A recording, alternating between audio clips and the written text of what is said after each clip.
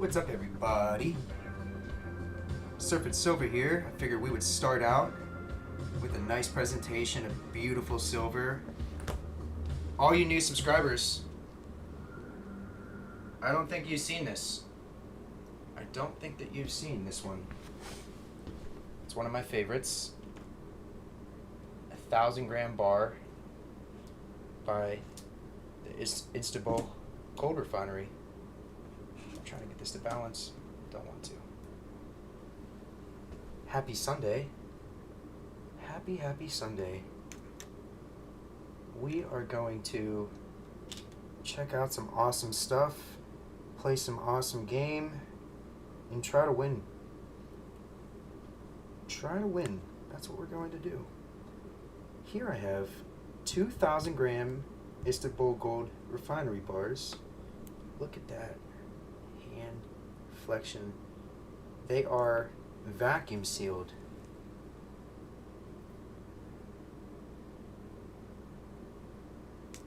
There you go. And in perfect condition. Beautiful.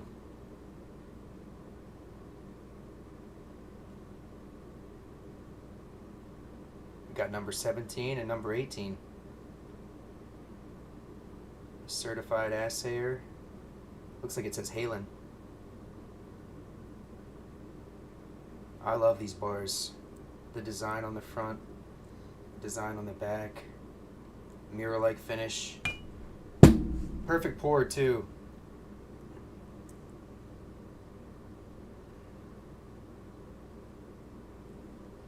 Can't remember if these are the ones that I saw multiple pour in or not. No, I don't think so. One single pour. Beautiful.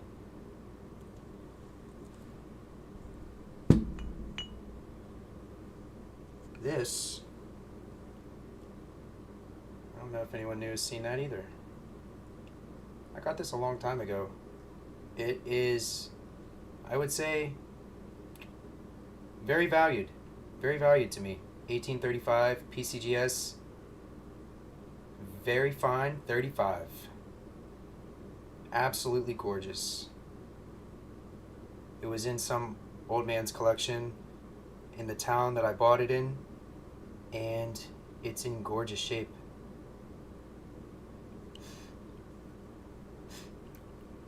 I got this like 3 years ago. To this day, whenever people get in here eventually, let me know how your day is going. Anybody that's watching this afterwards, let me know if you're having a good Sunday. Seriously. I wanted to throw some coins in the beginning for people who are going to rewatch for a few minutes before we play some games. Figured that would be awesome. I love this coin. Look at that. New Zealand, 1 penny, 1959. There you go, strange ass. If you're rewatching this, represent New Zealand, my friend. I'm starting to learn where everybody's from. It's really fun for me. It's really fun for me to have all of you from across the world subscribe to me. It really means a lot to me to get to know my subscribers.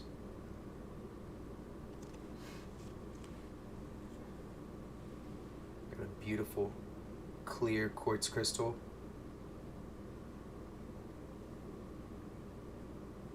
I love quartz.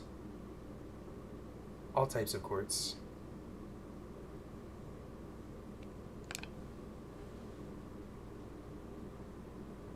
What else do we got here?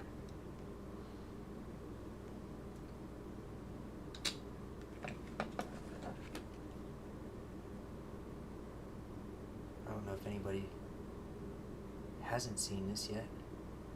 It's a beautiful, almost uncirculated 55 annex graded 1910 Liberty V.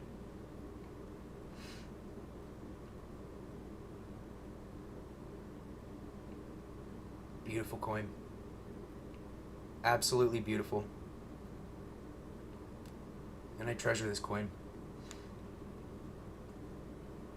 I don't know what it is about Liberty V's. Even call circulated ones I really love. Put in the comments below if you like Liberty V nickels as well.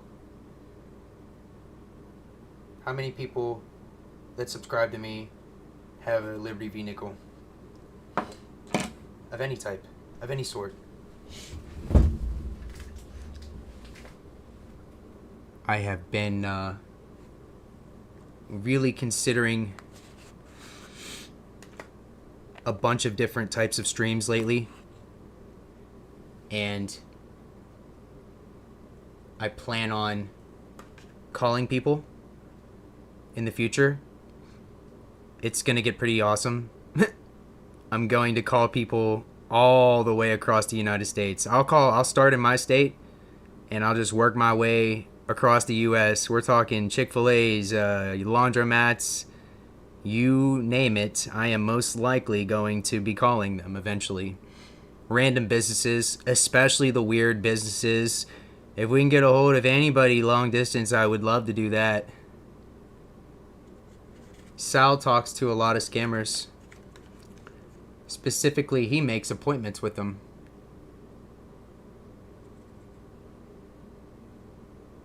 I've never had them ask to make an appointment with me, but I'm sure they would, considering how many call Sal back.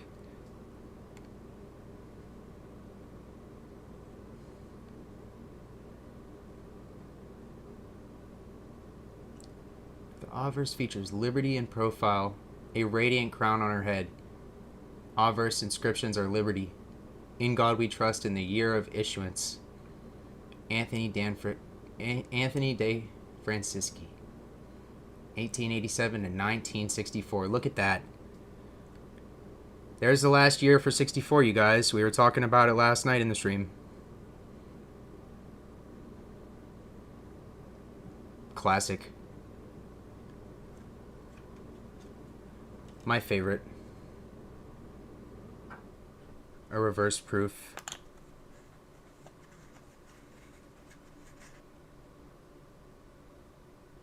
I love watching the fields on these things. Look at that, it went completely white. Back to dark. Water.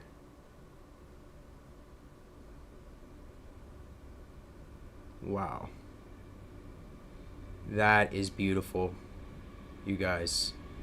Anybody who's watching that right now, in the future, I know you're loving that. My goodness. The fields on these things are amazing.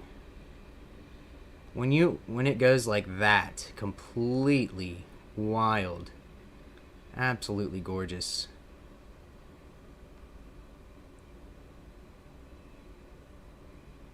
I just love the reverse proofs.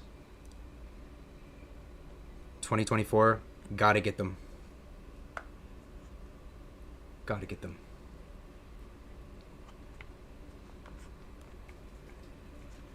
Okay. I am going to start a game.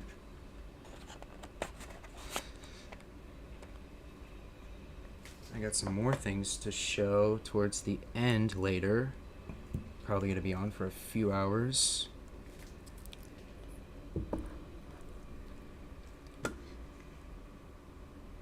Okay.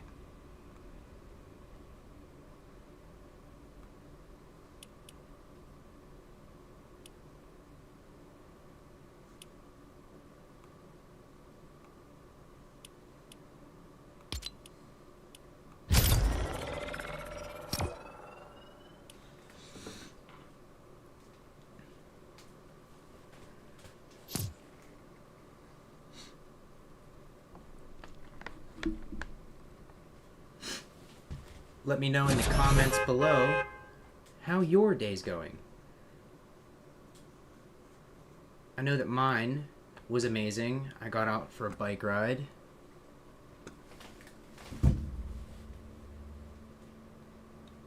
Got a few things done around the house.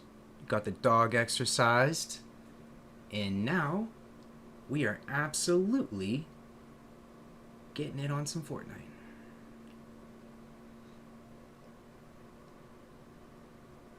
I was looking at the gold and the silver prices last night, and they're both climbing the same. I think it's fascinating. If you look at the 6-month mark on gold and silver, it's just doing this, going straight on up. And yeah, even if it goes and corrects itself a little bit, it just keeps on going up.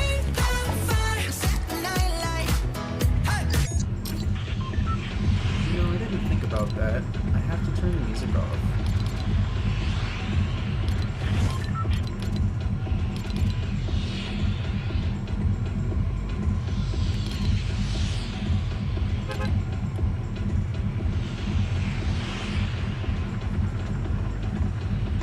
Cannot have the music on.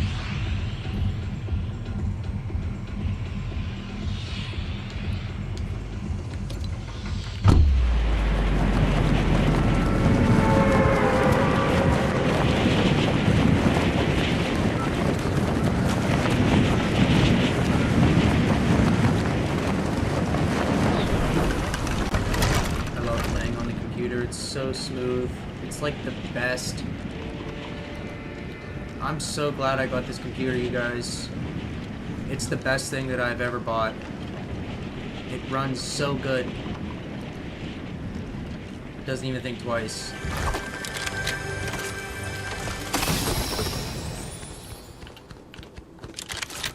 Let's see what we can do here.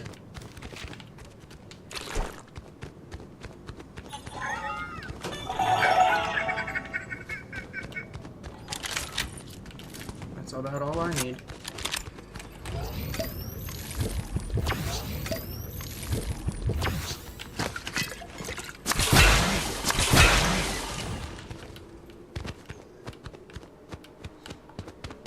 The day that I get a win on stream is going to be amazing. It may not be today. I'm not too hyper-focused on winning. I'm gonna try my best. That's what I do. I try my best.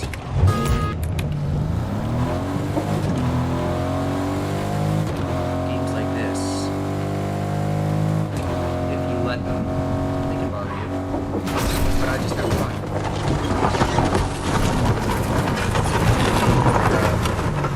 If you have fun, next thing you know, you're winning a game.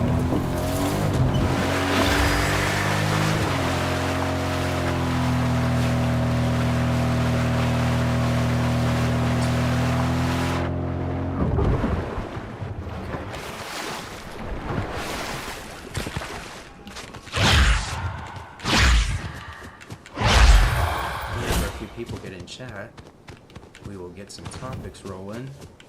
Topic of conversation, if you will.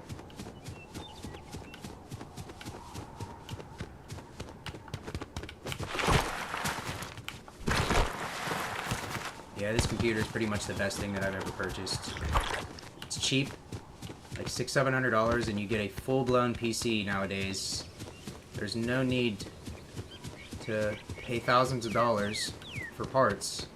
I had some guy that was going to charge me like $3,000 to build a PC. And he's like, yeah, you got to come down to my house and order the parts. And I'm like, you can't do that for me? Yeah, bud. There you go, bud.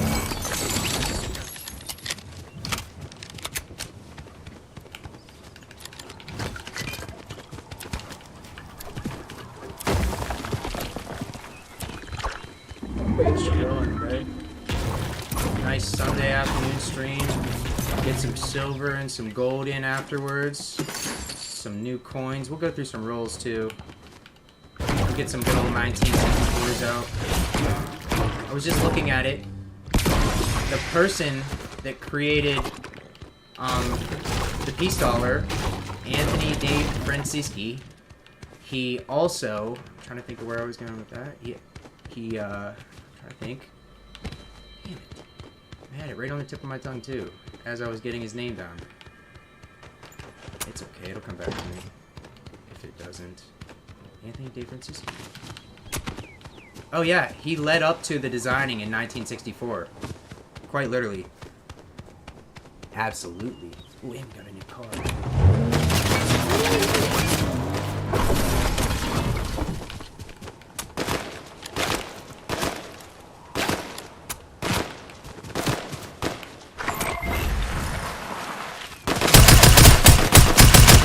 You ain't ready for this, bro.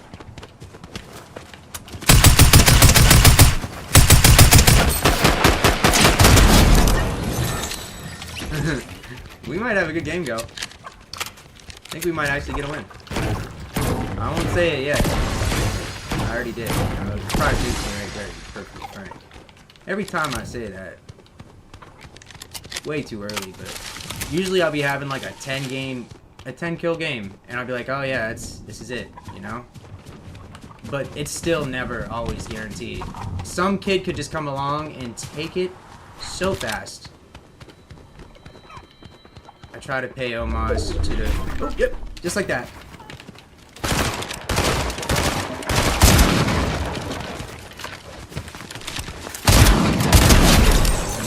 We're on 3 people right now.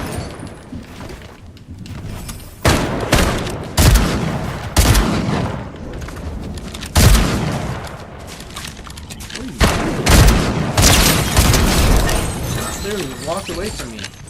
That was so weird. 4 people.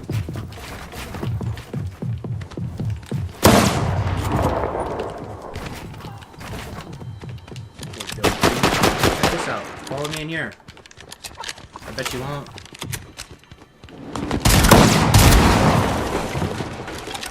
He's a fair weather opponent.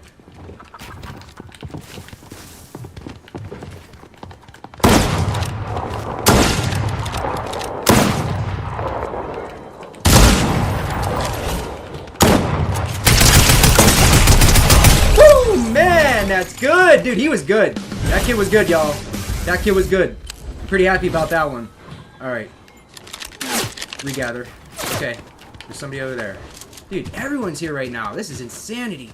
Alright. Beautiful. Alright. Let's get something in the house. Everybody's apparently coming to get me right now. It'll be a test. That, I guess.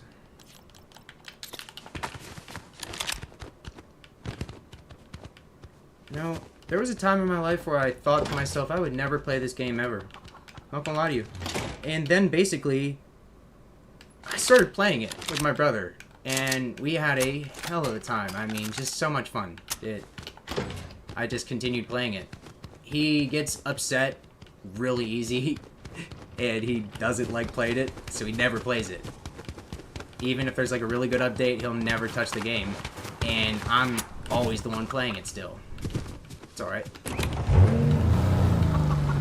But if I get in a habit of streaming, and pick up a few people that like watching it too, along with my silver channel, I'll just lessen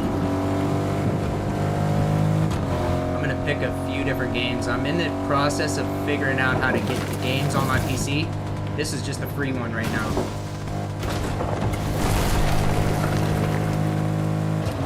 I really would like to get a few other good games, really good ones, like Mario and everything you could possibly think of. Just have fun with it. Play some like cool storylines. They're like horror games and everything. We could do that on Halloween.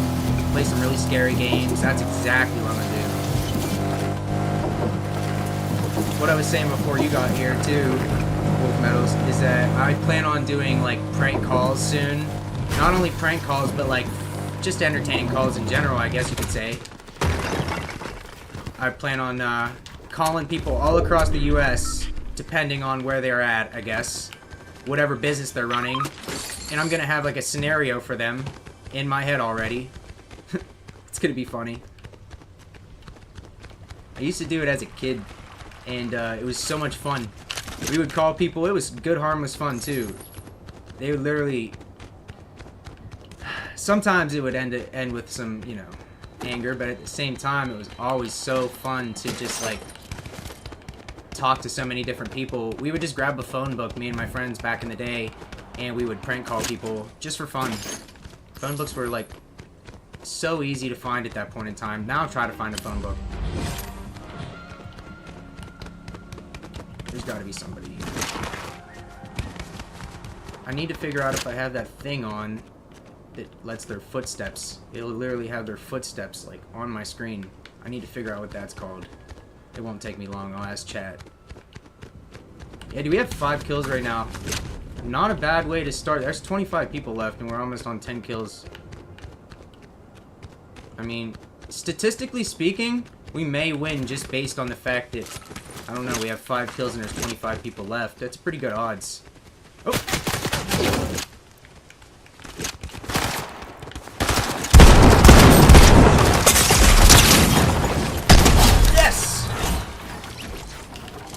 I needed this. 6 people in a row, y'all. It's a good day. I knew it was a good Sunday. I really did. Now I got a sniper. Yes. Yes. Me and a sniper, we get along. Oh, yeah. Beautiful.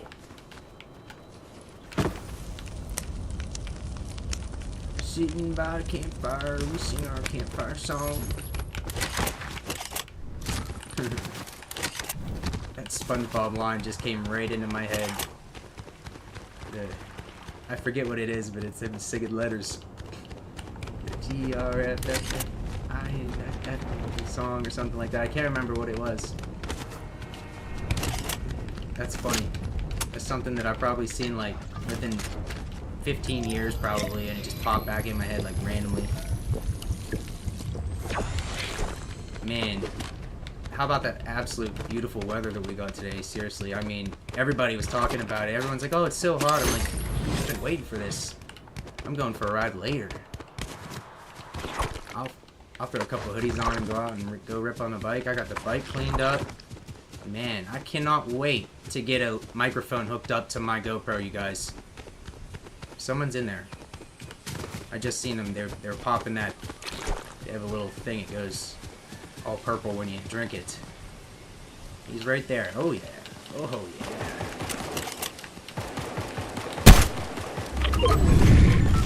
That was almost good. That was really almost good. We'll just base up here. Show them we mean business.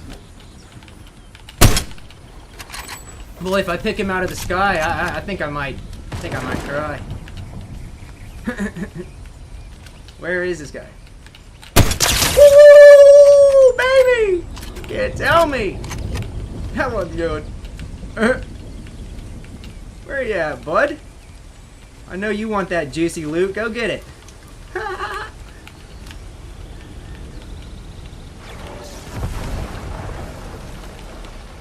Ooh, you're testing me, bud.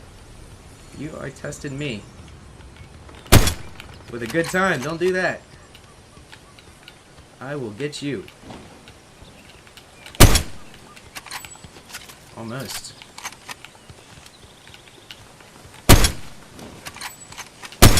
Dude, that was it.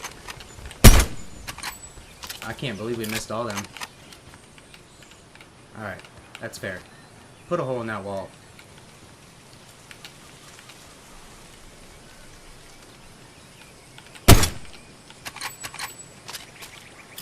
I want that loot now.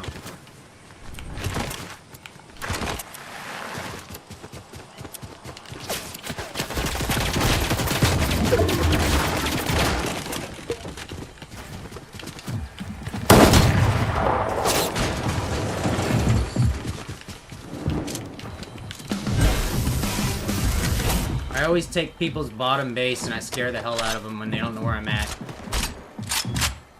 I'll just sit here and reload my stuff now. Come on, bud. Oh! I scared him, that's what I did.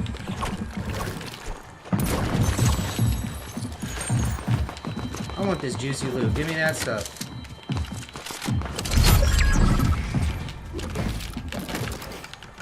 Get me the hell out of here.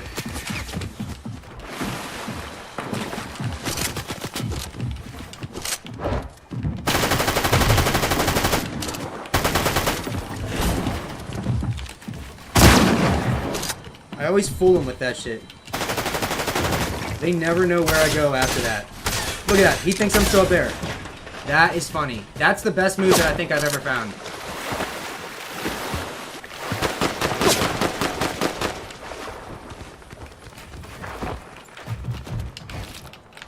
We are playing top notch right now, you guys. I mean, this is actually good. I'm pretty happy. Oh!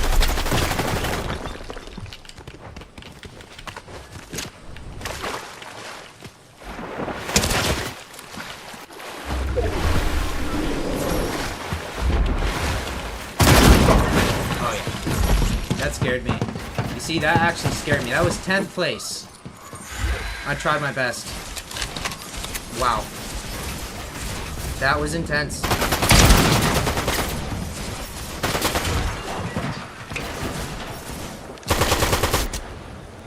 just gotta keep height on these dudes. They keep going higher than me and getting shots on me. And I didn't have...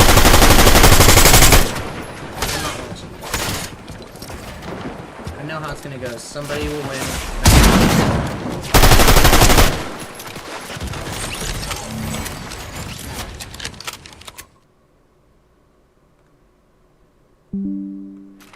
Turn it down just a little bit. I don't know how loud that is. Thank you, man. I tried my best, dude. Dude, when they get above you, it is over. And this kid was good at that. See, he's always above everybody. Look at this. He is constantly above everyone. I played as technical as I could, too. We're gonna get close. That was the first game that I played in maybe like a month and a half, 2 months. And these ones are always really good.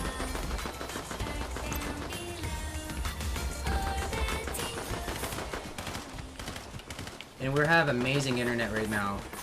When it starts you out at like the minute, that's when you know your internet is about as good as it could be. And that's the computer. My Xbox is so slow. It's a shame what they've done. They haven't done anything. You know, it's left in the past. The computer completely outperforms it, I've noticed. It just doesn't lag. It has perfect upload speeds.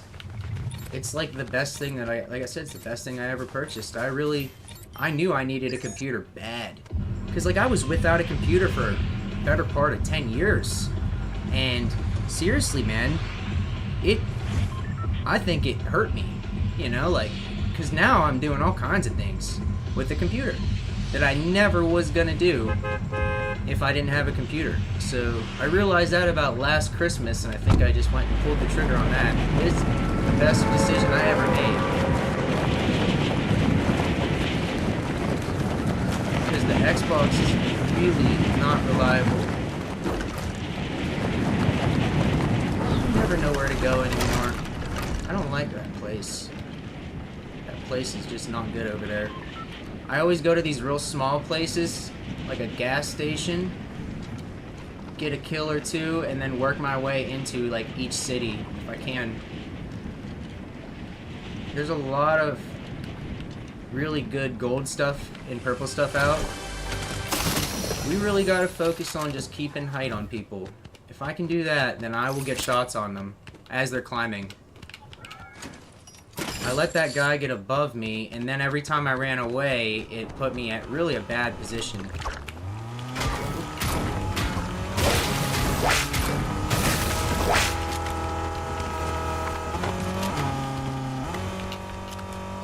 Alright. Yeah, some people really don't want any trouble at all. They really just want to get away. I'm that person that I would have fought him if he came and fought me. I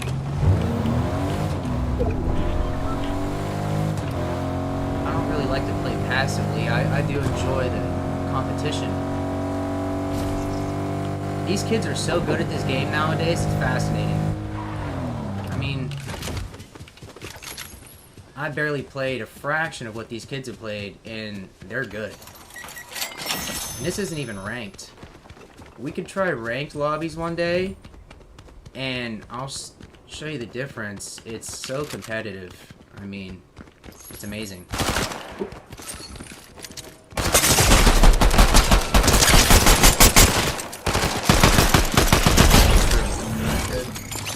I need that. I thought we were gonna die there for a second. My strategy is to use different guns, and it usually wins, because they always try to use the same gun.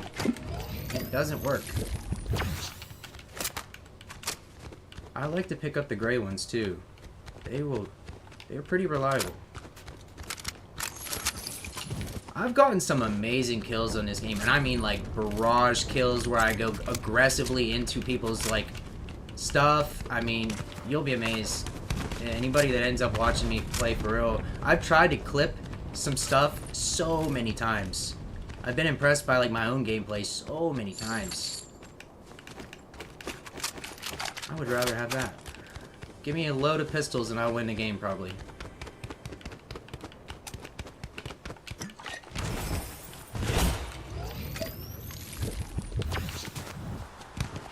Yeah, we're gonna keep these.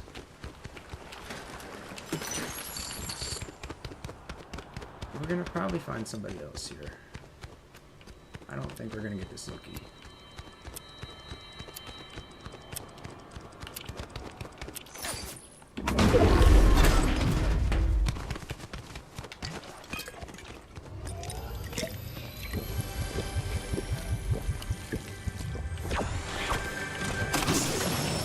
You know, I used to be a big Call of Duty player too, yo, and man, that game is disappointing. I mean, I like playing it every now and then, but it gets to be like the same old thing. This game is constantly changing. I think that's what drew me to it. The fact that the developers were willing to constantly change things and keep you on your toes. It never the same. Everything is different. Each season, they change the whole map. Guns, it's fascinating. They don't have nothing else like this. Ooh. We're gonna use this, I think.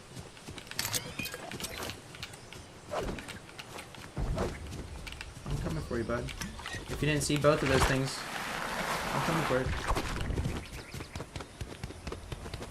Is he really standing right there? Who is that? That's just a AI.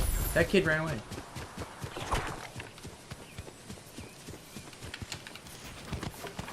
Or he's just moving. He didn't see me.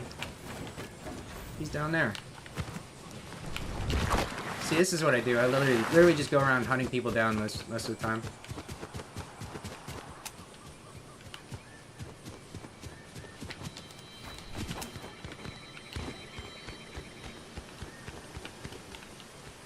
He might be down there. I don't know where he went. He really was. I seen somebody running away past those builds.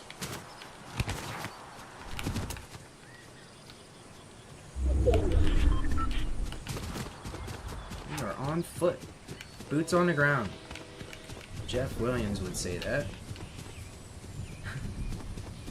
He just goes out in... Oh, there he is. He goes out in the wilderness and just gets gold. Looks for it. Come on, bud. You know where I'm at.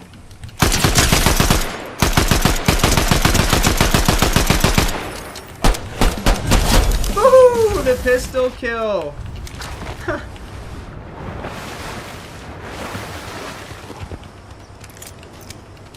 That feels good.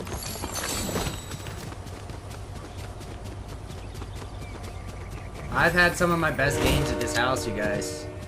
Seriously. I've literally tried to clip a game from here last season. I'll tell you what happened. It was amazing. I kept drawing people here with gunshots over and over and over again. And I mean like 12, 13 times in a row. And it was so mind-blowing that I like tried my hardest on my Xbox to clip it, right? It kept lagging. I'm gonna base up here. We're just gonna chill here. And I guarantee you with gunshots I can draw people here right now. It's my favorite place in the whole wide world. In the middle of the map, people will literally just come to my gunshots. I do this all the time. It's so funny. My winning games literally happen when I just sit at this house for a second and shoot the guns. These kids are so aggressive that they can't not come towards gunshots, and they think I'm fighting somebody.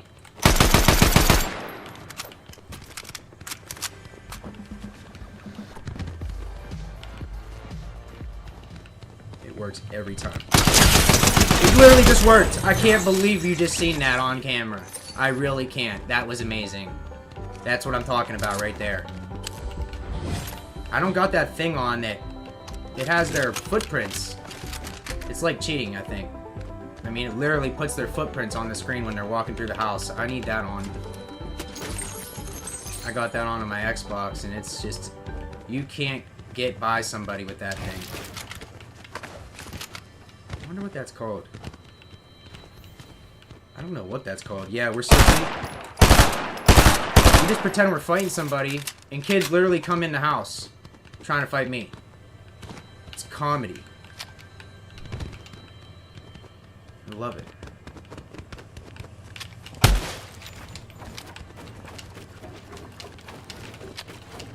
There we go. I just like having a little bit of a thing to work with here.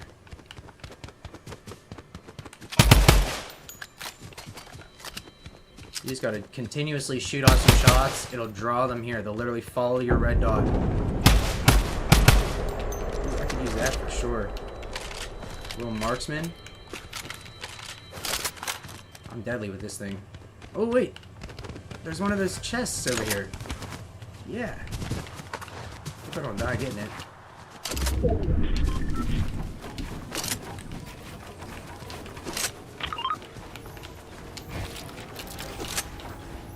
Someone's coming.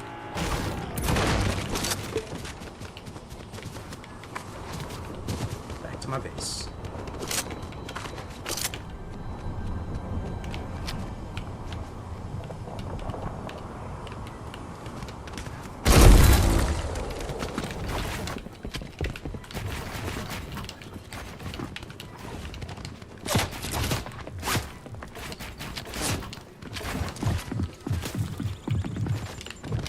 Back in my house.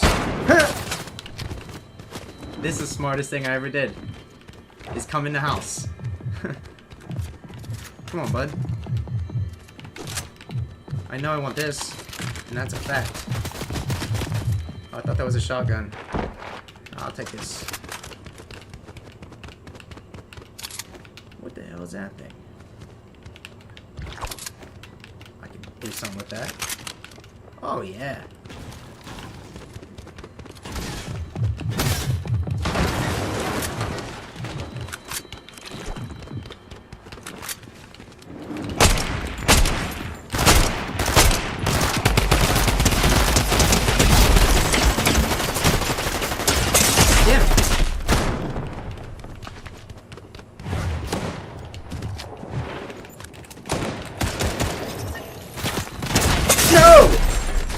Wow, I actually lured a shitload of people here.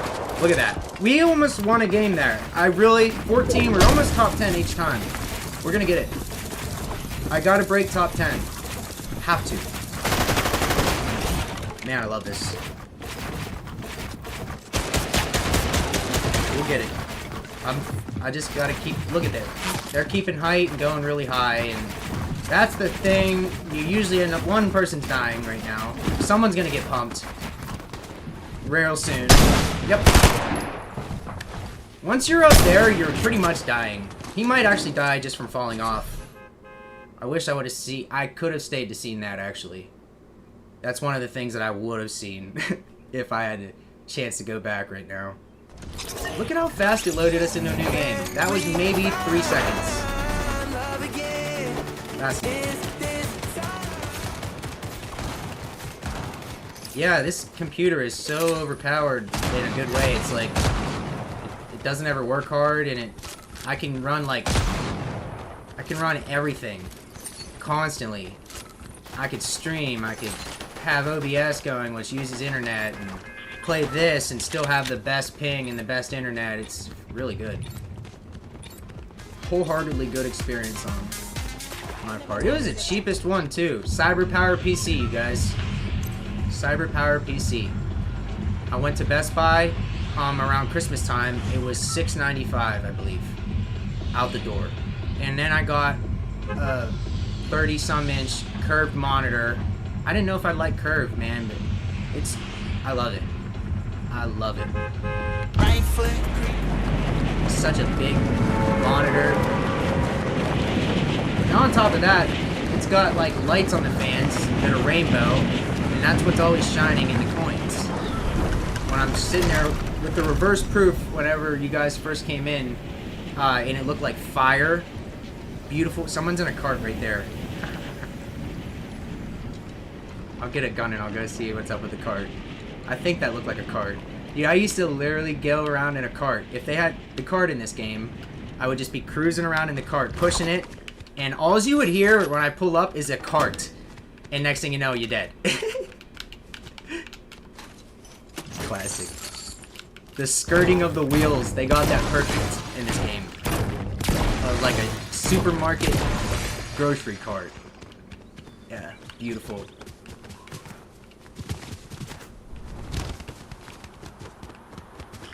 I actually forgot where he was at. We only have a pistol though. He was that way, I think. No, he might have been this way. Someone's probably in here.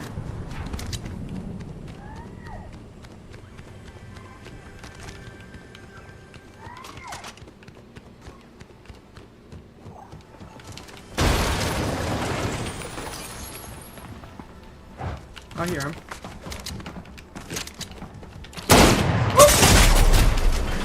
That was quick! Holy hell, did this get good? Holy shit. That scared me. He actually scared me for once. Okay, that was amazing.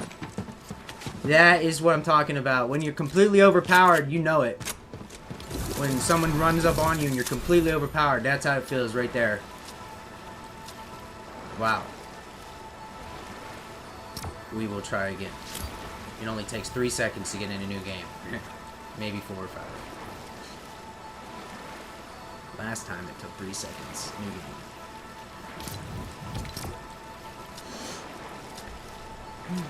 Man, what a beautiful day. I mean, so blue sky, hot. I rode up. I pray for this couple. They had this massive wreck, and I mean, the lady looked like she was like really knocked out cold in the front seat, and I was on my way to Wendy's and I passed it. It was really bad. They had the whole traffic stopped and everything. Pray for them. Also pray for I believe it's Nebraska. Is it Nebraska? One of those places in Tornado Alley just got hit really bad, like 2 hours ago. Good for you. 0.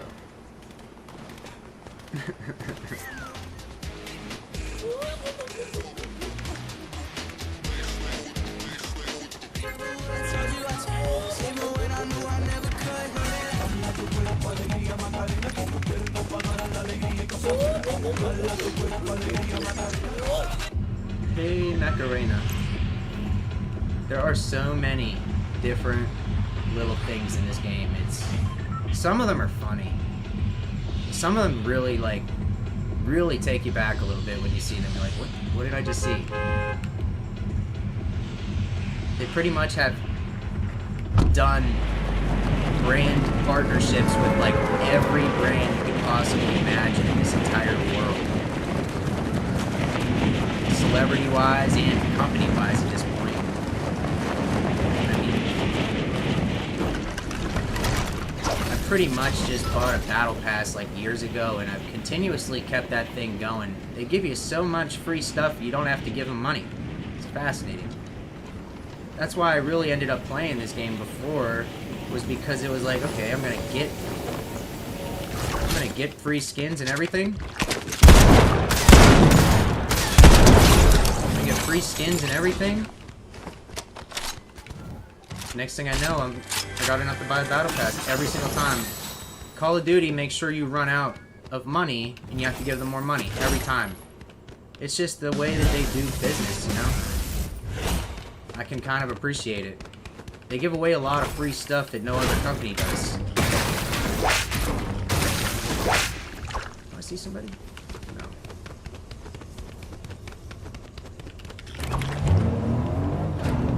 Cool. First kill. Let's go for like 4 or 5 kills and we'll get rolling on kills. That'll feel natural then.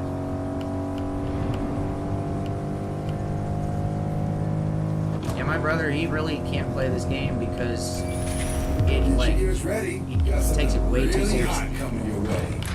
And next thing you know, he's like really mad. Won't listen to anything. Won't be a teammate. And it's kind of easier to not play with him. Oh, where you at, bud? Because if you play like this, where it just really doesn't matter, and you don't really get too upset about it. I did not see him sitting there. We're on a bad luck streak. Let's get another one. Yuck. In this game, we'll do that too, honestly. Too many times, and we'll just go to gold and silver. Too many deaths, and we will go right to gold and silver. Get some coins up. I'm not too attached to playing too long. I just wanted to play some. One, because not many people would be able to do Fortnite on a silver channel, and I want to be able to do that. I would love to be able to do that. It's one thing that really means a lot to me. Being able to play video games on this account, or any account for that matter. It's something I really always wanted to do myself, but at the same time I would love to be able to do it on this channel.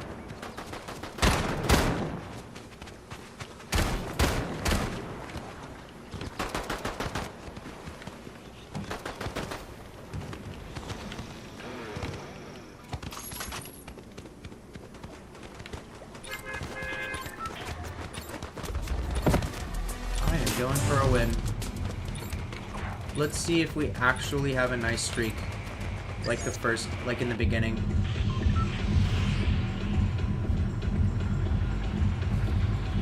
In the beginning, I would say we had immaculate luck mixed with I wish that would happen over and over again.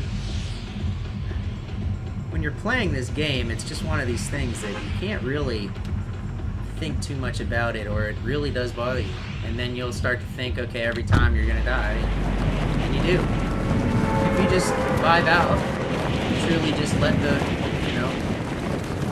let God settle things without worrying, it really does pay off. You're going back to the house.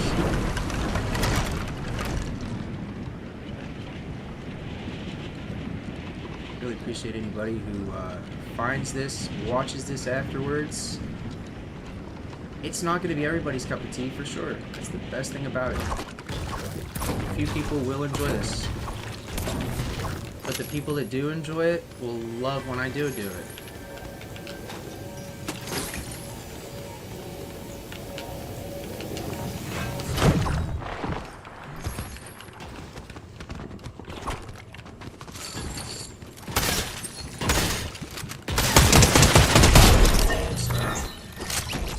I really am. Okay, we'll give them a heart. Oh, we don't have the heart on here. We got this. We got the little alien UFO.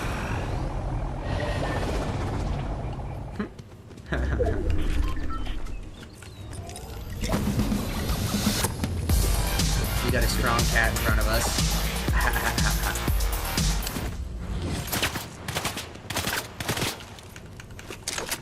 And we're gonna be on a streak here.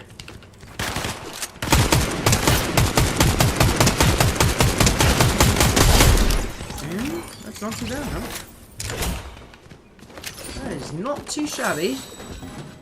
Not too shabby, huh?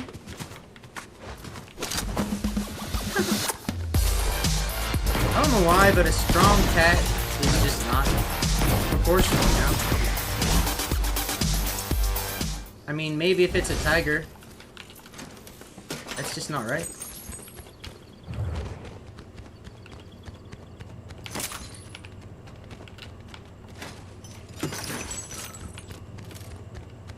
Yeah, I can't actually believe that I enjoy playing this game, but I do. It's so technical. It mixes like everything that I could possibly do. Ever. Building, shooting a gun, and defending myself at the same time. It's pretty intense.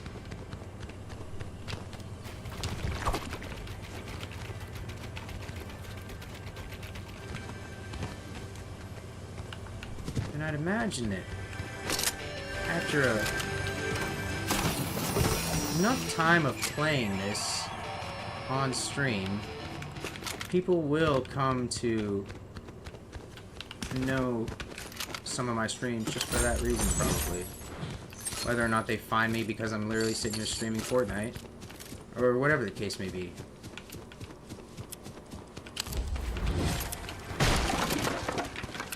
I think we could do the same damn thing and just lure people to this house.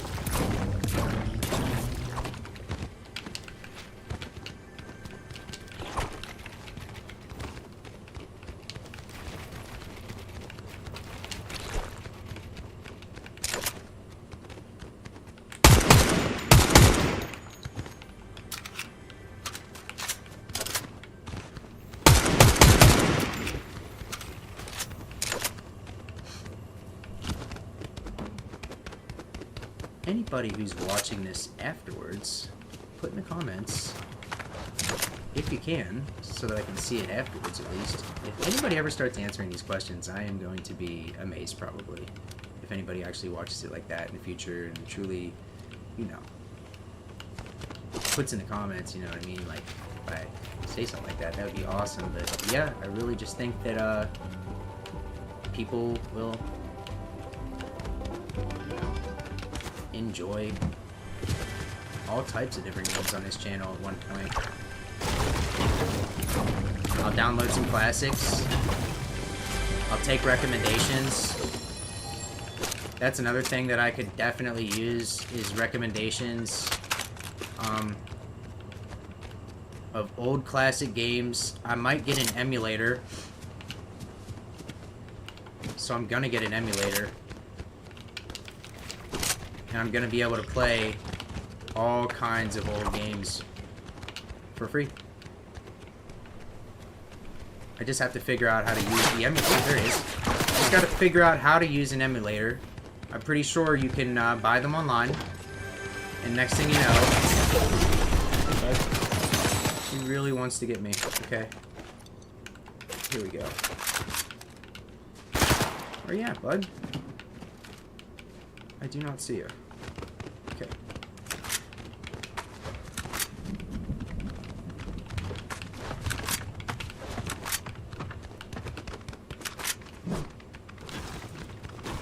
I can't figure out where you are.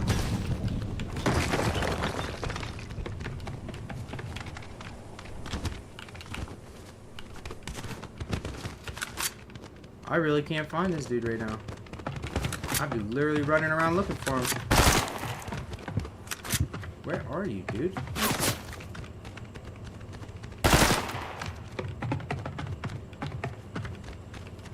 He's inside the house.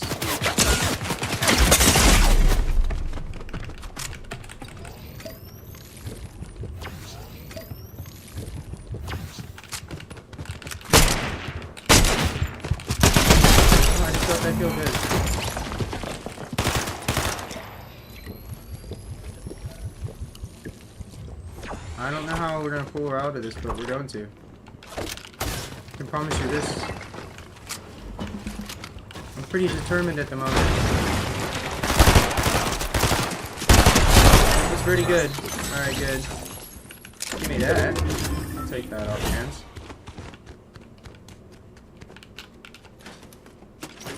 I guess just playing aggressive and staying above these little kids is what I gotta do. But we're gonna do it. We're gonna do it. What's up to the two people? Hope you're having a great Sunday.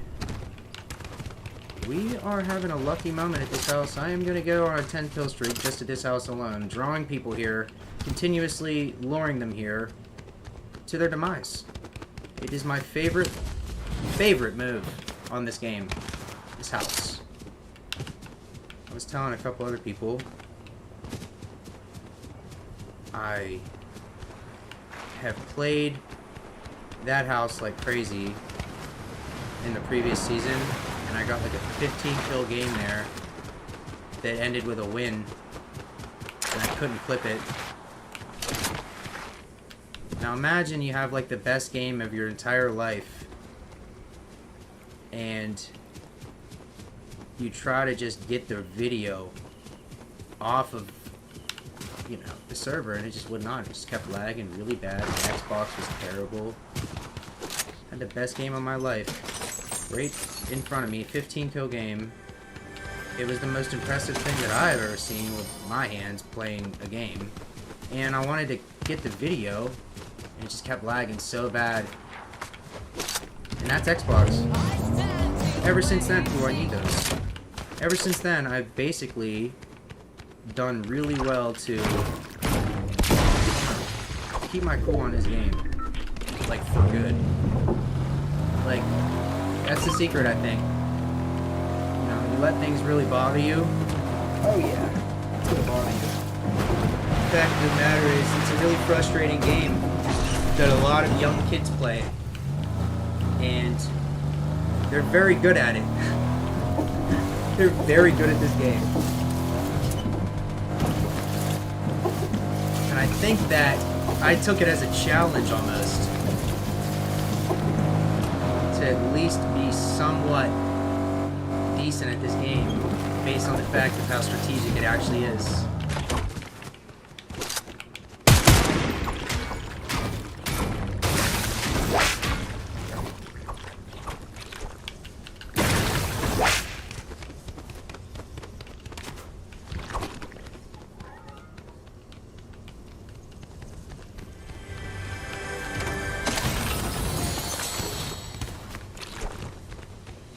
Yeah, we'll eventually pick up some people that actually really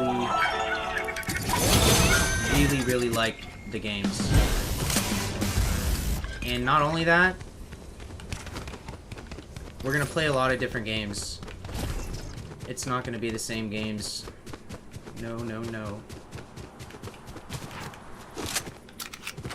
Quite the contrary. We're gonna play a lot of different games. Games that you guys may have never seen before. Games that may be interesting, games that you may not be interested in. And it's really just up to the people to decide if they want to watch. Kind of putting it in the hands of everybody. It's still the most helpful thing that I can possibly do for my channel, is to go live and play some games or talk to you guys for however long. Not only that, it is the most fun thing that I can do on my weekend, is to talk with the subscribers. It's my most fun thing that I could possibly do at this point. I've actually started to cherish the streams.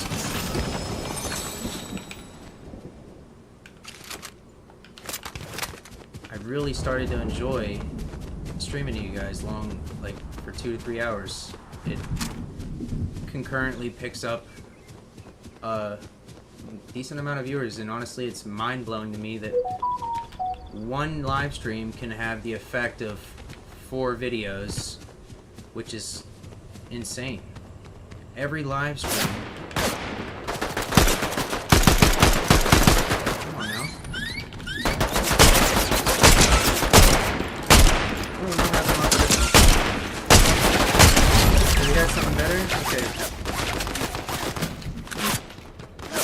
behind us. Okay, let's get our heads on our shoulders here. I need this. Give me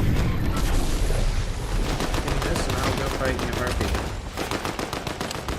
I'll take this other one too if you're gonna sit there and wait. They really are. Oh, he's over there fighting someone completely different right now. Look at this. Crazy.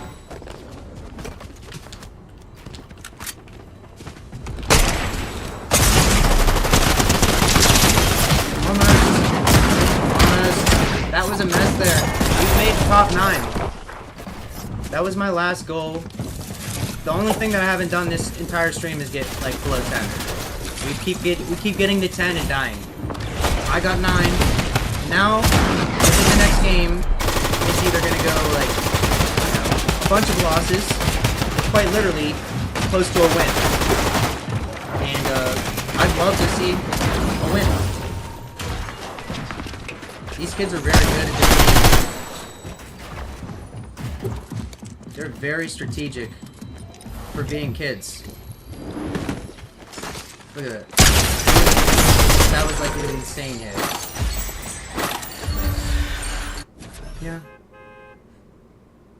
I used to play Call of Duty, and really, I didn't enjoy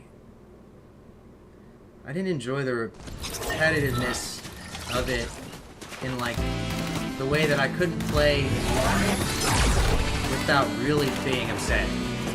It's one of those games. Every Call of Duty they've made hasn't been made with love, and it's kind of a shame.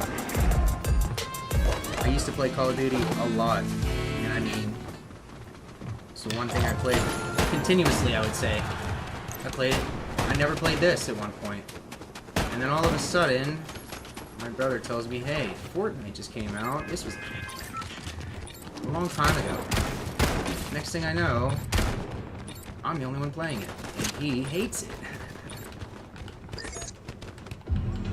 It's all about if you can handle it's like patience. I've recently been working on my patience like crazy. Trying to. Like, it's like if you have patience, you can de-escalate almost any situation, and it's the smartest way to go about almost everything in life. I've been like really good at de-escalating things as of the recent years. It's one of my favorite things to do.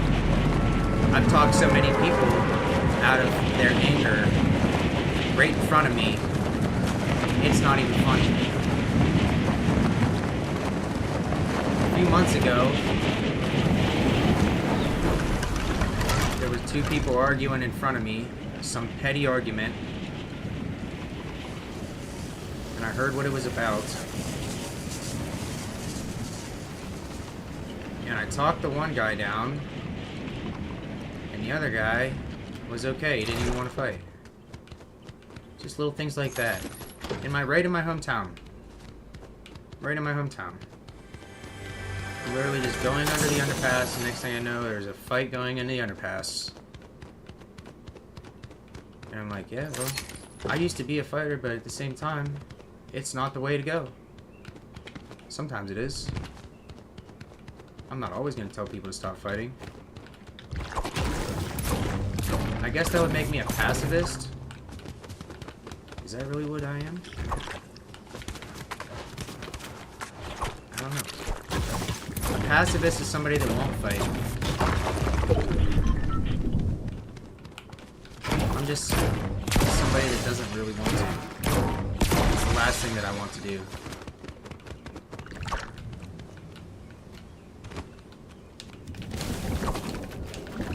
Really appreciate anybody who enjoys this afterwards. Anybody who, if this piques your interest, like the stream. Really appreciate it. People are friend requesting me. Who is that? If that's somebody watching, I can't see. Let me know if you're sending me a friend request and I'll actually play with you. That's another thing. If we actually get people in here that like the game, we can. It's just few and far between. You don't know. There's a lot of people that play this game, I've learned. People way older than me end up playing the game. 40s through the 60s, and they're literally in Fortnite clans. seen a lot of quad games that have elders in them, quite literally, like people's grandmother and grandfathers, and they're killing it. It's almost as if, and then there's this one guy that went viral for literally just sitting in bushes on this game. Bush can't dad. He went viral just for sitting in a bush on this game the entire game, playing pacifist.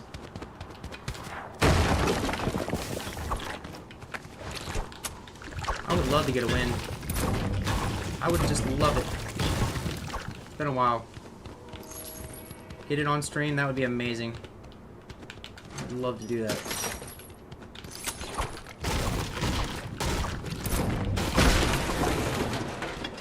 It's really just a fun way for me to not think for a little bit and to BS with a couple of y'all as people roll in the evening.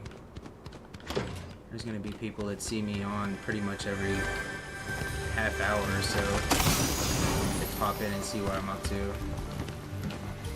Most people only stay for a few minutes, 3 to 20 minutes.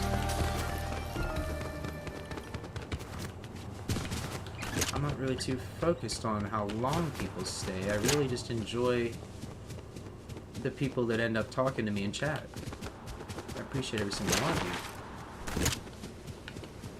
But the people that talk to me in chat keep the conversation live.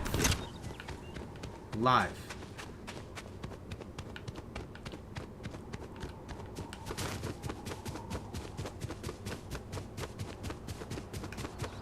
I'm gonna play 2 to 3 more games, I think. And then we're gonna go to Silver. There's somebody in here right now.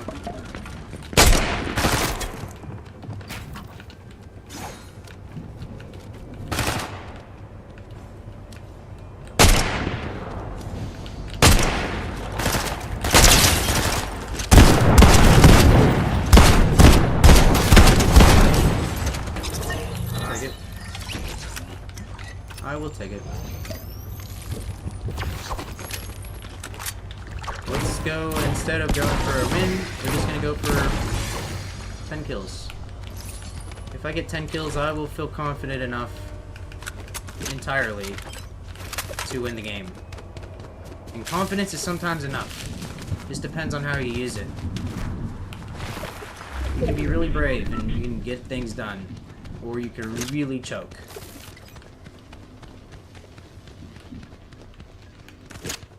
Either way, I was happy to be here.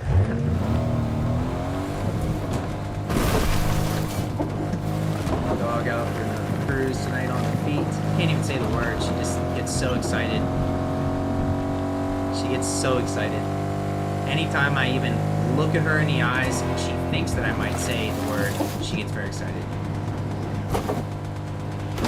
Half the time she'll be literally anticipating me to say it, and I'm just like, you need to relax for a little bit. It's like 9 in the morning.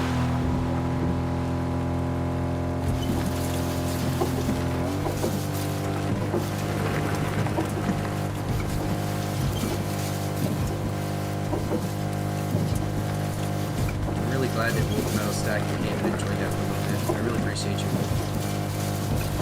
You got to see pretty much the best gameplay out of anybody, I would say. Like, that was the best that I played.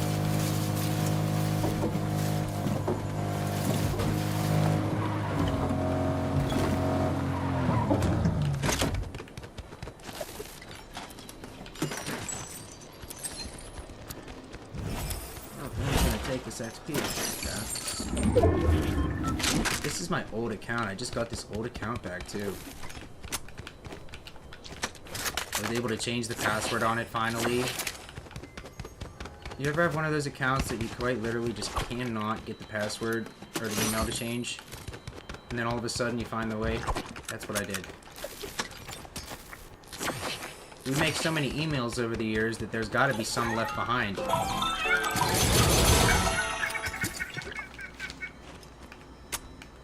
One too many.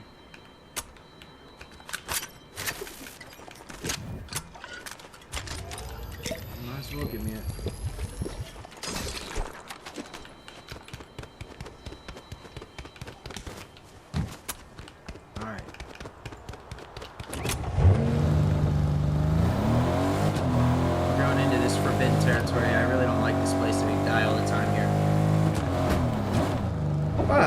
I feel like it's worth a shot. I like the houses. They're nice. Take that. I don't need 3 of them, though. Give me some gold, baby.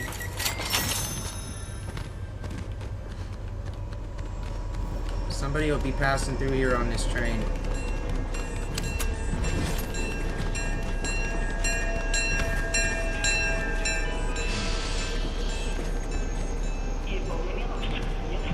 No? Sweet.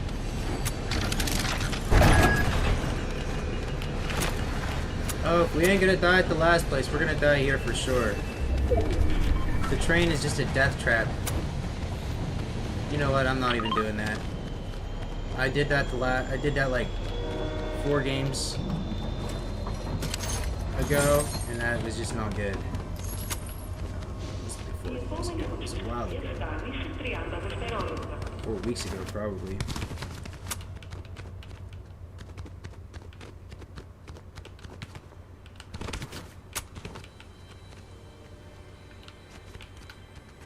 Gatekeeper shotgun.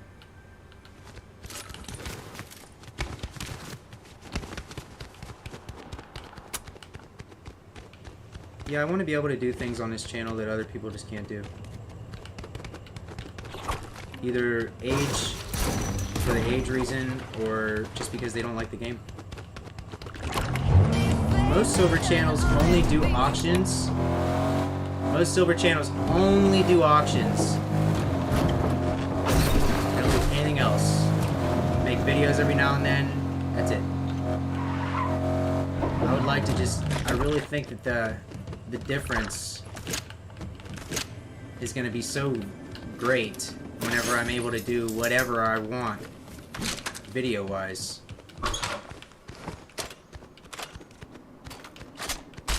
And if I pick up a couple different niche little avenues of people that enjoy certain types of games or the prank calling videos, some people are going to really come just for that.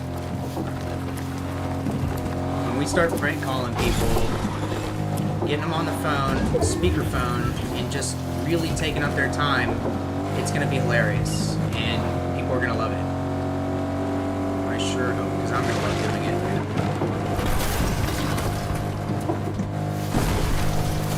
I like this stream, and we're excited for that. That's coming very soon.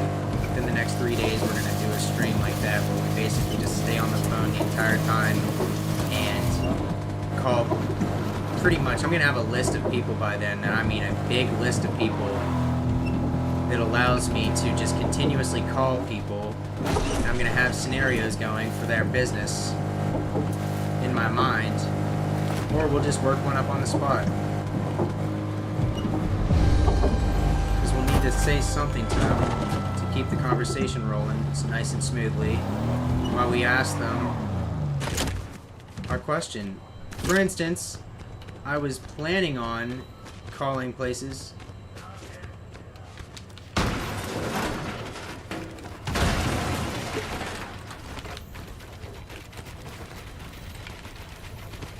can hear somebody. Where are you at?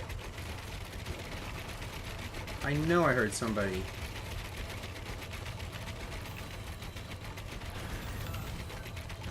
If there's nobody there, then that's absolutely amazing. Nope, there's somebody there. I knew it. How did I know that? I could use this. There's a sniper up on the hill.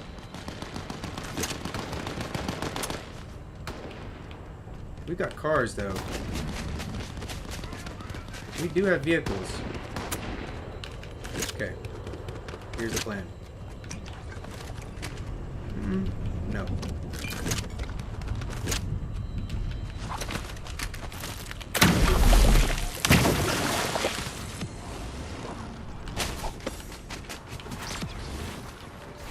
He's right there. Why was that guy shooting us?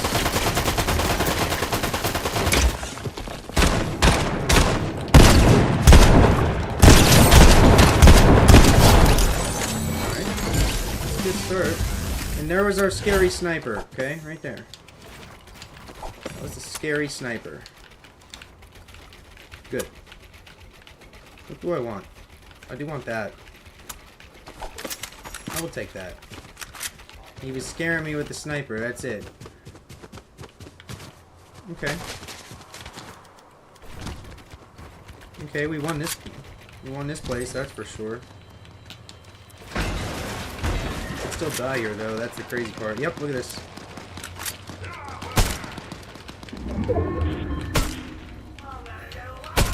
Fuck.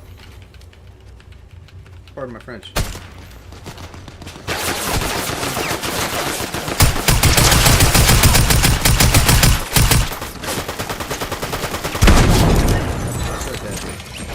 Not even funny.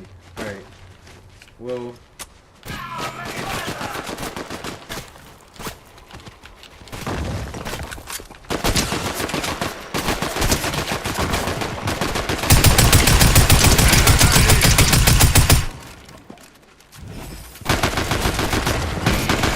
These things are so overpowered, dude. That's not even funny. What? Dude, and now I got another real person actually fighting me. Sweet. Let's get it. I'll crank these out with you all day long. Now I gotta kill you. Somebody's coming here, though. Okay, I won't worry about that kidding right now. I'm gonna leave that bot there to fight this person right now.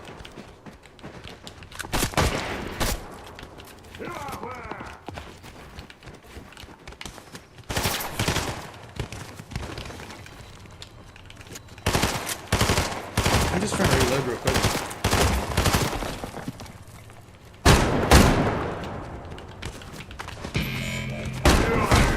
Yep, he's down here shooting a kid. That thing is down there shooting him. Genius. Alright. Perfect.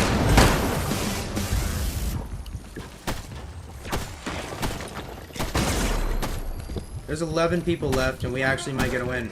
If we get a win, I'm getting straight off. There's our kill.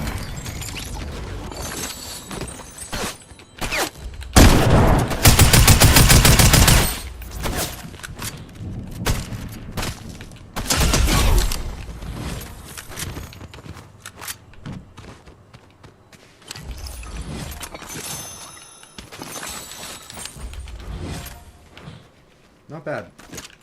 That is not bad. We got 4 kills, 9 people left, and I'm feeling pretty good about it. We got all purple too, almost.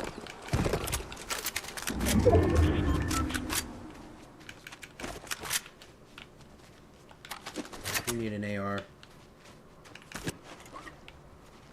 I'm gonna use this and take those.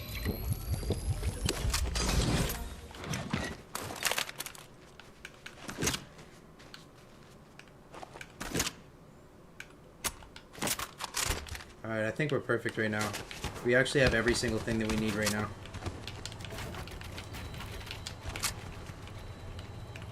Organize this and we go. On to the win. Because there's literally like... We just made top 9. And... only thing left from here is to win. And I'll bet you any money that this pistol will do it. Who wants to bet? Those are the type of things that you see when you see it, and you pick it up, you know it might be the one. That's it right there. The hand cannon. Yeah, too many words.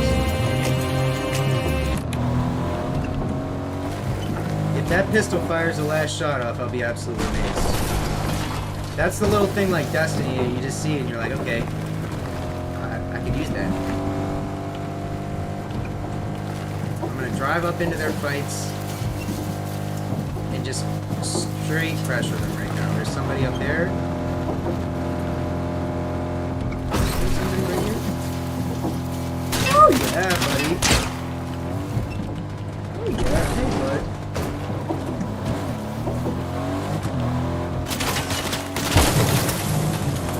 Alright, so there's somebody up there. I'm going to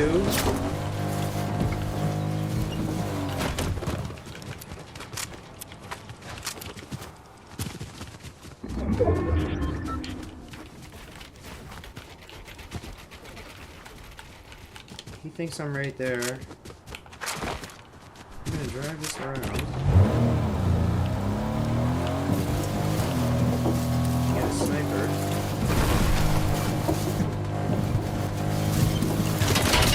There's somebody in there. Okay, good.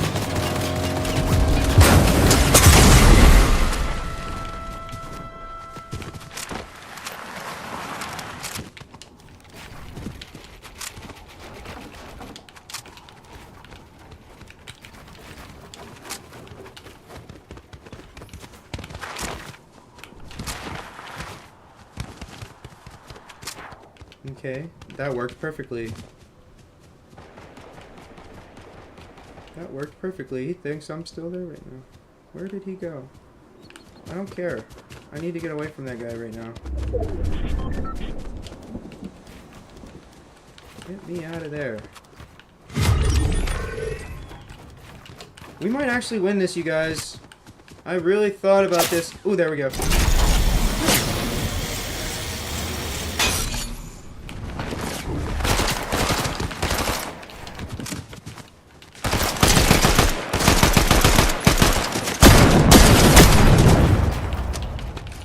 Bud. No! 4th place. All because I didn't think that was a... I thought it was going to fire more faster. It was literally a real powerful shot, but it fired so slow. We got 4th place. I mean, honestly, I'm going to hydrate for a second. I might play a few more games. I really enjoy it.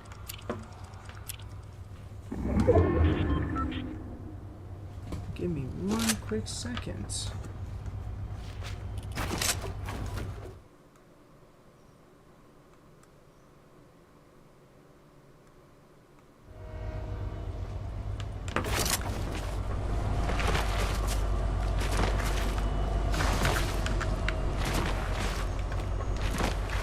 Really appreciate anybody who watches this at any given point in time.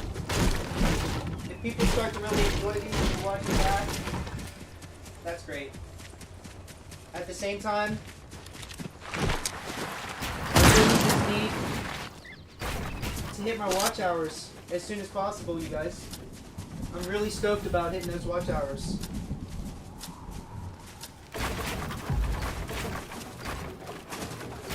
We have 1,600 watch hours to go till monetization. I'm getting a drink of water real fast. 1,600. We've officially gotten almost 3,000 watch hours in 1 year. All with 900 subscribers. Well, most of the time we had 6. We had 6 most of the time. And every time I would just do a giveaway, and next thing I know, we're at the next milestone. Just like that.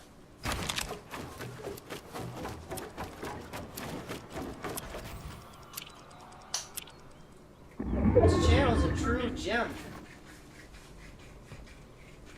Because I really don't think there's going to be any other silver channels out there that start streaming video games. Of any sort. Sal's never going to turn the Xbox on. So I might as well.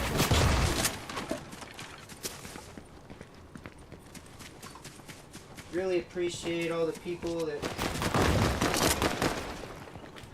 are here and all the people that will be here.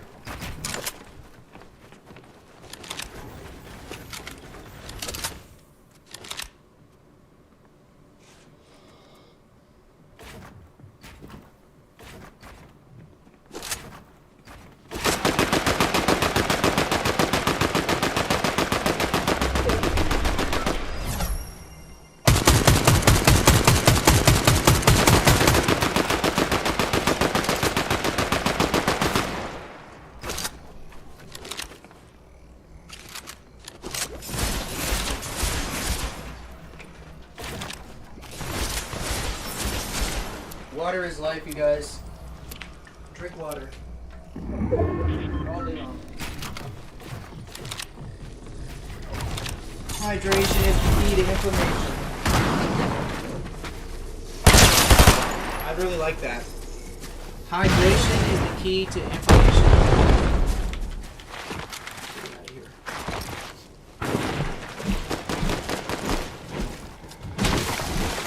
I don't even know how long we've been live.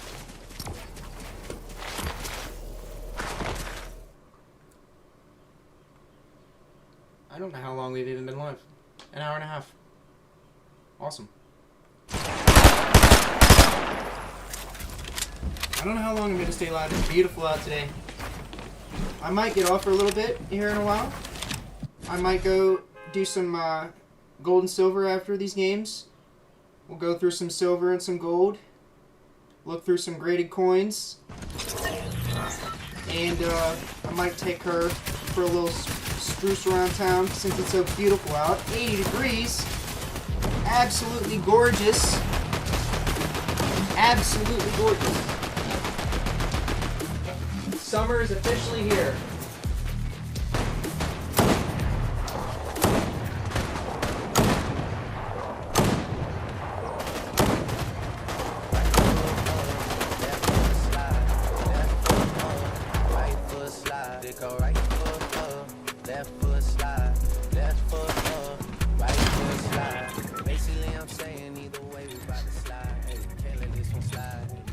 Yeah, for anybody who watched this in the beginning, I literally had the best start to this stream ever, and it's gonna have a lot of people watching to see how disappointing it got.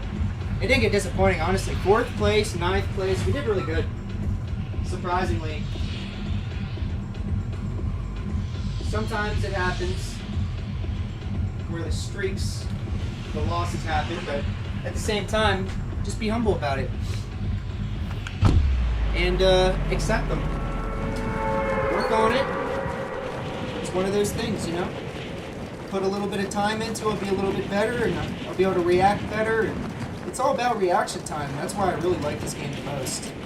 Because it's seriously all about reaction time. I have an amazing reaction time. I don't know why, but I was given these like millisecond reaction times. It's pretty much what saved me in vehicles all my life. It's why I enjoy this game so much, because I'm so quick with my hands sometimes.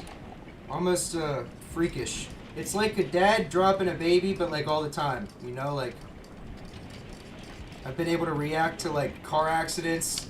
I see people that are about to wreck into me. I'm like hyper vigilant of my safety and other people's. I think that's a good thing. I really think that's a good thing. Not only when I was young and dumb did it save me, it's continued to save me, and I still enjoy my reaction time. Stay hydrated, everybody. Seriously.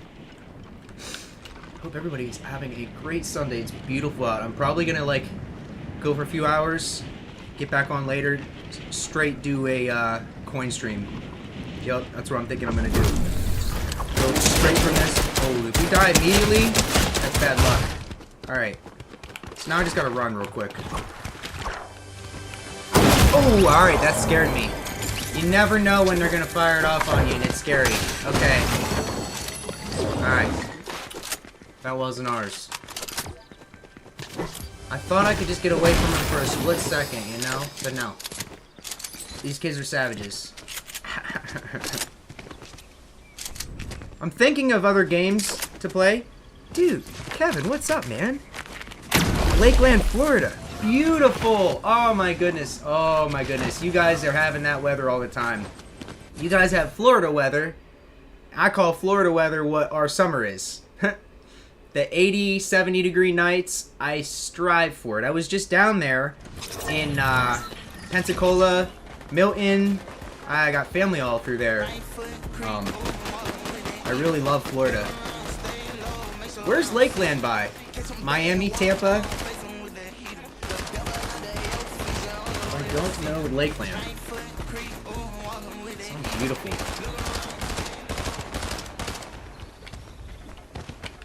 Florida's the destination for everyone, I think, secretly. They don't know it.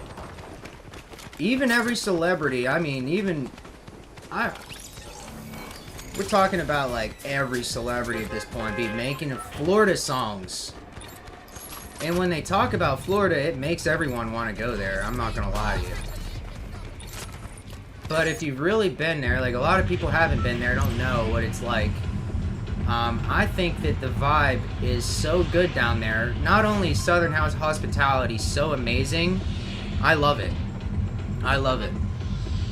It's nothing like this area right here. You don't get the treatment in where I live at that you do all down south. I love it. Can't get enough of it. Pretty much ever since I've been vacationing there for like the last decade, my plan is to save up and to move down, either to get my family down there are real estate agents, so I could get a good deal, no doubt, and they would do anything to get all of us down there. More family down in Florida, the better, honestly. And once we go down there, everybody will come down there, either for vacation or just for fun, just to see us, I guess, at that point. It's one of those places, if you go down there just to live, you're giving everyone else the destination paradise. That's what I really want to do. Have a nice little house on the lake, you know, or that would, not asking for a waterfront house is like a lot, but finding water somewhere. I found a few really nice roads down there with houses for sale, just randomly. I'm a photographer, and I'd have my dad stop, and we would, not the willow trees, but they were moss, Japanese moss trees, Japanese oak moss, or mossy oak, or something. Yeah. You guys in Florida have absolutely some of the most beautiful trees that have this like mossy oak on it, and I had to take pictures of it. That was beautiful. I just one-pumped him with that thing, wow.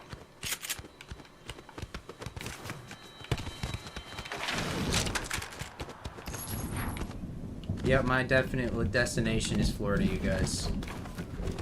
Within the next 15 years, I would love to have a house. Whoa, I didn't know what that was. Thought someone was doing that to me. The goal is to move to Florida.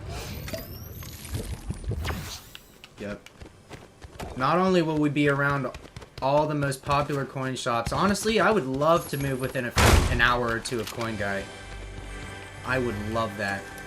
Could you imagine living by one of the coin shops that you see online? Like, that you really admire? I admire Coin Guy a lot. Not only is he's so nice, you know, like, he's so nice.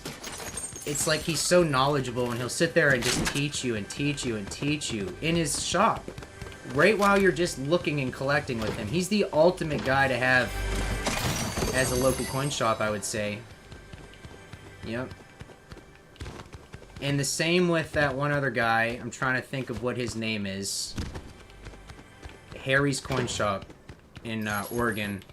That's quite literally the most amazing two guys that I can imagine to buy silver or gold off of at any given point in time. Harry's Coin Shop or the Coin Guy. I would love to live down there in Florida and be able to buy off the Coin Guy all the time. That would be amazing. Could you imagine actually having that type of guy to buy off where you could just go in there and actually conversate with him? A real generous, nice dude. He'll literally let you check anything out. He's never in a big hurry. Even if he is, he's not going to rush you like that.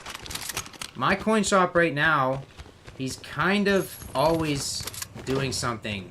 And it's pretty upsetting because, like, if you go into his shop and you try to look, he's really trying to figure out what you want. Say you don't know what you want, and you're just sitting there, you'll notice that he has things going on all around you. And that's not even considering the people that will walk in the door. He's got, like, auctions going 24/7. And I mean, like, it's frantic, almost. Frantic to run a business like that. he started to do really well on those, like, random, I want to say, like, Temu, or it's one of those random sites where you sell real fast. Auctions happen, like, immediately, and things sell really cheap on there, but you can still make a lot of money, I guess. Well, that's what he's been doing. It's really hard. I try to send, like, my dad or anybody down there to, like, buy, and he's gonna probably be super duper busy. And that's why I think it's really valuable to look at, like, how these people online have, like, Harry's Coin Shop and the Coin Guy. Absolutely amazing. Two amazing people to buy from. That's what I was saying before y'all got in here. I think it would just be amazing to have that type of person to buy from that's never going to pressure you. You're never going to feel like a burden, even after like a few minutes. Like, even after 10 minutes of me standing in my coin shop, he's really wanting to figure out what I want to buy. It's weird. Because sometimes I don't know. He won't reply to me because he's so busy. That's a problem. Sometimes I wanted, like, when I got big bars, he would literally answer me back.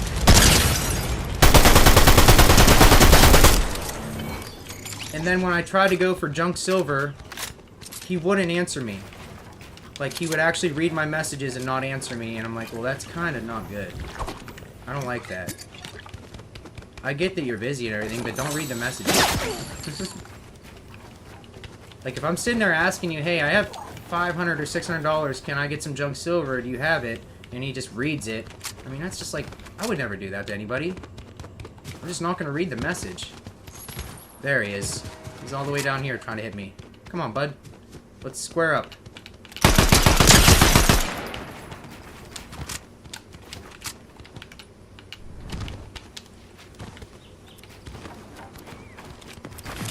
He hit immediately.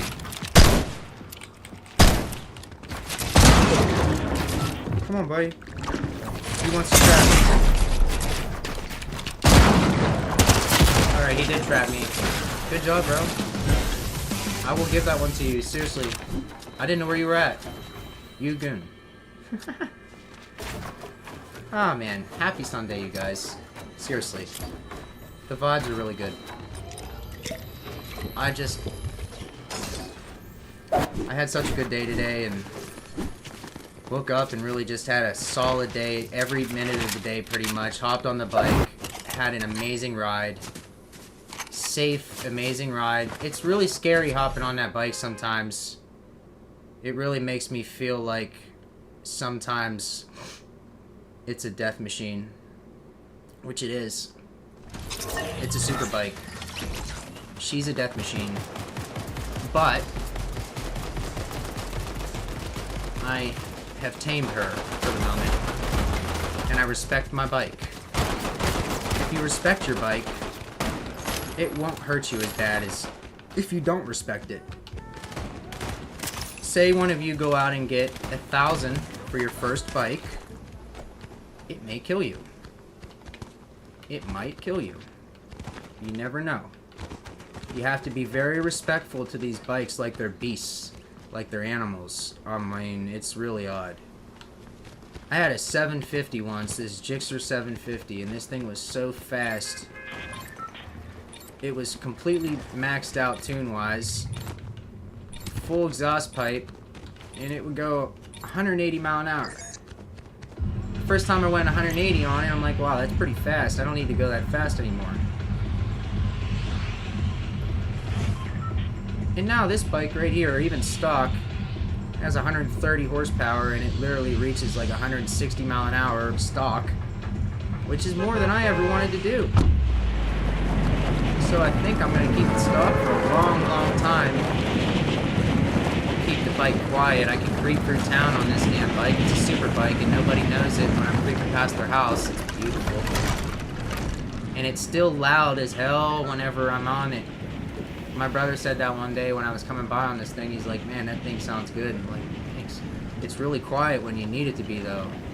And when you put a loud exhaust pipe on a motorcycle, next thing you know, you're basically pissing everybody off. And like, I'm down to do that and all, don't get me wrong. I'm down to piss everybody off with the sound of my bike, but I'd much rather be respectful with it. Even the sound system in my car, I quite literally, I turn it down when I go by the police and everything. I mean, I don't know what else to do. I feel like they're gonna pull me over for having a really awesome sound system, and I go by and it's bumping. They'll definitely pull you over. My friend learned that the hard way when we were leaving a concert back in 2008. It was an MGK concert. We all bought tickets for this concert. We went and had a blast. I remember they were odd about lighters. They took everybody's lighters at the front door. You couldn't get in. You had to sneak a way to smoke in, basically, or that's what everybody was trying to do. That's what I remember, at least. Everyone was literally trying to smuggle lighters into the venue. It was amazing, though. MGK literally performed the most amazing. It was right when, like, I'm trying to think of his breakout album. It was right when his first album was coming out, and literally he climbed to the top of the basketball net and was sitting on the top of the basketball net, and the damn security were sitting there trying to get him down for like 15 minutes while he sang 2 songs, hanging upside down on the basketball net. And that was my first experience with MGK. And I recommend anybody buy tickets to an MGK concert if you want to have some fun. It's one way to have some fun.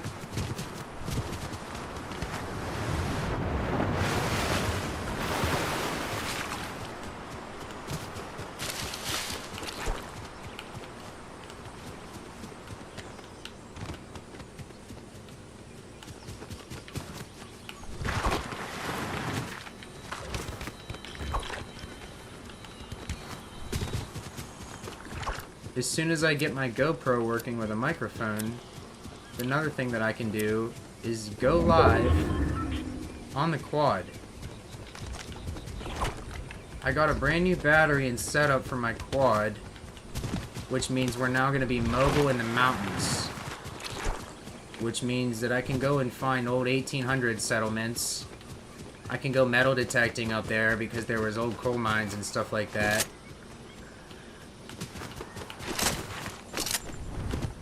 But I'm gonna go anyways.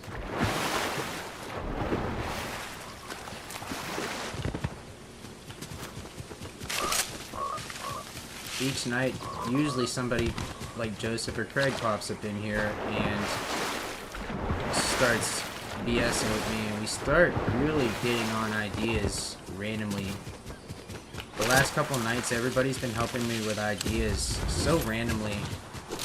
Craig helped me out with this idea of, like, calling people,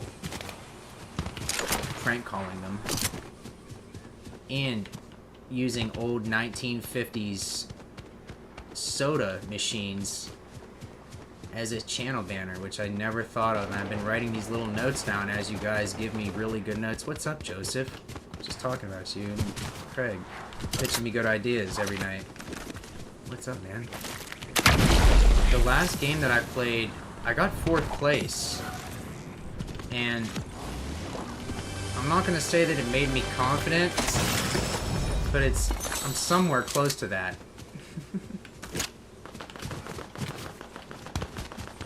How is your Sunday? And your back?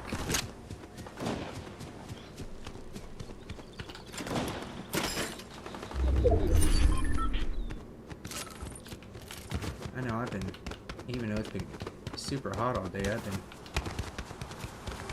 been getting the chills randomly. All the way up my back. Oh, that's a beautiful day. Give me that. Joseph, I can't wait for you to see some of these juicy shots. I mean, sometimes I outdo myself. By luck. It'll happen by luck. Sometimes I'll get like 8 kills in a row. Sometimes I'll go and just start killing people, and next thing I know, I'm actually winning the game. It's beautiful. It feels so good to have that happen too. Strive for that. I want to one day get a win with somebody on stream. Chilling. 2-hour rest, that's great, dude. I'm glad. I need to get a nap in at some point too.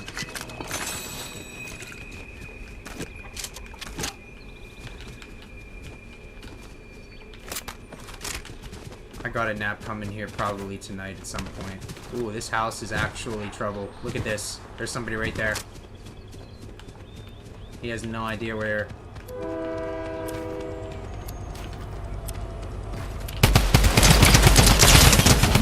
I'm so dumb, dude.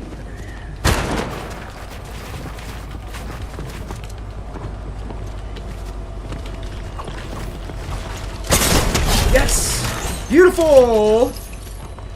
Now I gotta heal up real fast. Give me that. I'll take that. Oh, that's not good. That actually just takes my health to full. Alright, let's get over here and get this.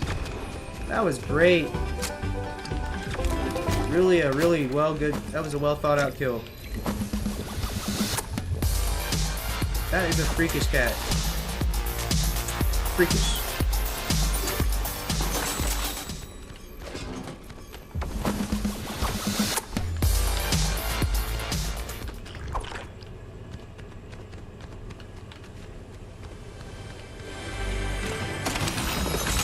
Oh, and Joseph, we actually are gonna do a Coinstar video. I don't know when, but I'm gonna get up there and I'm gonna do a Coinstar video. If you're still there, it doesn't say you're there. It's like glitching out. It's all weird. It never tells me when anybody's in here.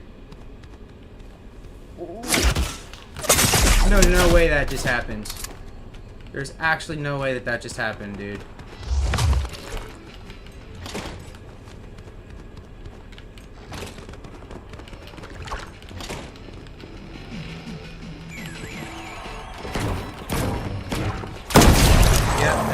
Just happened, dude. That was actually terrifying. Why I couldn't find that dude, I have no idea. Okay. Okay. We're gonna switch to... What am I gonna switch to?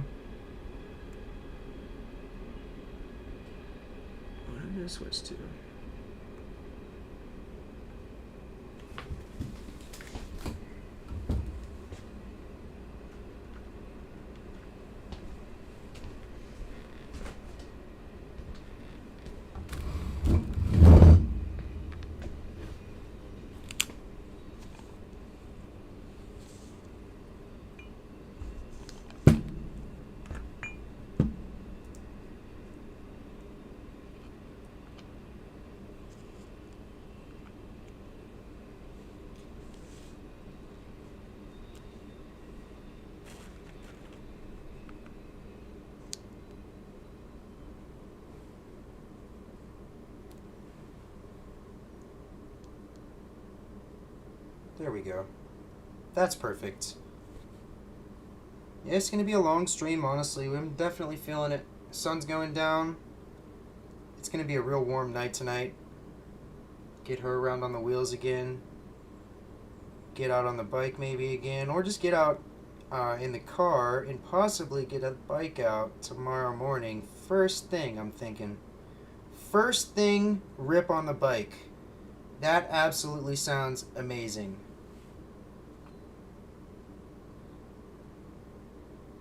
We'll wait for a few people to pile up in here.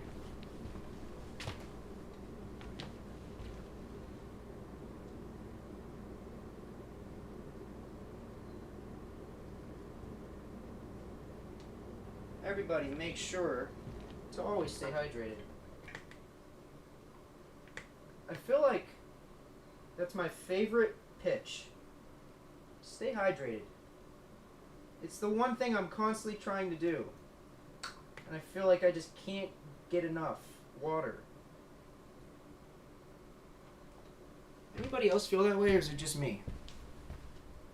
Super thirsty all the time. Literally.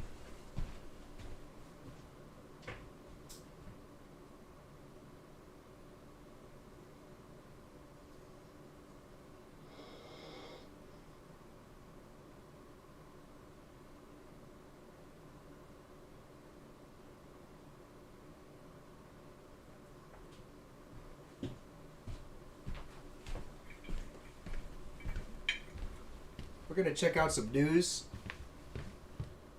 There was just recently an entire town that was wiped out from a tornado. 3 hours ago. Oklahoma. Several killed as tornadoes ripped through Oklahoma 36 minutes ago. Displaced Iowa residents will need housing solutions as tornado. So Iowa and Oklahoma, you guys. That's insane. Iowa and Oklahoma. Absolutely insane. Right in Tornado Alley, though. I really hope everybody's having a great weekend. I'm just getting used to streaming, and honestly, I'm going to continue to do it no matter what. It's one of those things that I really feel like I just need to do. Every live stream does so well, it absolutely has to happen. It has to happen. More often. Not only that, I love doing it. I'm starting to get to the point where I really enjoy it, and I'm just going to continue doing it until it grows into something just like this channel. As we go live over and over and over again, people will start to really know what the deal is. I don't know if I can change the title. I think I can go in there and actually change the title too. What's up? Whoever just popped up in here. We are just chilling. Beautiful Sunday evening. Got the IGR bars out. Just playing some Fortnite. Came in 4th, 9th, and 10th. And yeah, I'm just here now chilling. I really enjoy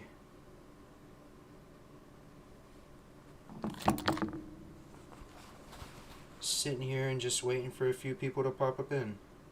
I really do.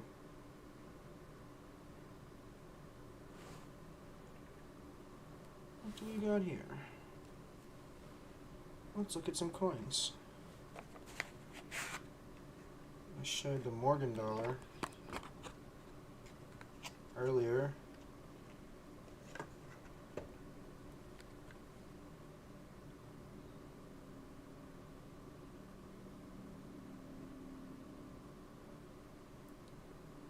The fields on these things are amazing. Literally amazing.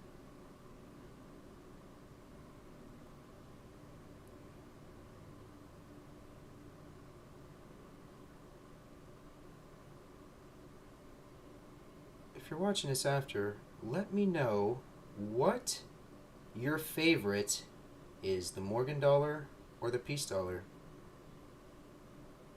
I honestly used to think it was the peace dollar. But this Morgan is perfect too.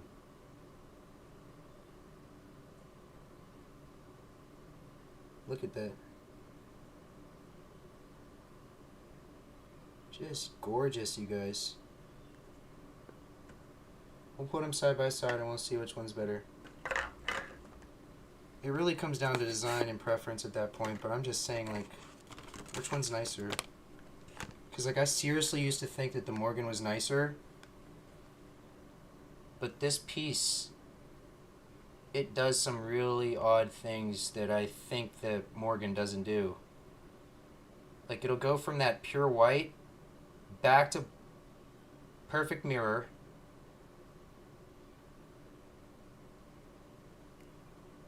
Back to mirror.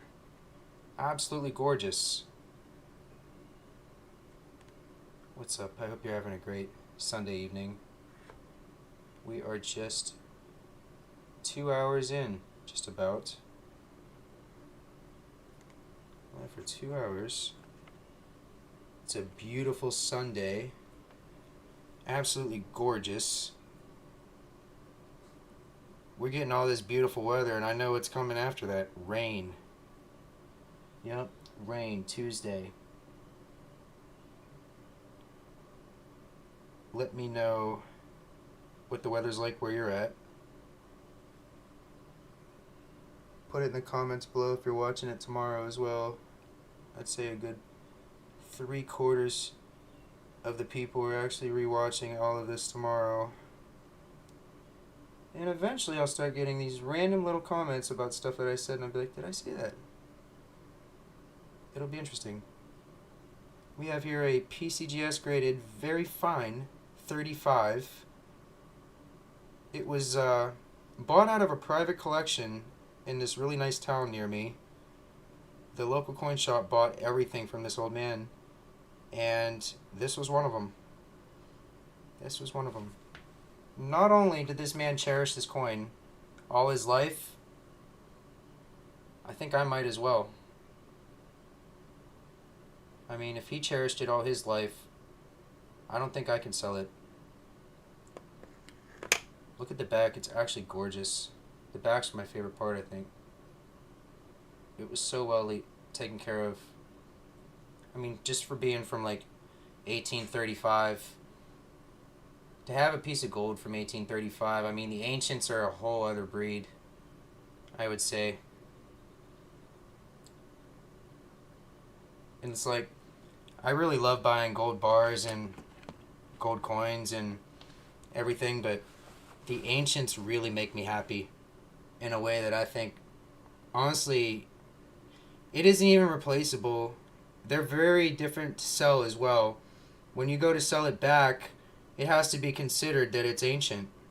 Even on the buyer's side, even if it's like my local coin shop buying it back from me, he has to give me a higher price just because of that. And that's nice having those couple of things, I guess, you know? You can't walk in the shop with like all those things though. If you walk in with only special things, you're really going to lose money. I feel like the only way to sell certain special things, say you wanted to sell these peace dollars and the Morgan dollar, right?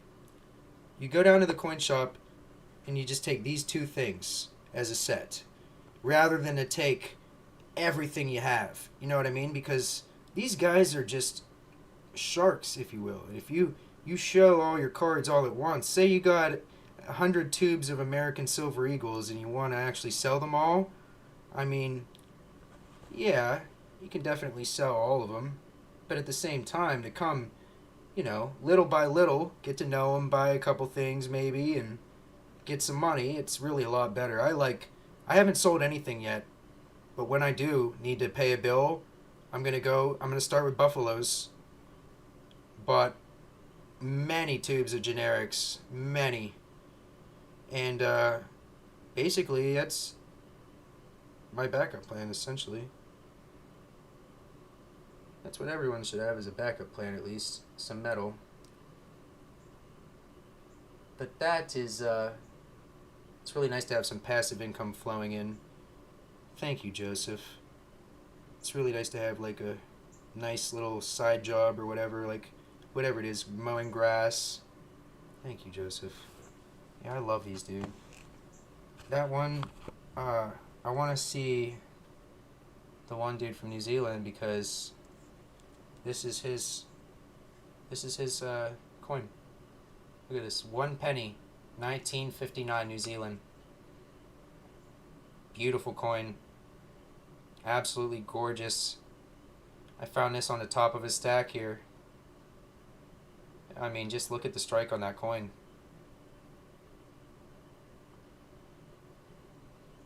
And it's a penny. It's big.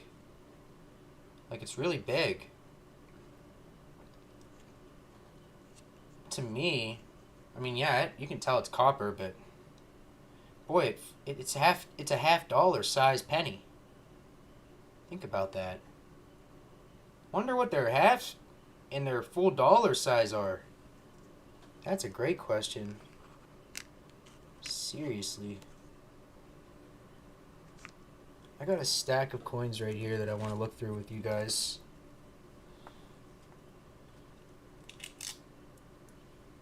These are my really special ones.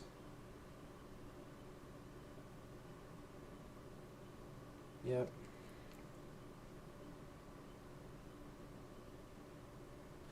These are just my really beautiful 1 cent, large cent. We got some full banders thrown in there. Some of the nicest 1941 West Point Mint. Yes, sir. Absolutely gorgeous. Literally gorgeous. Full bands completely. We have,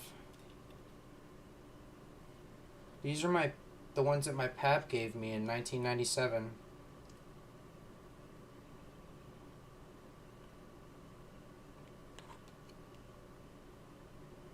Bicentennial.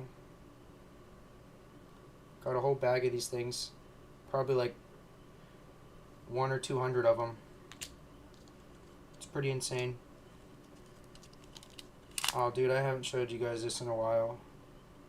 If anybody comes across this or watches this in the future, look at that. 1832 capped bust. I was obsessed with these. I still am. I still am obsessed with them, especially for this eagle.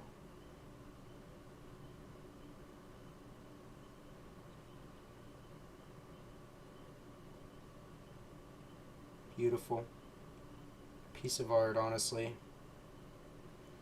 A serious piece of artwork.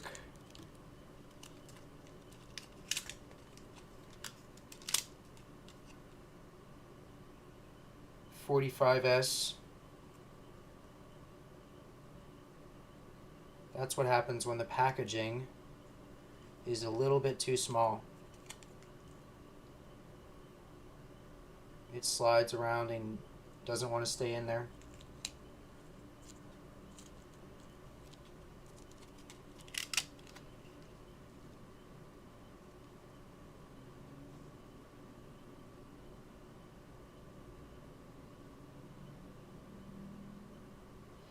We just got to try to hit 1,000 here within the week.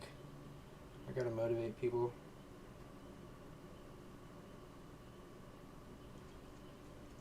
For 1,200, I want there to be gold in the giveaway somehow. Like 10th ounces or something. Like maybe 3 people for, some gold. Or some really fine silver and somebody gets some gold.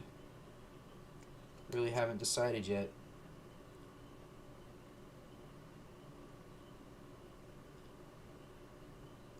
$19.93 NIFC, not intended for circulation. This would have came in a proof set, or just a uncirculated set, and then somebody would just take it to the bank. Somebody's granddaughter would just take it to the bank, give it to them, and it ends up in circulation.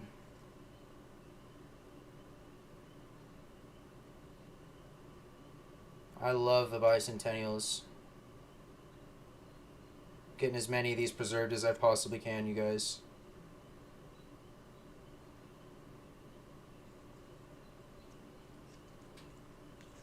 Yes, I am.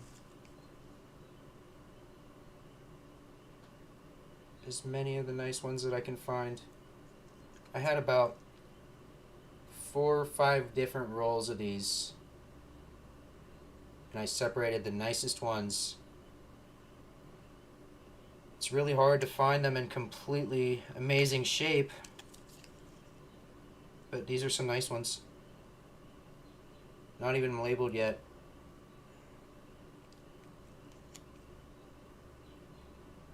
Ooh, that one still has its luster. See that we're getting somewhere. When you start to see things move around, then we're getting somewhere. That's what I really want, is to keep the nicest ones that I possibly can.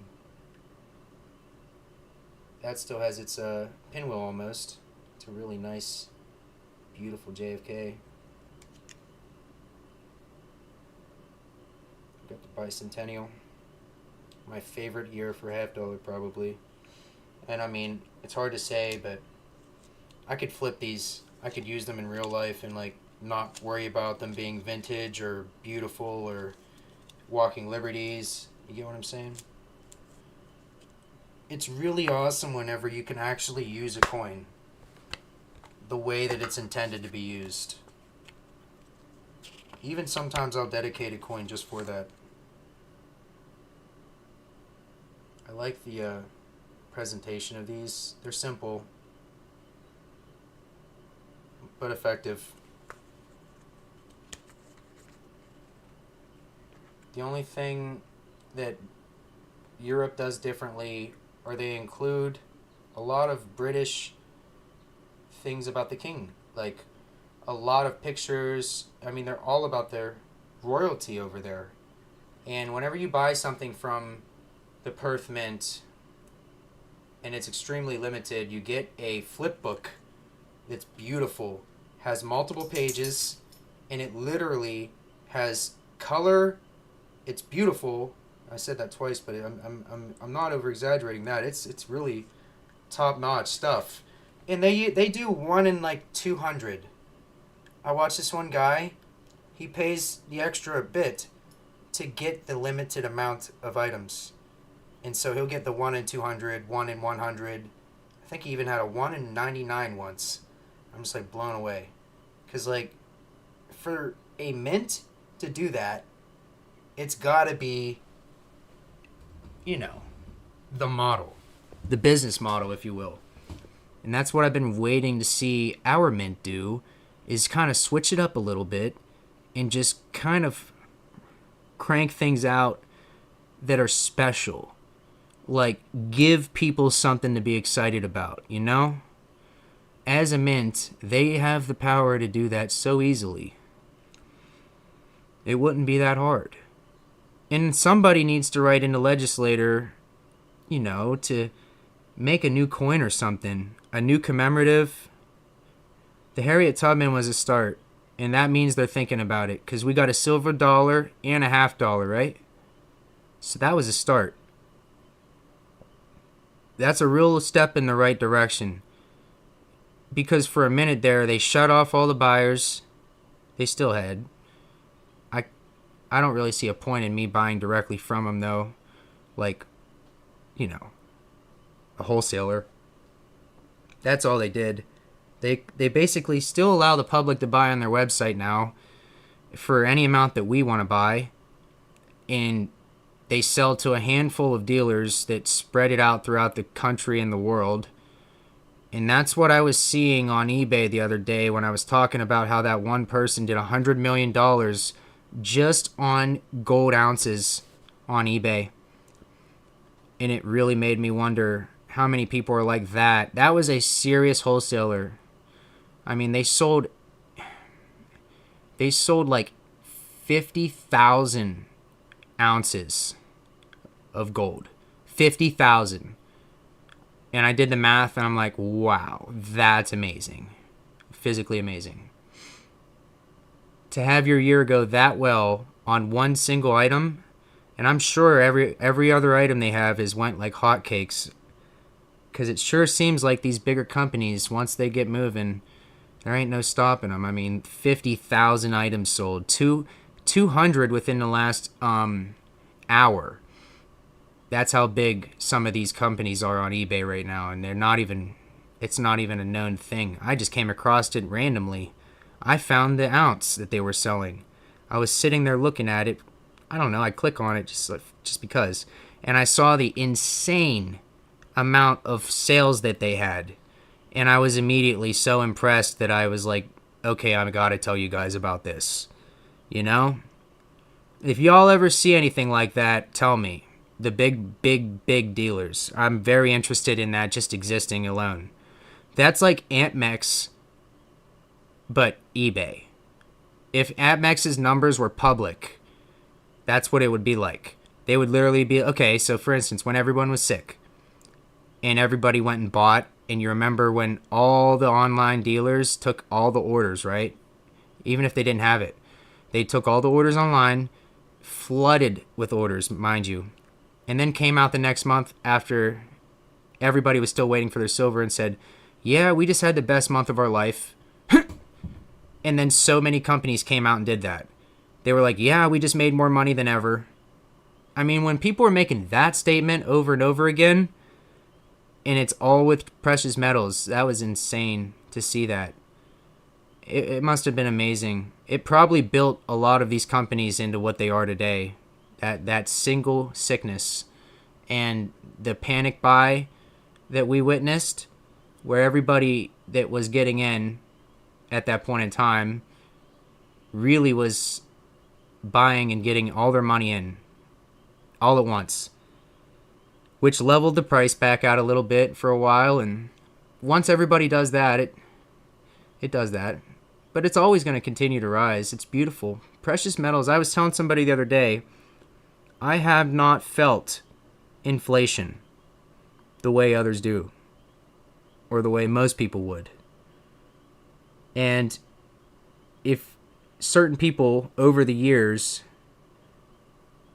would collect the same, way, they'd, know exactly what I mean. A lot of people know exactly what I mean when I say that. It's just like you really set yourself up for success.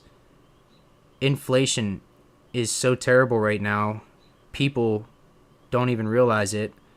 And I mean, okay, so like I've said it like a few times, and like I said it at my PAPS like 2 days ago, and everybody looked at me like I was crazy, but like I'm pretty sure that I'm trying to think where I was going with that. Man, I completely lost that thought, like mid-sentence. That's terrible. That happens so rarely.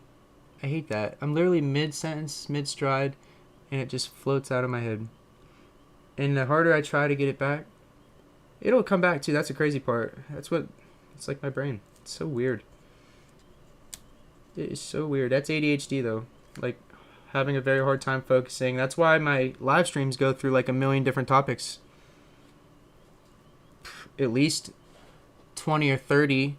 I could sit there for like 2 or 3 hours making timestamps for everybody and for the next day, so that whenever they see the pinned comment, it's just like a slew of really awesome topics. That's really fun for me to do. I think I like that. Anytime I'm sitting there like sifting through a really long video and there's timestamps, I'm really happy about that. Yeah. Well, we got all kinds of stuff here to look at, you guys. I mean, I don't know if you guys seen this last night. I opened this on stream. This is oh my goodness, sorry. It's so close because of that stack. This is an 1100 carat piece of fluorite. And last night, I basically said that this thing, that graded American Silver Eagle I have, is actually a birth year of mine. I really love it whenever that works out, Joseph. Every single coin that I love that. It's almost like it's like meant to be. I find $50 all the time like that. It's just little things like that that really make me think, wow, it may be actually meant to be. It may be meant to be sometimes, To have an American Silver Eagle in your year, very special. I don't even have that myself.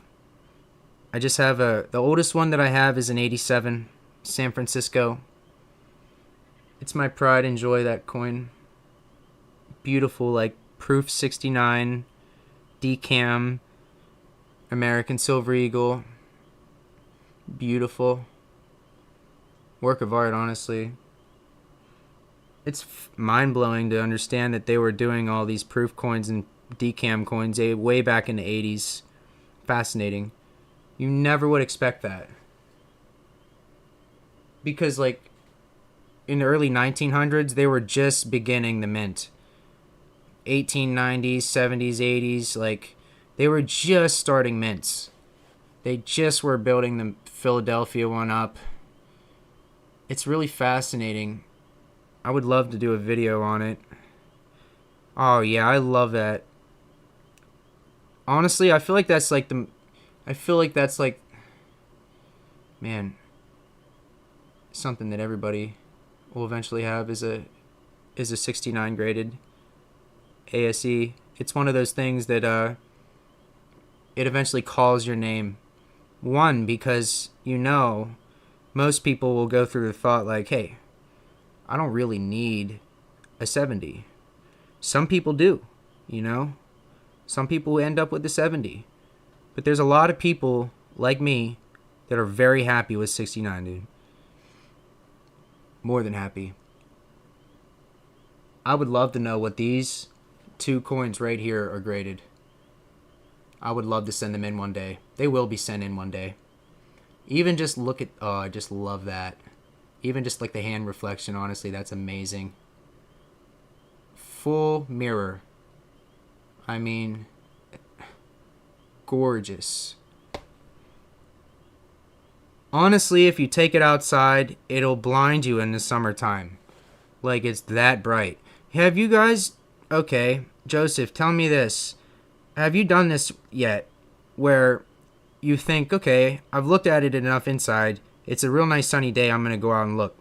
Well, I had mine in the car. So, like, I used to carry mine in my pockets because I really would have a daily coin. And I still do. I need to start doing that more, where I have a daily coin in my pocket.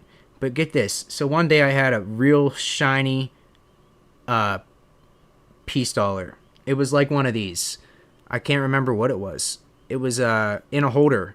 I pulled it out, and the sun beamed my eye so bad while I was going down the road. I put it away. I actually put it away. I mean, that's just one of those things, like, man. And I honestly, like a Call Morgan dollar, real beat up one, heaven in a vehicle. Just sitting there playing with it, flipping it a little bit. Heaven. And they don't, like, blind you. I just never took that into consideration until I blinded myself on the highway. Seriously. So, if that, makes somebody else think about it before they do it, maybe you'd be better off. Because, like, I don't know, I didn't think about that. They're so shiny, and I still pulled it out in the car like I was going to be able to look at it with all the rays of sun just beaming at me. Yeah. Definitely have had a great weekend so far. Last night we went to the horse races and got some free food and met some new family I've never met before. That was really nice. That's always good. Whenever you meet new family and it's like really awesome, not a bad thing. I don't normally have bad interactions with family. It's just I don't meet family. You don't meet new family really that often. Especially like this late in your life. Like most of the time you've known them for however many years, But some people just pop up out of nowhere sometimes, and that's what happened last night. And the one kid, his son, I guess that would be like my cousin or whatever, he collects like comic books. So he was telling me all about like how comic books rise in value and stuff. It was fascinating to me.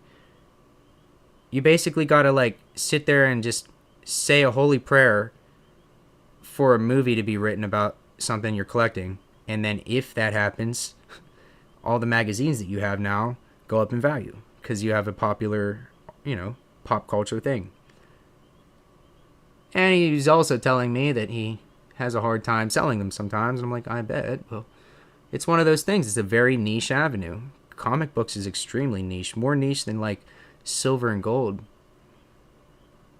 And silver and gold is just booming lately. I mean, like, price-wise, people-wise, like, there's so many people looking for information about it on YouTube. in my studio, they're constantly telling me about like what people are typing in and stuff, and I'm just like, wow, you know, everybody really just wants to know why silver's going up. That's what like a lot of the people are typing in on YouTube lately is why is silver going up? And I don't know. I think that the answer is look at the state of the world. What keeps on happening infrastructure wise? I mean, just we got bridge collapse after bridge collapse. It was multiple. It wasn't just a big one. It was a week after that, another one went down somewhere else. I don't know the exact place, but there were two big bridge collapses, and they were both sunk by boats. Oddly enough, it's really odd whenever. Okay, so for instance, this ain't the first disaster. There's been many other disasters, and I mean hacks where they turn off power.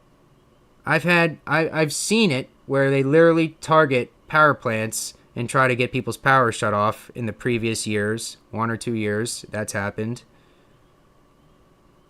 And I've definitely seen things get really, different, if you will, infrastructure-wise. It sure seems like when things are going really bad, metals are great. And that's crazy. Because are we really going to be as, like, people that hold metal looking for, like, the economy to be bad? Absolutely not. I want everybody to be doing good in life. We are not supposed to be this way, Things aren't supposed to be this expensive.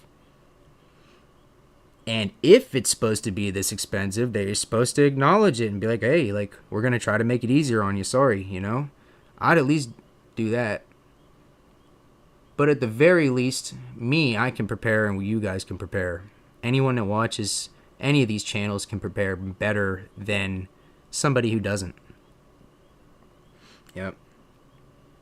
There's a lot of people that don't. They just have cash. And maybe it's not enough to care, A lot of people just won't get to the point where they even save up for it. I think that's another thing that it took me a long time to learn. I never knew how to save money, you guys, ever. And what recently happened within the past however many years is something clicked in my brain that allowed me to incrementally save any time that I get a chance to. Which has basically allowed me any excess bill or anything I really want, goes right into metal. And ever since I started this channel, I basically felt like I need to every now and then spruce it up a little bit, like get some cool stuff every now and then. Each year there's things releasing, and I can at least get a few of those things every year. And yeah, I know. I know other people feel that way too, It's like if you're not making a video on something, you're at least showing something. And, basically cycling through my entire collection on a weekly basis with beautiful big bars and random small bars. And I like to collect everything. And I just touched the surface of gemstones, which is insane. I mean, I barely even went below my ankle on that one. There's so many gemstones out there. I won't ever figure out most of them or even probably see them. Arizona each year has a gemstone show that's worldwide, basically the best ever. I mean, everyone from the entire continent goes to Arizona each year and bring the biggest specimen pieces they could possibly bring. And it's supposedly breathtaking, you guys. And it's my dream to take me and my mom there to see it one day. I'm glad, Joseph. I'm still in tears of it. Great. Brings together with my mom. That's awesome. Yeah, dude, having those things, honestly, I collect with my mom too. I've been giving her coins. On top of that, she's had coins. People have given her coins prior to me even collecting coins myself. She's had this really awesome old $50 from one of our old paps. It's from like 1930, 1920 or something. It's wild. It's wild.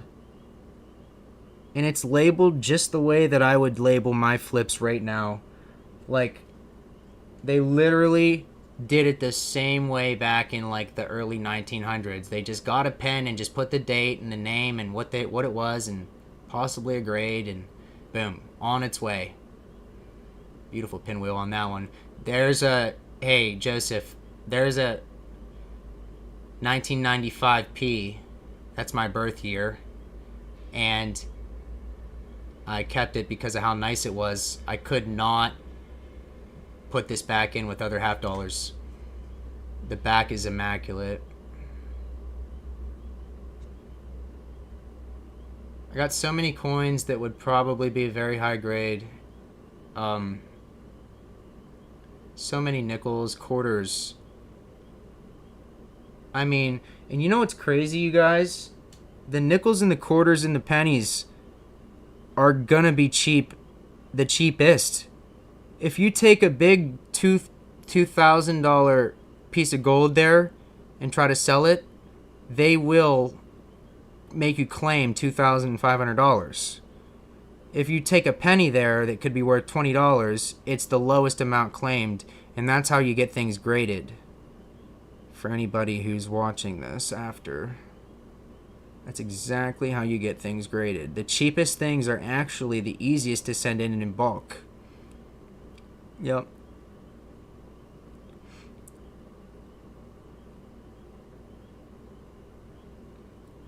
What a beautiful day it was, honestly.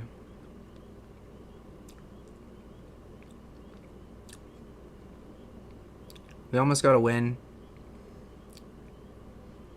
We literally came in 4th place, dude. I'm going to start playing on here just by myself more often. That's absolutely so much fun. I'm going to get a gaming chair and just sit here and play every now and then. Kick it back and honestly relax with you guys.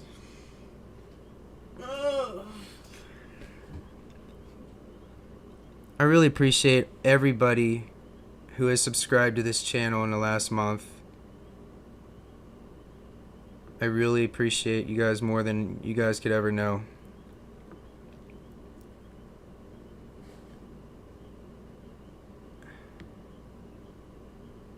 It's been a bit slow on subscribers since I've left for vacation. It seems like before it was going up pretty rapidly, pretty nicely, and then all of a sudden I went to vacation and boom, next thing I know,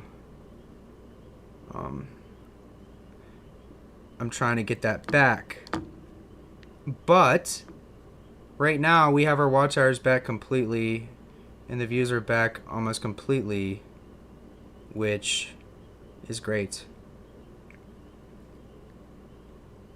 It only took like 2 weeks and things are back to like where I was when I left, which is just amazing. Because I had an incredible work ethic before I went on vacation. Incredible, I would say. The posting was absolutely insane, as much as I possibly could. Anything that I found, yeah. All the change, all the rolls, all the $2 bills, hundreds, close to thousands of dollars worth of $2 bills that I got from my bank over time. A lot of 1976 $2 bills. I really love that year. Not only that, the $2 bill on the back is an absolute portrait, you guys. I mean, it's physically mind-blowing what they did with that. Wonder when the next state quarters program's gonna happen.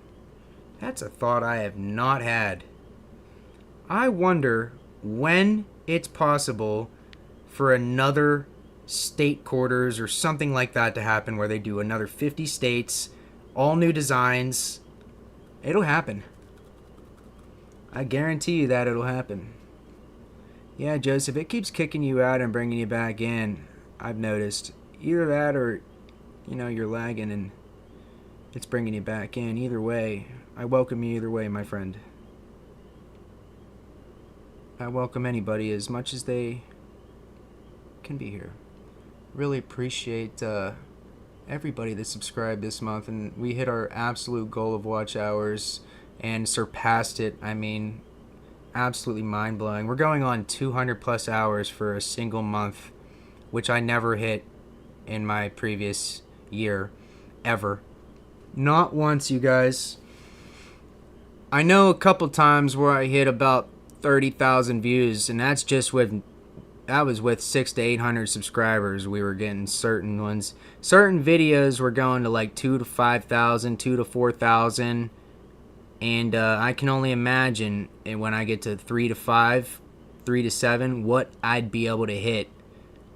It's gonna be a lot of people, you know, especially with consistent posting. It rewards you very, very randomly with massive bursts of views. It's kind of interesting. You'll just be working hard, working hard, working hard. Next thing you know, you get a massive burst in views. I mean, like, huge. Thousands. Hundreds, thousands, tens of thousands in the future.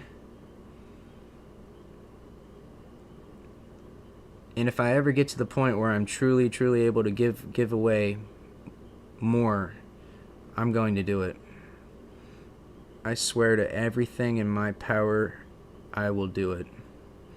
If I ever get the chance to truly just give away more randomly, I'd have a system in place and everything where it wasn't like they knew where it came from or anything. It don't matter like that. Somebody ended up getting the money, you know? If I was super rich, I would legitimately have somebody that worked like Santa Claus. I'd literally call them Santa Claus, probably. And what they would do for me is, I'm serious, I would literally give out bundles of cash if I was rich to everybody. To everybody. Especially if I knew that I wasn't going to run out of money. Oh, yeah.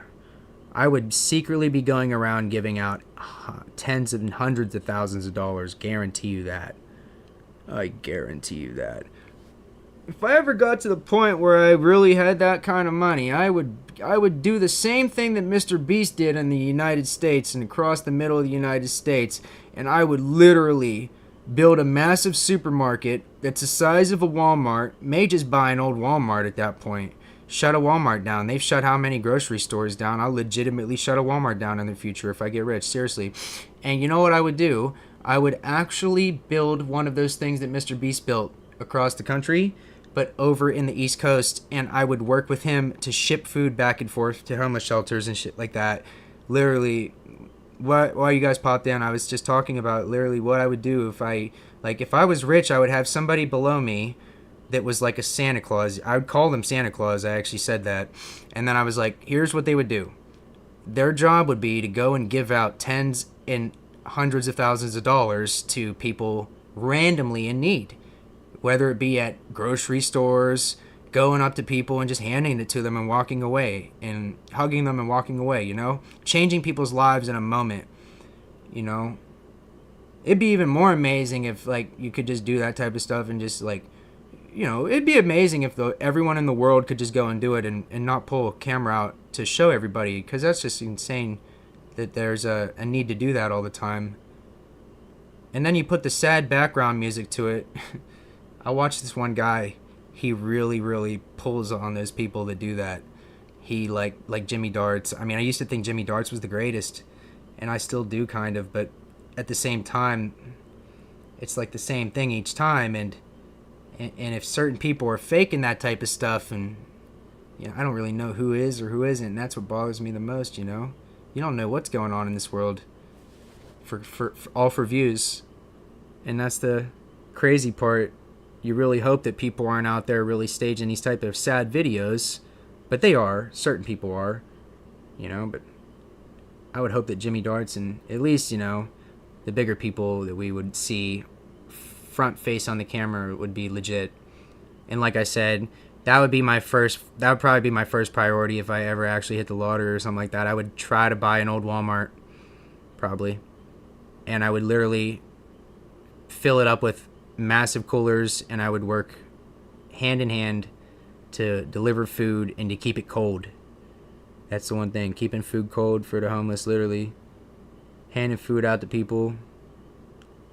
I don't know, though. There's a lot of people in this world that feel like if you earn that type of wealth, you don't have to give it away. And you shouldn't give it away. There's a lot of people that think that you don't have to give any amount of your wealth away for any reason. But in reality, if you have an unfathomable amount of wealth, you should give a little bit of it away.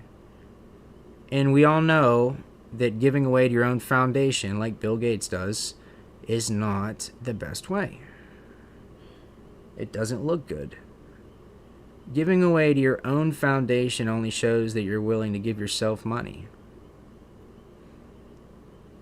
But when you truly do something like what Mr. Beast did, it's absolutely fascinating what could possibly happen with that type of level of success. And with the right heads involved, what really was possible. And they started something that honestly motivates me every single day. And it's the last thing that they talk about most days. That store, the big place that trucks ship out from, that he owns, they barely ever talk about it. Ever. Quite literally, it's the last thing that they talk about nowadays. It seems like if it doesn't work for views, it's not like getting put up on any channel.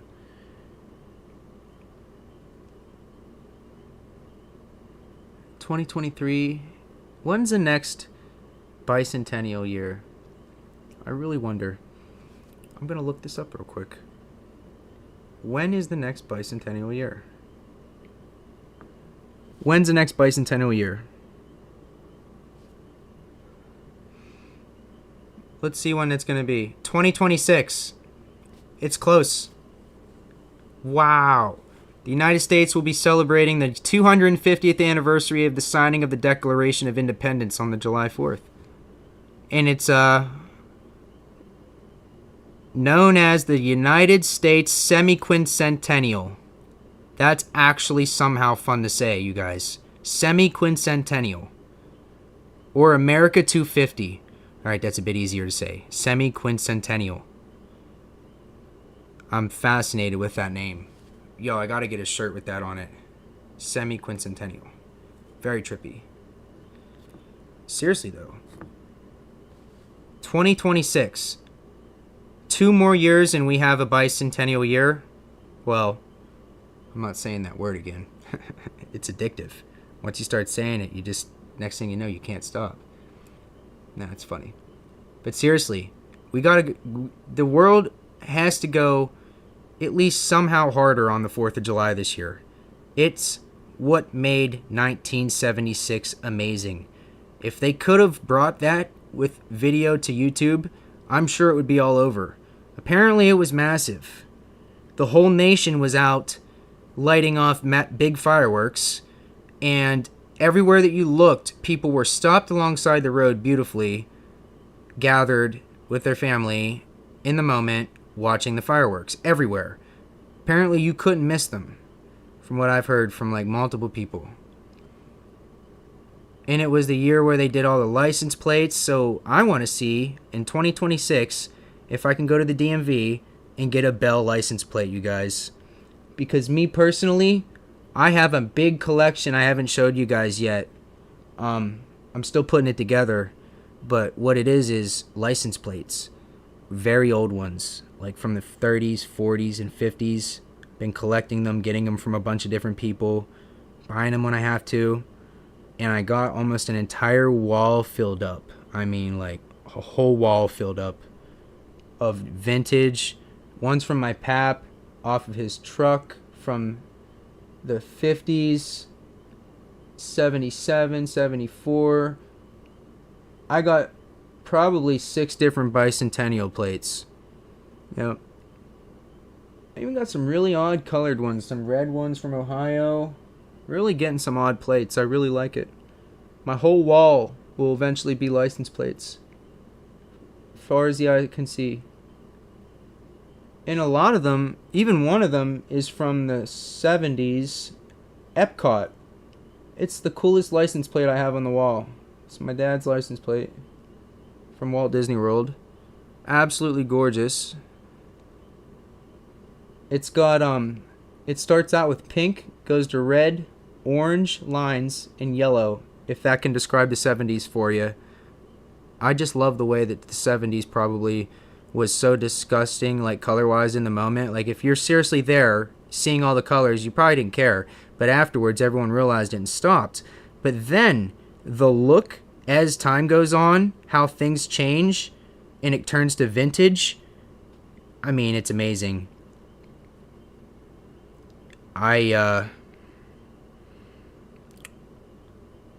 Well, they're still making $half, right? I believe they're still making $half. I don't think they are now that I think about it. Am I tripping? I might be tripping. I don't think we've gotten a Kennedy each year.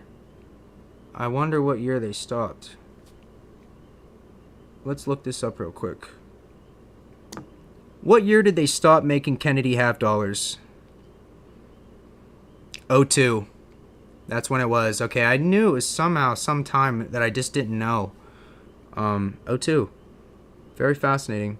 And that's why you really only see a 1999 or a 2000 every now and then, or maybe an 01. I haven't even really seen an 02. That's really odd. Yeah, Joseph. That's a great question, and that's why I asked that question to figure out the answer. I think that it's called semi-quincentennial. So that's the bicentennial year in 2 years is called semi-quincentennial or American 250 because it's apparently a 250th anniversary as well. Even though it's very confusing, if you were to look at what they sold this year, it was a 250th anniversary gold coin. And so I'm like a little bit off on that. If they're selling a 250 this year, which I seen because I was looking at the lineup, looking at it, and it had a Liberty Lady on it. I'm pretty sure it had a different Liberty Lady on it. And it was pretty nice coin. I really wanted it. But, you know, the extra $700 that you got to pay the mint just to have it. My local coin shop will get it and give it to me for around spot. If he does get it, and that's why I hope for sometimes. I won't buy things in hopes that it goes to my coin shop. Just so I can be like, hey, do you have this by chance? And he'd be like, oh, I just so happen to have 3 of them. And I'm like, well, hot diggity dog. It's a good feeling when that happens, man. When things line up like that. It's very rare that I walk in and know exactly what I want, though, you know? How often do you know exactly what you want before you see it? Like, I'll literally walk in sometimes and just be sitting there looking, and he'll be talking with me, spitballing, and I figure out what I want right in that moment. Split second. And he'll be like, you sure? I'm like, yeah. Oh, yeah. I get that gut instinct, you know, where I'm just like, that's my purchase right there. Really like going in. He has a spread of $half every now and then, too. It's pretty good. Pretty nice. The local coin shop really like that. A lot of people should be. This one uptown, the guy's not nice. He's really not nice, and apparently none of them are nice. They will chase you out of the shop, from what I hear. And not only that, they're really ignorant. They won't give you prices on the phone for anything, even the simplest of things. Even if you're trying to sell it, they'll tell you to come in person, which puts more pressure on the buyer or seller for no reason. The transaction, usually me and my local coin shop, we get the price out of the way like immediately. I ask him what he wants for it. It don't really even matter. I know it's not going to be a lot. Let me get back to live here. I know it's not going to be like, a ton. I've gotten so comfortable buying off this guy that I trust that he's giving me, and I've gotten used to what the price should be. These guys make around, $60 to $80 per coin sometimes. 50, 40 sometimes if you really get them down where they're barely making anything. That's not the goal though. Because with metals, you're really buying in the idea that it's rising regardless at some point. And it does. You come home, I don't even think about it. Next thing I know, you guys are telling me it's at record highs. And I'm like, well, damn, that's great. And then I'll sit there and analyze the situation. You know, I'll never go and purchase when the highs are going on. I mean, it's just the worst thing to do. It'll always go and lower a little bit, you know? And it really doesn't matter. So I've also came to that conclusion, but with gold. So I don't know about silver yet. I haven't came full circle on that yet. But with gold, if you buy ounce after ounce, you know, you're safe, I would say. It's consistently rising, and at any given moment, gold is always the best currency to put money into, strictly because of the year-to-date's strict rising potential every year for the last 20 or 50 years, I would say. Ever since my dad has seen it go from $800 to what it is now. I mean, people have been capitalizing on gold for centuries, thousands of years, longer than we could ever fathom. And, you know, it really feels like we're going to experience something that nobody's gotten to experience, you know, because everyone's been waiting for it. But within our lifetime, maybe it'll happen, whatever the hell they were waiting for. Either it be a massive jump in something. But as you can see, usually at least, if you're watching the price on a day where it's really high, it levels out each time. It's like whatever does that, whatever makes it go straight, I have no clue. I think it's the people buying or selling. Because when the price is either at all-time highs or all-time lows, either people are buying a lot and putting all their money back into it, or selling a lot and getting their money back, plus some. I tell people, I was telling this one person, I was like, if you see dollar signs, then you know you're close to the moment where you're at least going to be analyzing if you should do it. But still, I'm a hard seller. I don't want to sell for anything. The only way I would is, like I said earlier, if I had to pay a bill or something, pay for a car payment or something, or insurance or whatever.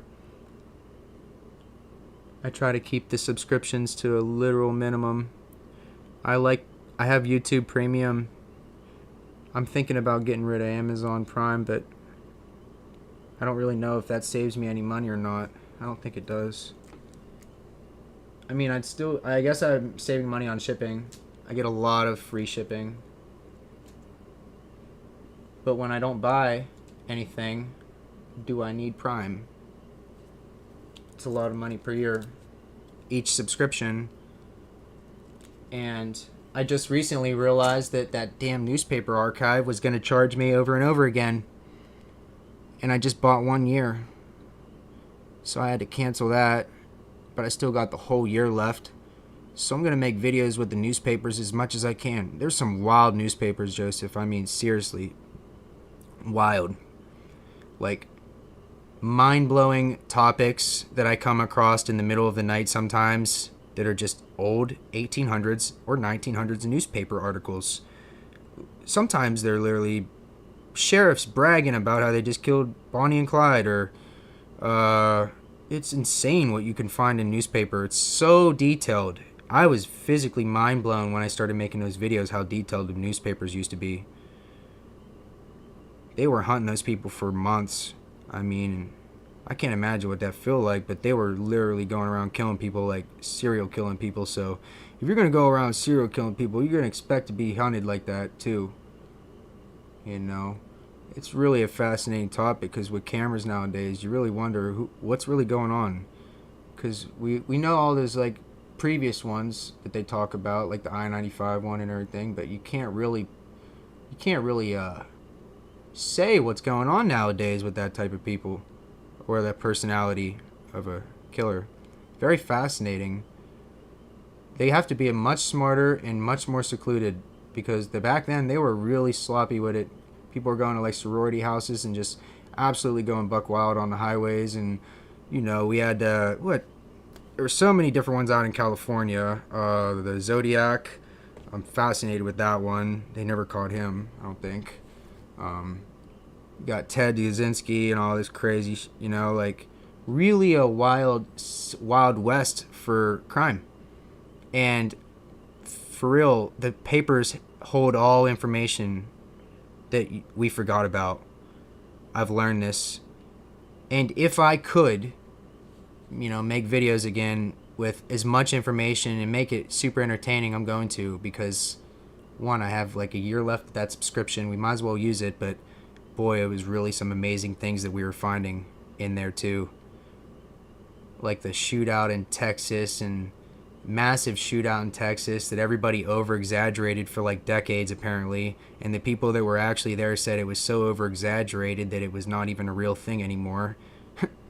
It's like learning that type of information is very interesting, because all you would ever hear about would be the shootout. You would never hear that other side of that information. I think this channel, and really just like the old internet channel, will slowly become a gem. I've been making videos with Wibby too. I got an old internet channel that has each video 4 or 5 old, really interesting websites from the 90s or the 2000s. I hit surprise me over and over again and just go topic to topics. Like, there's so many old websites that are forgotten about on the internet. It's amazing. In Wibby, I came across that and I'm like, well, that's amazing. And I started the old internet channel. Got a few different channels going, but this one is literally my main focus, to just continuously provide people good information, and now just go live as often as possible, because it's so helpful for a channel like mine. It's the one thing that I'm like so far behind on, is like watch hours, and I didn't even consider it. I wouldn't even call myself behind, because I just started this last year, you guys. Like, within this last year, I started posting videos really heavily every day. I told myself when I started it I would daily post, and I'm still like, I miss days sometimes, and it's not like a perfect thing by all means, but seriously, it feels really good to like consistently post and to watch the success like come in numbers. It really does. And I'm super thankful, honestly, even at this 900, approaching 1,000. It's something that I've really dreamed of doing for a really long time. I've had a lot of different accounts over the years on like Twitter and Vine. I had a Vine account that was massive. It was almost at 1 million once. I had a Twitter account that was almost at 500,000, and somebody hacked me and took it. It's like every time in the past where something really good happened, like where I was getting, tons of traffic on any of the old previous websites, it either got shut down or it just didn't work out. And this, within 1 year, if I go to look back at my percentage of like views or whatever per 365 year, it is so insane. I mean, thousands of percent. Thousands. Like 2,000 to 4,000. Maybe more, I can't remember. And that type of number, I've never even fathomed that. That type of growth in 1 year. 3,000 or 4,000%. I mean, that's amazing. And that's just, I feel like, honestly though, after we get to like, 10,000, or I'm daily, say I'm like still daily posting at like 5 or 10,000, there's going to be that many videos. There'll be actually a whole algorithm steady just feeding my old videos, like thousands of videos ago probably, just like so old, getting recommended randomly. You can only wish for that. I don't really know how that'll work out. I've heard people say that they ditch their. They literally. There's people out there that have a good account, don't realize it, and just make another one. And they start working on that one completely and forget about this one. And then they literally come back after 5 years and it's at 100,000. 100,000 people sitting there subscribed to them. They didn't even know it. I've heard stories like that before. I'm like, wow, that's amazing. Can you imagine just ghosting your own channel for 5 years and coming back and being monetized? Fascinating. How lucky some people get. But at the same time, I've read a lot about on Reddit about kids that are just at the same stage that I am about to be at.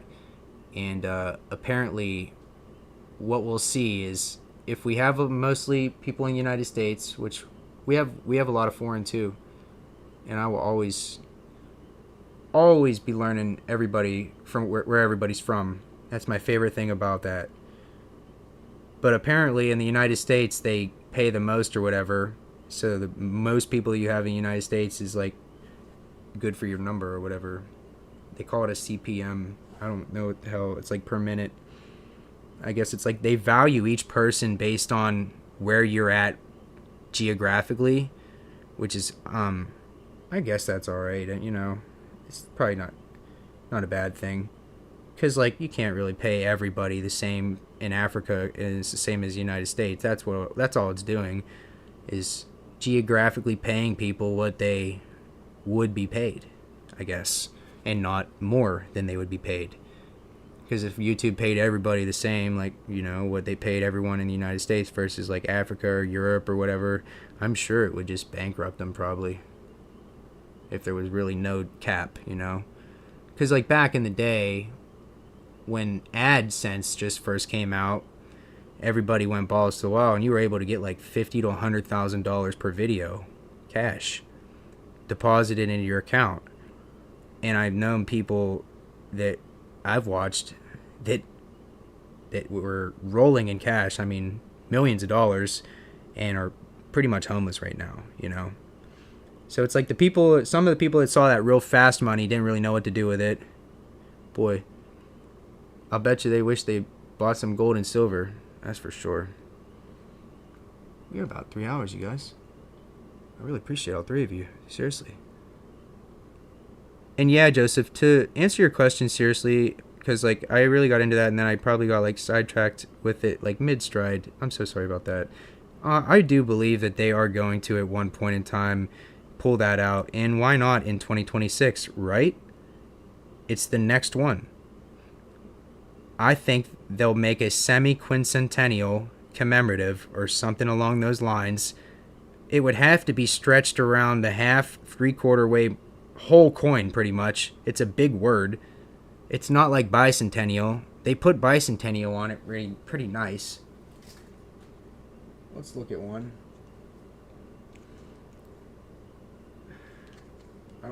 Where are they at? I just have a shitload of those.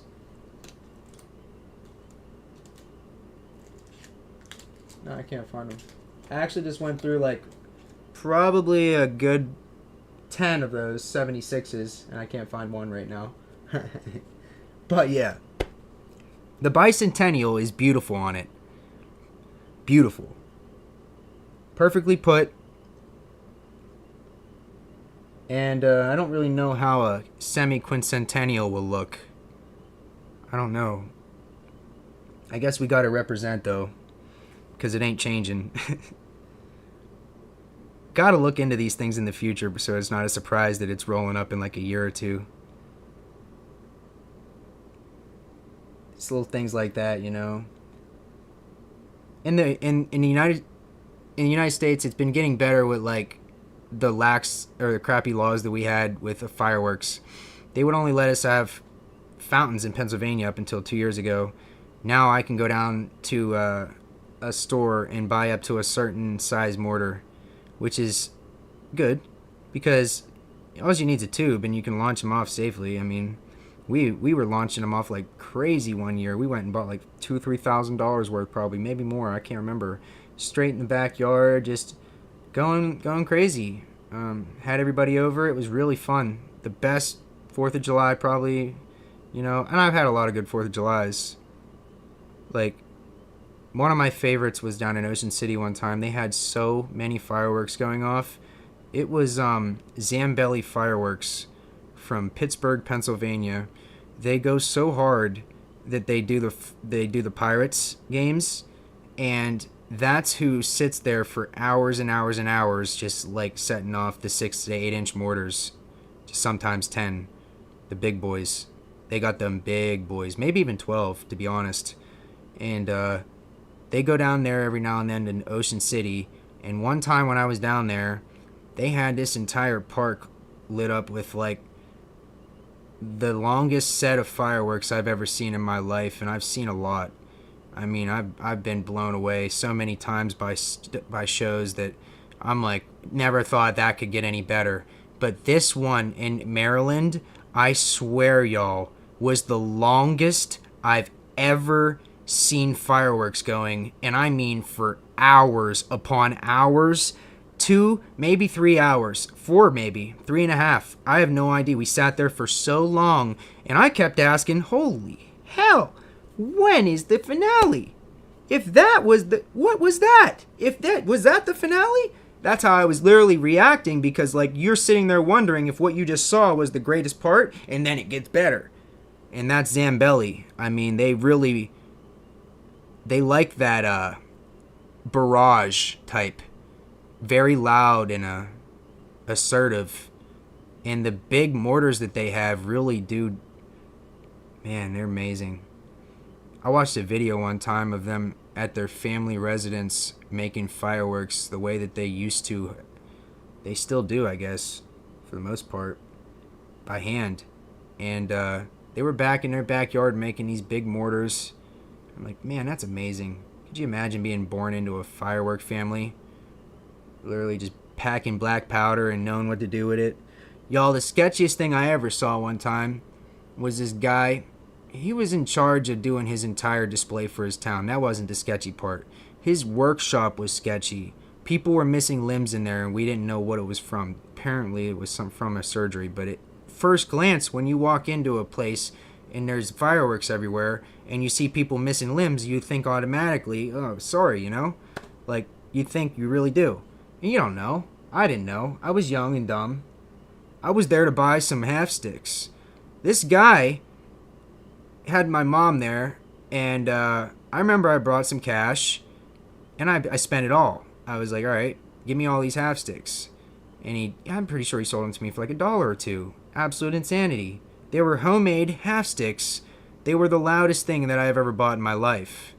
I mean, I got one great story about I got 2 good stories about those, actually. One time we were at my house, and I set one off for a party across the road really far, and it almost gave my grandmother a heart attack. It was so loud. It just sent a shockwave through the air. It was impressive. And the first time I lit one off, I ran really far. And get this, I'm still running back after I lighted. It had a pretty good fuse on it, so I got to get pretty far. And it went off, and my dad called me from like our town right here, and I was a town away completely. I was at least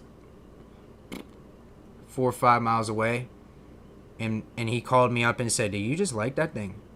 I heard it. Yup. We were in the bottoms that day at our aunt's house, our aunt's pool, and I went back far. That was the most impressive firework I've ever bought, and it was illegal.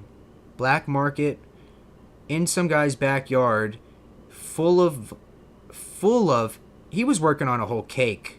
A literal 6-foot high cake for his 4th of July. And that's what some people need to start doing, I guess, is making cakes for their town. Like, that are 6 feet wide, 6 feet high, and literally have thousands of projectiles in them shooting out. It was amazing. He was wiring it up as he was selling this stuff to me. I was like, I just want some half sticks, dude. Because I didn't think he'd sell me a whole stick of dynamite. You know what I mean? Like, half stick's about as good as you can ask for in the good old hills of West Virginia or anywhere at this point. If you find someone that has some, they're going to have a half stick or a quarter. And it's really fun when you find some good stuff. It's not like that flashbang crap. I mean, they're already planning on special coins for 2026. Thank God. I need to get on that. I'll figure it out. Thank you for that. I seriously hope, and I know that they are going to be, they probably already got drawings going. I mean, someone's probably already started their semi-quincentennial drawing for the mint. Really fascinating. And it's funny because I asked it when the next bicentennial year was, and it gave me that answer. I really thought it was going to tell me very specifically when the next bicentennial. Maybe that was it. I think it's every bicentennial. That'd be 200. So, every 200 years. It's a long time. Definitely a long time. In this quincentennial, I don't know what the hell. It just breaks the word up. It confuses me, when they do things like that. Quincentennial, quincentennial, Bicentennial meant something. It was a number, so quincentennial has to be a number as well, And it might be the same thing. I mean, I just can't. The math isn't mathing for me right now, you guys. I was never really a scholar in math class. That's another thing, yeah. Great at spelling. I beat the whole school at a spelling bee once. Even my smartest cousin. He tried to beat me. And then I lost when I went to the state finals. First word. It was a French word that I'd never heard before. Go figure. I'm sitting there studying all these words, and next thing I know, I literally failed because it's some French word that I can't even pronounce. I had to pronounce it like 3 times. Like, nope. But yeah, I give it my best shot, just like everything. I guess I've been just hitting him, giving it my best shot all my life, pretty much. Doing what I can, man. Spelling and random things like that come real good. Words come real good to me for some reason. Don't really know why. But math never did. Always had to sit there and study for hours and hours to get math down to a science. And I always liked science because it was literally the one thing that was so interesting to me that I just couldn't help but be so fascinated by it, especially with the teachers we had at one point. They were great. Every science teacher I ever had was probably the most, cartoonish, but, would teach you the coolest stuff you ever seen, lighting stuff in the classroom, and, the best stuff, really. And every math teacher I ever had was miserable. It's crazy. I don't understand that. In school, every math teacher that I ever had was very mean. Not nice all the time. Very much not in a good mood all the time. The one had cancer. I can understand why she was not in a good mood. She had us on a computer every day of the week. I couldn't learn math if I really wanted to in her class. Yeah. Wow, it was a beautiful day today. My goodness, you guys. I really hope that you guys all enjoyed your Sunday too. I know I did. I did everything that I could possibly have wanted to do. And tomorrow and the next day are going to be just as beautiful. Pretty much I'm going to wake up tomorrow. I was either going to take my bike before the sunset tonight or directly in the morning for a rip wherever I feel like going. As soon as it's in the 70s, near 80, it's beautiful. That's my perfect temperature to ride. Really just appreciating everything at this point. Appreciating what I've gathered. It's finally time to just sit back and look and be like, yup, that's alright. As time goes on and I get older, I'll just keep saying it, Yeah, it's pretty good. That's alright, But it'll still be growing, I guess there's just no stopping it. As a collector, you're always looking for one more coin. Easy as the years go on. You forget about it for 10 years and you're going to go so hard back into it. It'll be like the first time you ever collected a coin. And if you never stop, then you can just say, hey, I never stopped and I at least controlled it. Because obviously we all realize that there's just some tempting feeling about it when you're in the presence of a really nice coin, it's a good deal. Or, when I'm down there, I say I message this guy. Oh my goodness, I would almost lock myself into deals, you guys. Like, I would seriously lock myself into deals over the phone, and I wouldn't even want to really buy it.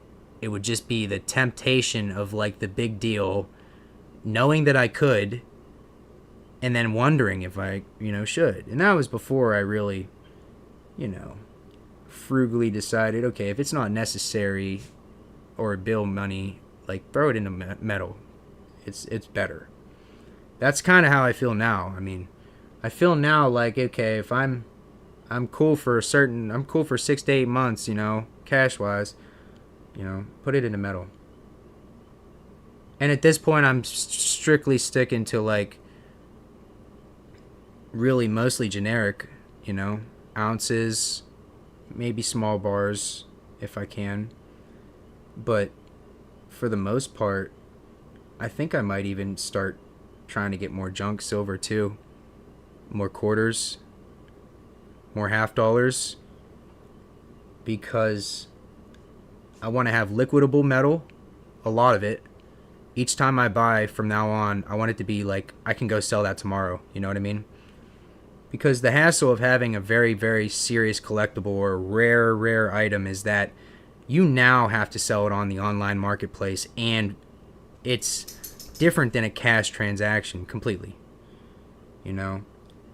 Putting it through your bank account versus running it down to somebody's building, big difference. Especially if you're selling a lot on eBay or whatever. Say all year, for instance, I think I broke $1,000 in the last few months on eBay, which is great. I never expected to even hit 900 or 1,000 on there. But at the same time, if I went really hard and stocked up on certain items and kept my inventory list and everything and did it right, I would really have a good year on eBay as well, probably. It's just the way that you offer things and the consistency that you offer it. You just pop up with, like, certain things. I've noticed even if I try to sell gemstones on there, it's like there's a lot of other people selling gemstones, and even if I promote, everyone's promoting, so it's like, and there's a lot of people that do the same thing. Buy a big bag of gemstones and break it down into carat amounts for somebody who just wants to buy the gemstone. And that's what I did at first, you guys. Like, I bought off this one guy. He's doing the same thing as what I did, but he's doing it on a pretty large scale, I would say. And he kind of motivated me to even sell gemstones.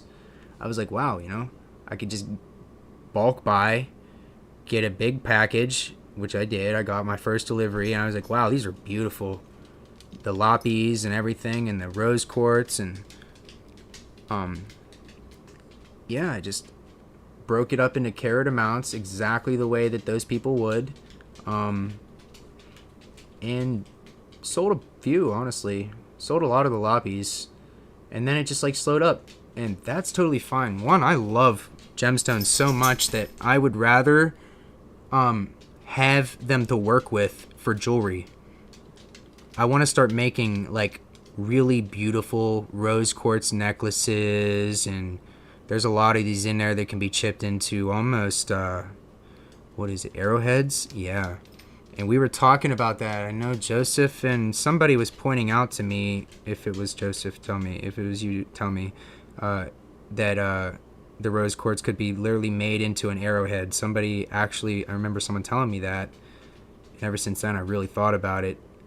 A lot of them could be turned into arrowheads, but mainly, if you just chipped a nice little circle around and wrapped a little nice leather strap and then tied it up, you could have a nice little leather necklace, like, with a gemstone attached to it, like, so easy. I know people that pouch them as well, if they're nice or big. They'll actually just put it in a pouch and have the end sticking out or whatever. But I would much rather have some real tiny straps holding this on too. I really want very badly to make this into a necklace, and I think I could get straps tied in and around it This is a black scleral crystal with an aquamarine terminated on the top of it. Absolutely amazing. That aquamarine could be shaped into something. It could be ripped off of this and shaped into something, but it's terminated on the top of that thing for life. And I honestly want it. I think it'd be the most badass necklace you could possibly ever buy. Really. Or make.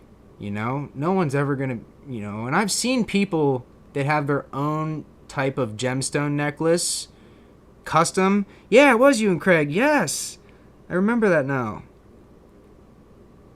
And yeah, dude, I'm gonna answer this too. I really am. I'm kind of figuring out. I know where 2 coin stars are at, I believe, and I just want to go and see the neglect that people have nowadays. I guarantee a lot of people are just leaving it unchecked, like exactly the way you're finding it, with like $5 in quarters and a silver dime, and it's got to be rejecting silver somehow.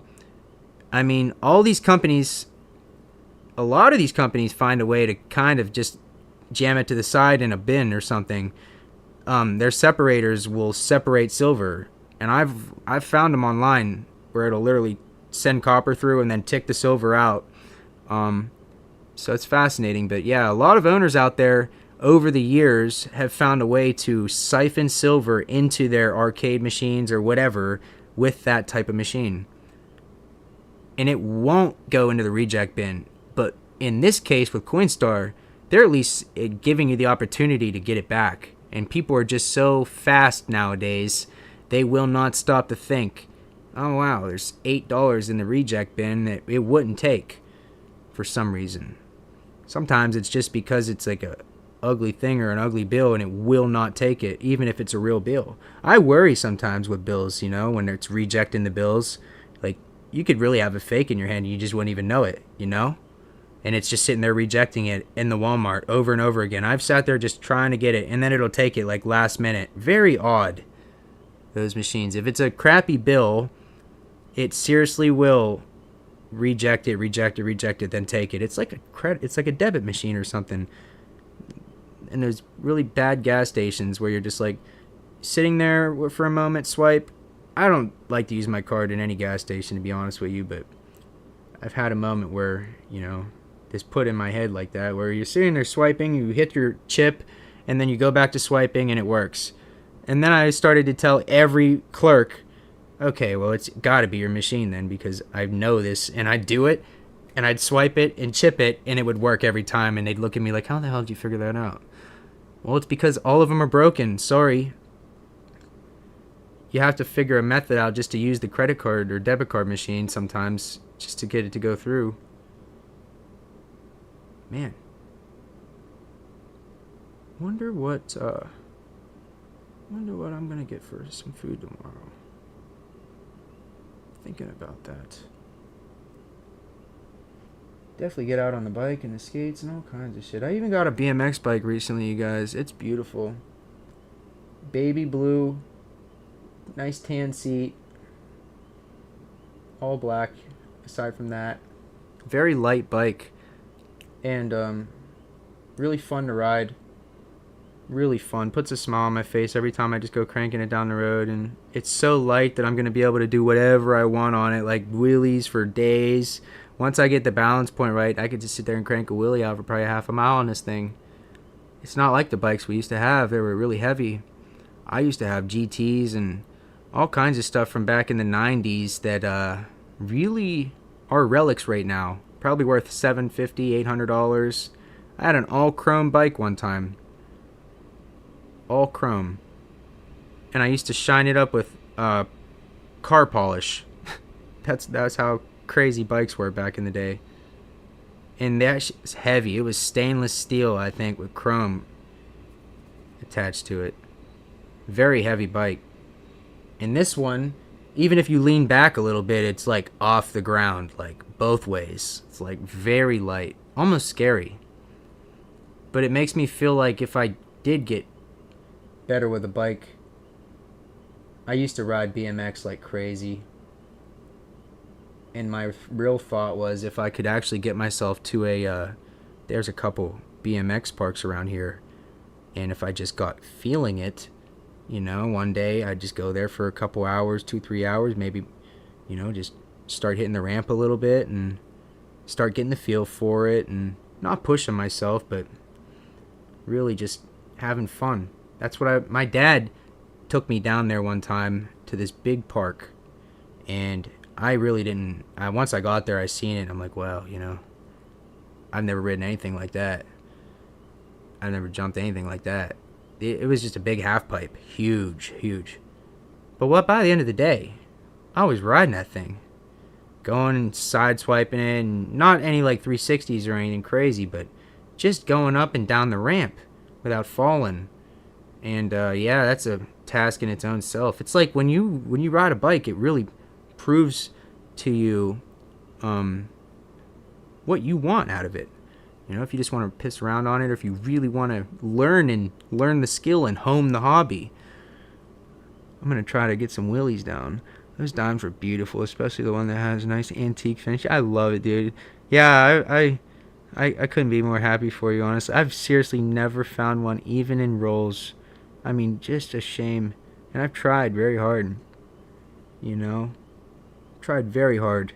I went through probably at least over a few $1,000s each denomination over the years.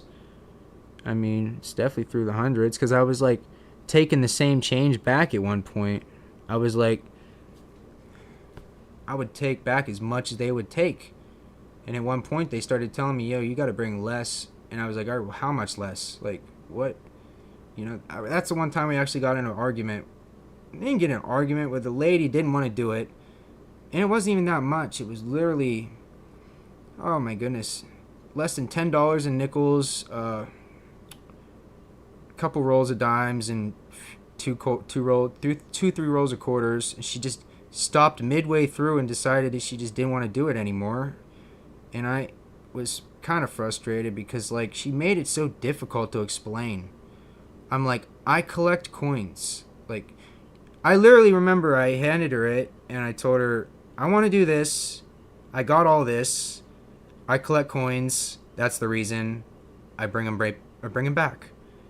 Perfectly counted and perfectly accounted for. And I just get the good ones out. And she like looked at me really weird. And I sat there silently, and she processed it. And she's like, oh, I get it. And I'm like, yeah. And then she's like, wait, am I short? And I'm like, no, you're not short. Not like height-wise, literally money-wise. She was sitting there counting while she was doing this, and she's like, am I short? And I'm like, no. And she goes back and checks with her manager, and it turns into a big thing, all over $20 worth of change because she thought she was short. And then this lady has the audacity to walk up to the window and say, wait, aren't you short? And I'm like, no, you just said you were. I'm like correcting this lady in a very nice way. I mean, she's just trying to do her job, but she's so confused at this point. And I'm like, well, we really can't finish the transaction now, sorry. And I just took my change and left. Crazy. That's a bad feeling. Boy, I tell you, I drove away that day and I just didn't know what to do, you guys. Because, like, I never really thought it would be an issue. They acted like I had $500 worth of change. That they were completely overwhelmed. This lady should be able to count what I gave her. She couldn't. She got too confused. It was literally very easy. I didn't confuse her. I sat there and she confused herself and thought she was short and thought I was short. And then once we realized it was all good, yeah, she just sent me on my way.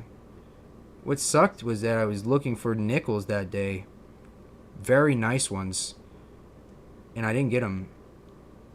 There are very nice BU nickels in the rolls from the banks.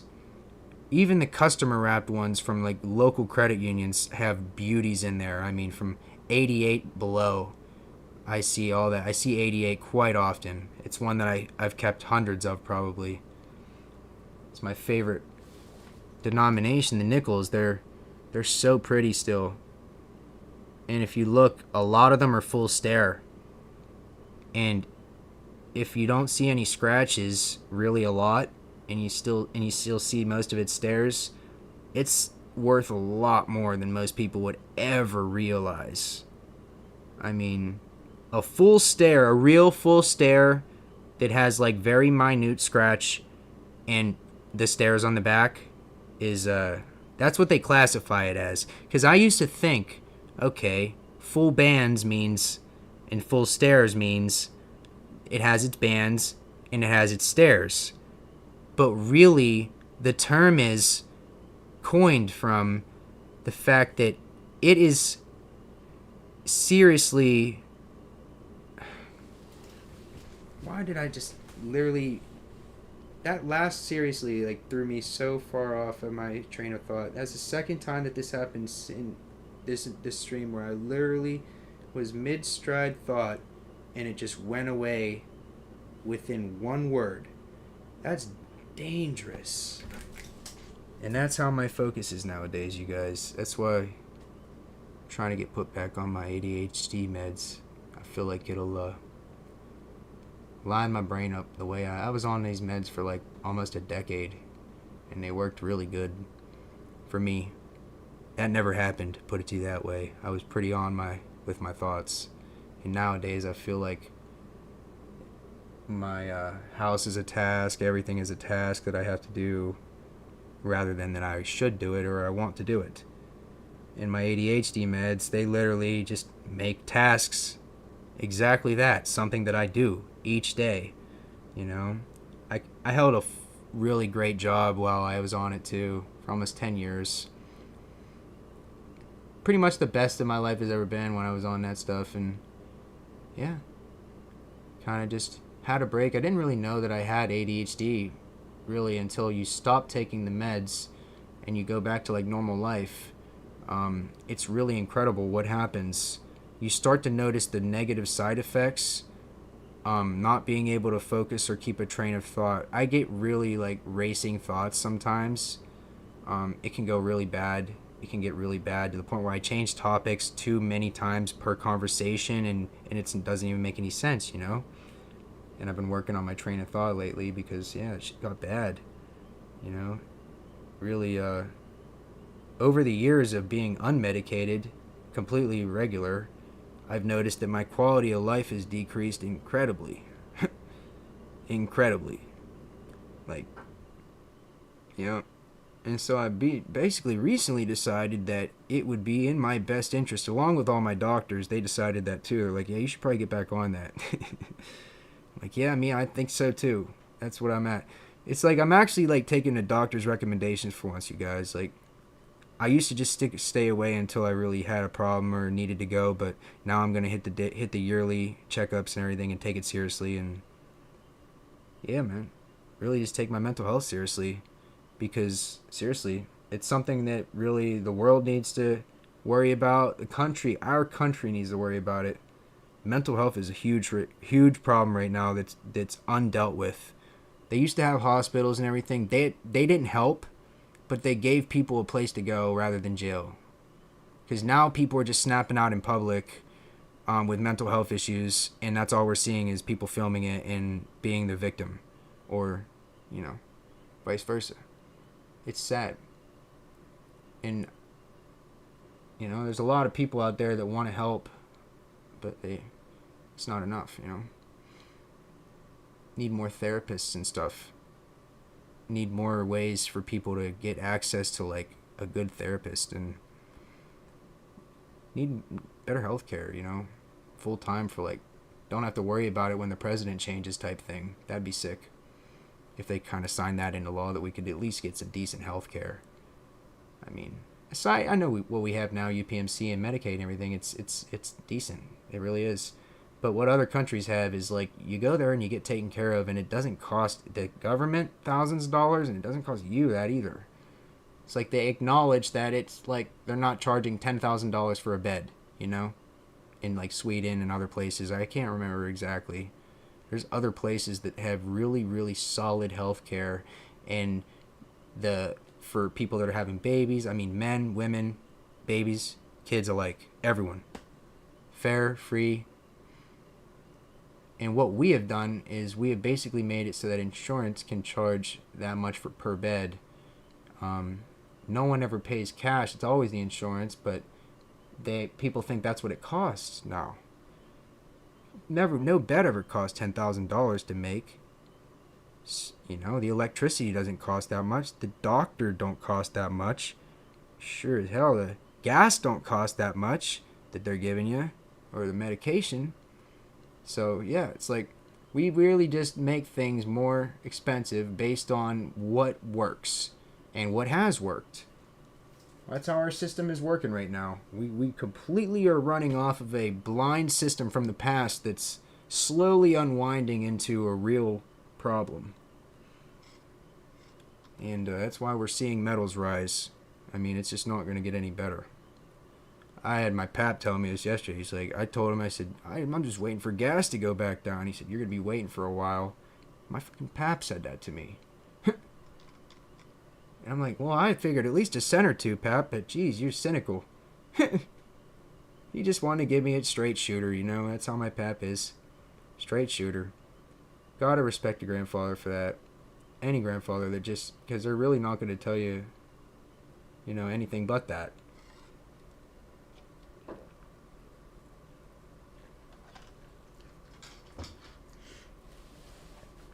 Slowly realizing that video is the most important thing to keep a time capsule going, and I'm at least going to try to do it for my dog so that I can go back and just not forget what it was like to have my dog, you know, because dogs are so amazing that we as people seem to be able to just get another one and fall in love with it because they're so amazing. But never forget, I'm saying, like, it's hard though when time goes by and the brain is literally loving a new animal. It's very hard.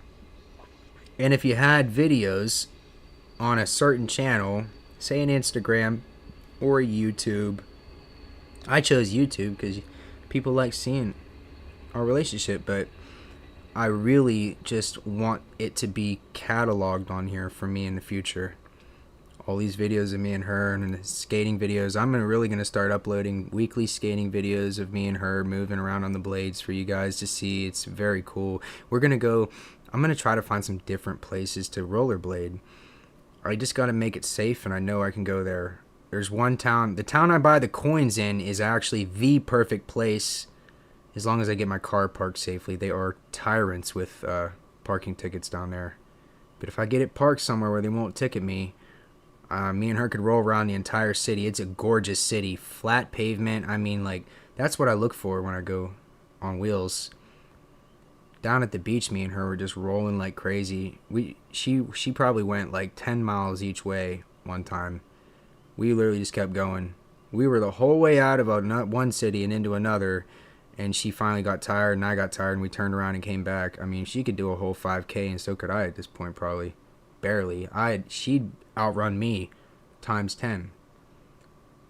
It's like I've given her the ultimate gift of muscle in running. And each day I need to fulfill that, or she's basically like very unhappy. You know, super antsy. She'll start to go really crazy and start running around really fast. She'll get the zoomies like over and over again, basically, if I don't unleash that. So I try not to give her too much running. At the same time, it's like, you know, you get bored and it's such a fun thing to do. Just whiz around the entire town as fast as possible.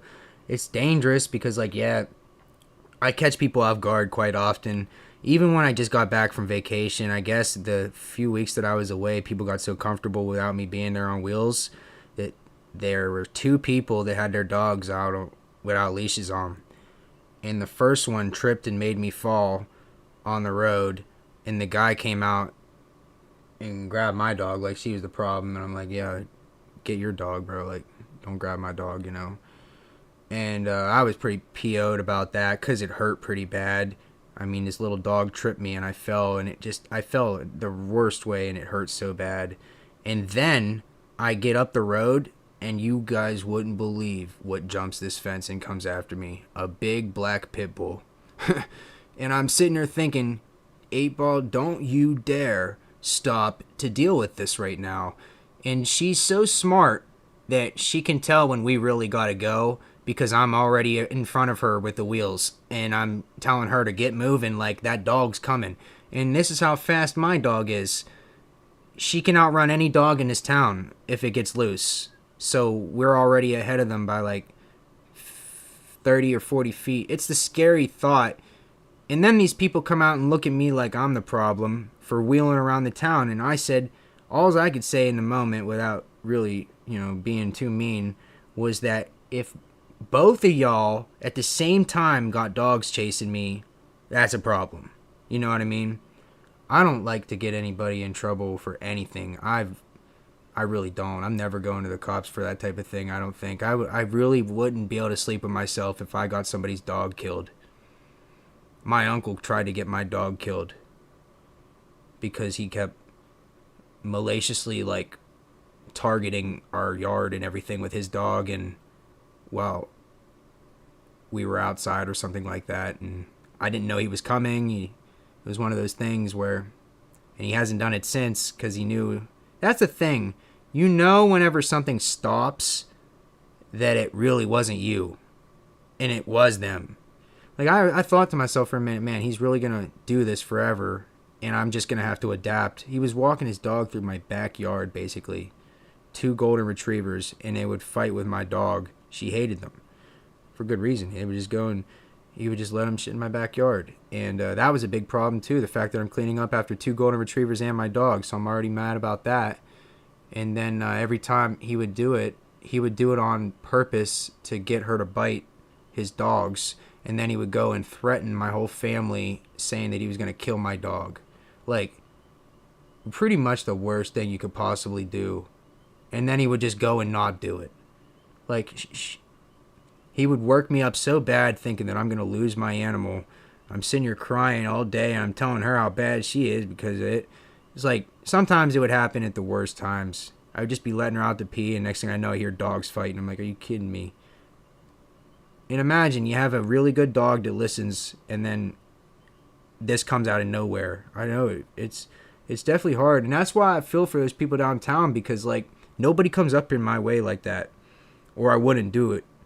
My dog listens really well, and nobody comes here. So, and my uncle never came here either. That's the problem. That was the problem, and now he don't come here anymore either. It's like he stopped doing it. He realized that he was causing the problem.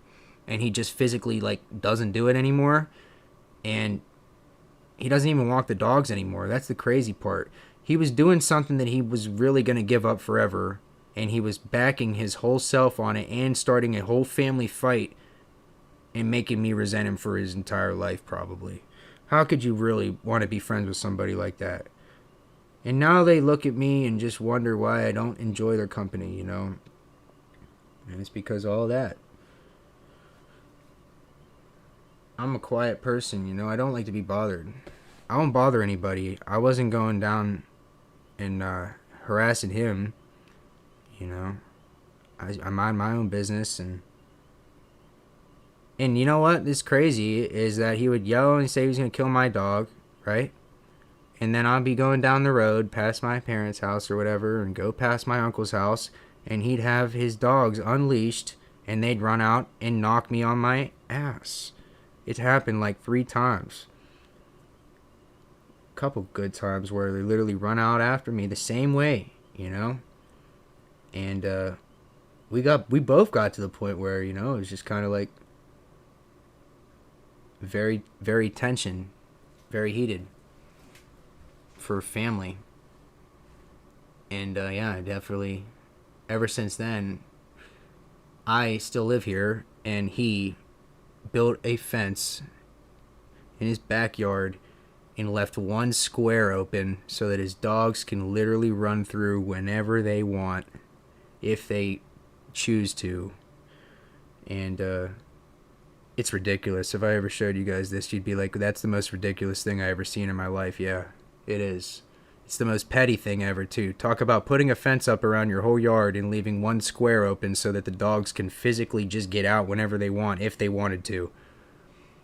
Yep. Yep. They go right through the hole, and they come over and bark at us in our yard all the time. it's just one of those things, you know. It's like living with your neighbors. You're supposed to be very peaceful and nice with your neighbors, and I've even resolved things with neighbors that I've honestly never thought would happen. The guy beside me, like for real, we have never gotten along. Just clashing, clashing physically, vocally. My neighbor beside me basically just has a bunch of dogs, and alls they do is bark from the time that they get up in the morning to the time that it's nighttime. And it's ridiculous. I mean, and at one point in time, they would just let them out. I remember what really made me upset with this guy was that I was working hard, coming home and expecting to get some sleep, and then it's 4:30 or 5 in the morning. I'd have his dogs barking. You could hear them like 8 houses away. It's so crazy loud. They're big dogs. And I remember one time I just wrote him a letter. I was pretty pissed. And it might not have been the nicest letter, but I still said please a lot, like begging him basically, like to just be decent, you know, like please keep your dogs in the morning like that, because you know they're gonna come out and just bark at everything. There's nothing there; they're just sitting there barking. And at a certain point, I actually got to the point where I felt bad for the dogs. It was not their fault.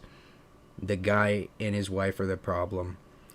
They wanted to be a tiny little dog kennel, if you will. They kept getting them. Now they're in like 4 dogs deep, and they never take care or walk one of them ever. And it's like, all right, well, if you go and get 5, 6, 7 dogs, you know, 4, 5, 6, that's a lot of dogs, and you really ain't taking care of them. And yeah, they just let them out in the yard to bark like, you know, crazy all day, and then they get to go back inside, and it's sad. Because you know, as well as I do, anyone that owns a dog knows that, seriously, that's the one thing they love is to just be taken care of. I only have 1 dog, and I wouldn't get any more. I was like faced with many opportunities to get a different animal, and I really chose to give this dog my center focus, all my attention and love, instead of breaking it up into another dog. Because there's always going to be time for another dog. Well, yeah, that's a really random topic. See, it's like crazy how my brain just goes topic to topic. I mean, it's like, you know, good points and everything, valid points, but it's like, that's what it does. It's no quitting. I basically years ago realized that it was never going to shut off. The thoughts just like come in droves. Sometimes ideas, and sometimes not good ones, and sometimes great ones. It's hard to know what to do if I was me, because like I've been so proven wrong and right like many times. It's like I have a gut instinct and I follow it, and it sometimes leads me wrong, but most of the time it leads me incredibly the right way, so I trust it for the most part. Yep. Definitely definitely very appreciative of everything that I got going on. Definitely appreciative of all you guys and everybody that's here and anybody that'll watch this tomorrow. And really, we had a great beginning of the stream, honestly. I really had some of the best gameplay, seriously some of the best gameplay that I could have ever played at the start of this video. And we've really just went from like playing games to looking at stuff, and yeah. It's really late. Been on for 3 hours and 45 minutes, you guys. I'd say that's probably the longest one yet. 3.5, 4 hours. The other one was literally just about this time. Honestly. Really appreciate it. It's really 10 o'clock. I don't know. It's really early probably in Hawaii still. Say it's probably like 6, 7, 5 o'clock there still. Damn, it's crazy. You guys are actually teaching me time zones while I'm still here in Pennsylvania. I don't have to go anywhere to learn it because I'm learning it like based on who tells me where and what's going on. It's awesome. New Zealand? I still need to get him to tell me what it's like. I'm going to look it up if I don't learn. I need to look up what geography New Zealand has. I asked him if it was like in Australia, but with less or more poisonous animals. That's all I asked. I don't think I got an answer. I think Strange Ass is the one. Strange Ass AZZZ is the one from New Zealand. It's 7:07 in California. Ooh, the night's just winding up. The night's just getting going there. A lot of stuff happening in Cali right now. Wonder if there's any good like police chases happening right now out there. A lot of people are just crazy balls to the wall out there. They're like going on like runs of their life, if you will. They'll hop in a car and just it'll be stolen or whatever, and they'll just get the helicopter and the cops chasing them, and then they'll try to ditch it under a bridge or something. That's like a big thing right now out there. It's producing viral videos at the same time as it's giving them the rush of their life, apparently. Very fascinating. Yeah, Joseph, honestly, I mean, people are gonna still pop in here if we stay on for a little bit. I guarantee it, honestly. I guarantee that last person thought we were getting off, but yeah, dude, yeah, I don't even know how many people I went through this entire live stream. It's probably been like 50, 60. It's been a lot. 4, 5, 6 here or there for a while, and it really don't matter how long people stay, you know, because it's like I guess most people stay for like 3 to 15 minutes, but there's definitely going to be people that end up staying longer and longer and longer, I would imagine. I enjoy playing Fortnite a lot, but I'm definitely going to try it. I'm going to find more things that are just in this avenue related and keep people incredibly entertained. Especially with these calls, you guys. I can't wait. Excuse my language. I keep swearing. I can't wait because it's endless. You guys have no idea what I could probably find so many numbers online of people that are going to cause us some great entertainment. Like their mood, say they're in a terrible mood and I get to troll them. Say I'm going to get really good at possibly maybe doing a couple different voices if I have to. Say to just get it real creative, I can do a couple different voices, but you know, it just depends. And I'd really like to do like maybe an old lady voice and maybe like an old man voice or something like that. Like that guy that prank calls people and pretends to be like he's really hacking into them and everything, but I'm not gonna do that, you know. It's just like for fun, but. And I honestly think that I'm gonna have to do some previous research so that these calls have everything make sense. You know, while I'm talking to them, at least like a somewhat of a dialogue to keep me going. Or I could just do it all on the spot and see how it goes. That would also be really fun. But at the same time, it could, with my brain, I really like to have some cue cards every now and then, just to keep me rolling. You know. Seems like the easiest way for me to stay on track is to have a little list of what I need to do right now. Yeah. Definitely went through probably over 100 topics this live stream. It's absolutely amazing. I mean, and you know what? I'll try to do some timestamps, honestly, because I know as the days come on and everything, people really use them. It gives people the choice to find the topic that they want to listen to rather than to sit through 3-4 hours, you know. It takes a while after this ends and everything. It takes a while to sit there and just like listen to it, you know. But it really gives everybody the ability to just listen to what they want topic wise. Thank you, man. I'm serious. Over time, it's just gonna be more decent, I would say. As we just keep picking up more people, there will be more regulars that just start popping up and hitting chat with you guys. I remember I did it with all kinds of channels where I was like the second or the third person or the fourth person. Next thing you know, we got 20, 30, 40, 89 people, 100 people, and now Sal's almost seeing 100 people per chat, and he wasn't seeing that even like last year. Maybe randomly. When I was in there, he'd have like 30 to 60, you know. 80. You'd get there. I was in there the other day and he was killing it. Yeah, I definitely I'm gonna think of some really creative ways to talk to these people and to mess with them in a nice way. I don't want to be like, ignorant, but I'd like to say something that just completely throws them off. You know what I mean? I'd like to call a laundromat and like pretend that I was just there and that I, left some really wild there or something and like really get their reaction right on camera, right in good audio. Oh, it'll be awesome.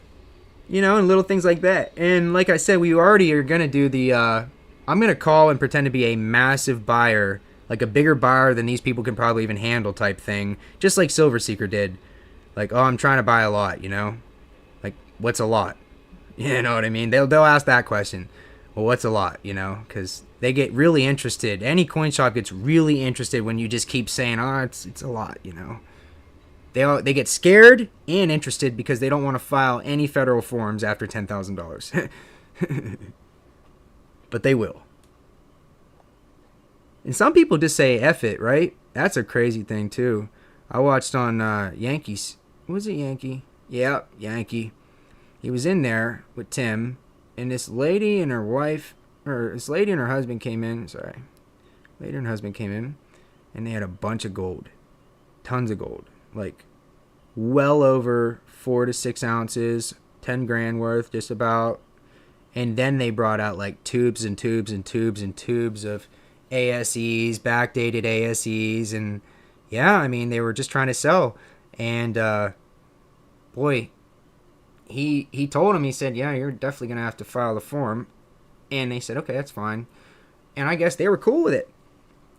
Now, I guess if some people are just saying F it and buying large amounts, I guess, but most people would just go in increments of less than $10,000, rather than to just absolutely pull all the red flags up all at once. Like, what are you doing, I don't think it does anything good for anyone to go and just buy 40 grand or $100,000 worth of metal unless you're doing it regularly and you have a business account with the bank and you're currently regularly depositing. It ramps up.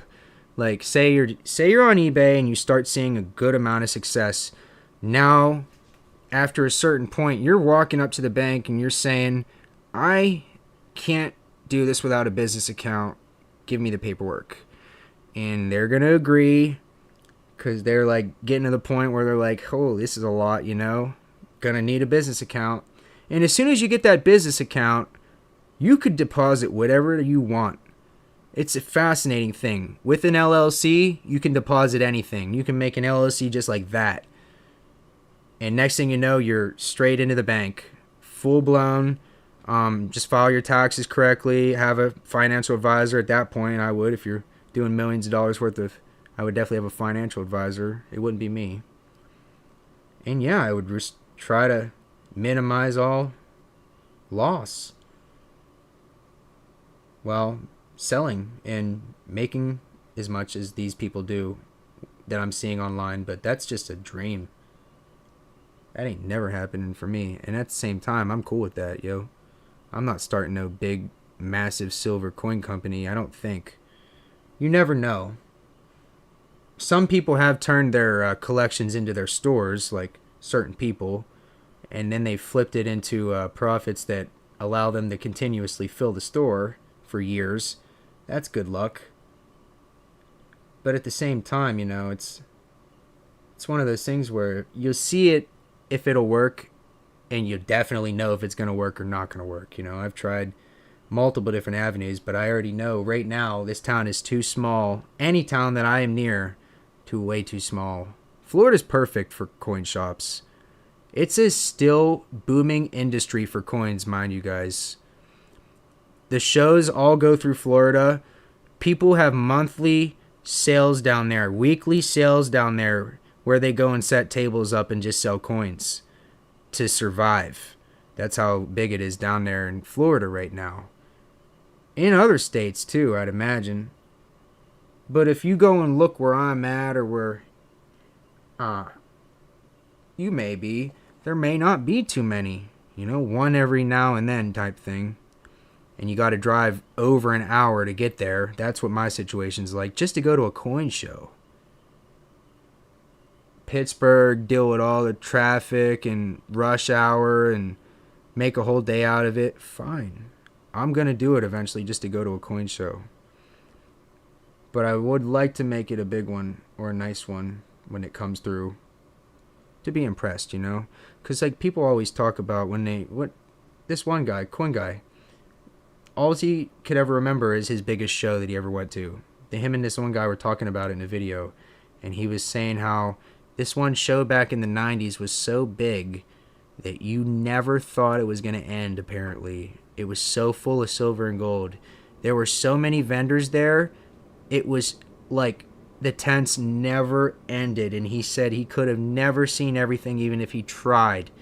And because people were saying nowadays the coin shows are big. And he was like, well, that was big, you know? And yeah, that's definitely true. Back in the day when there was like no cell phones and people were really like, yo, if that's a good idea, we're going to all flock there kind of thing. Yep. It still happens nowadays, but not as often as you would think.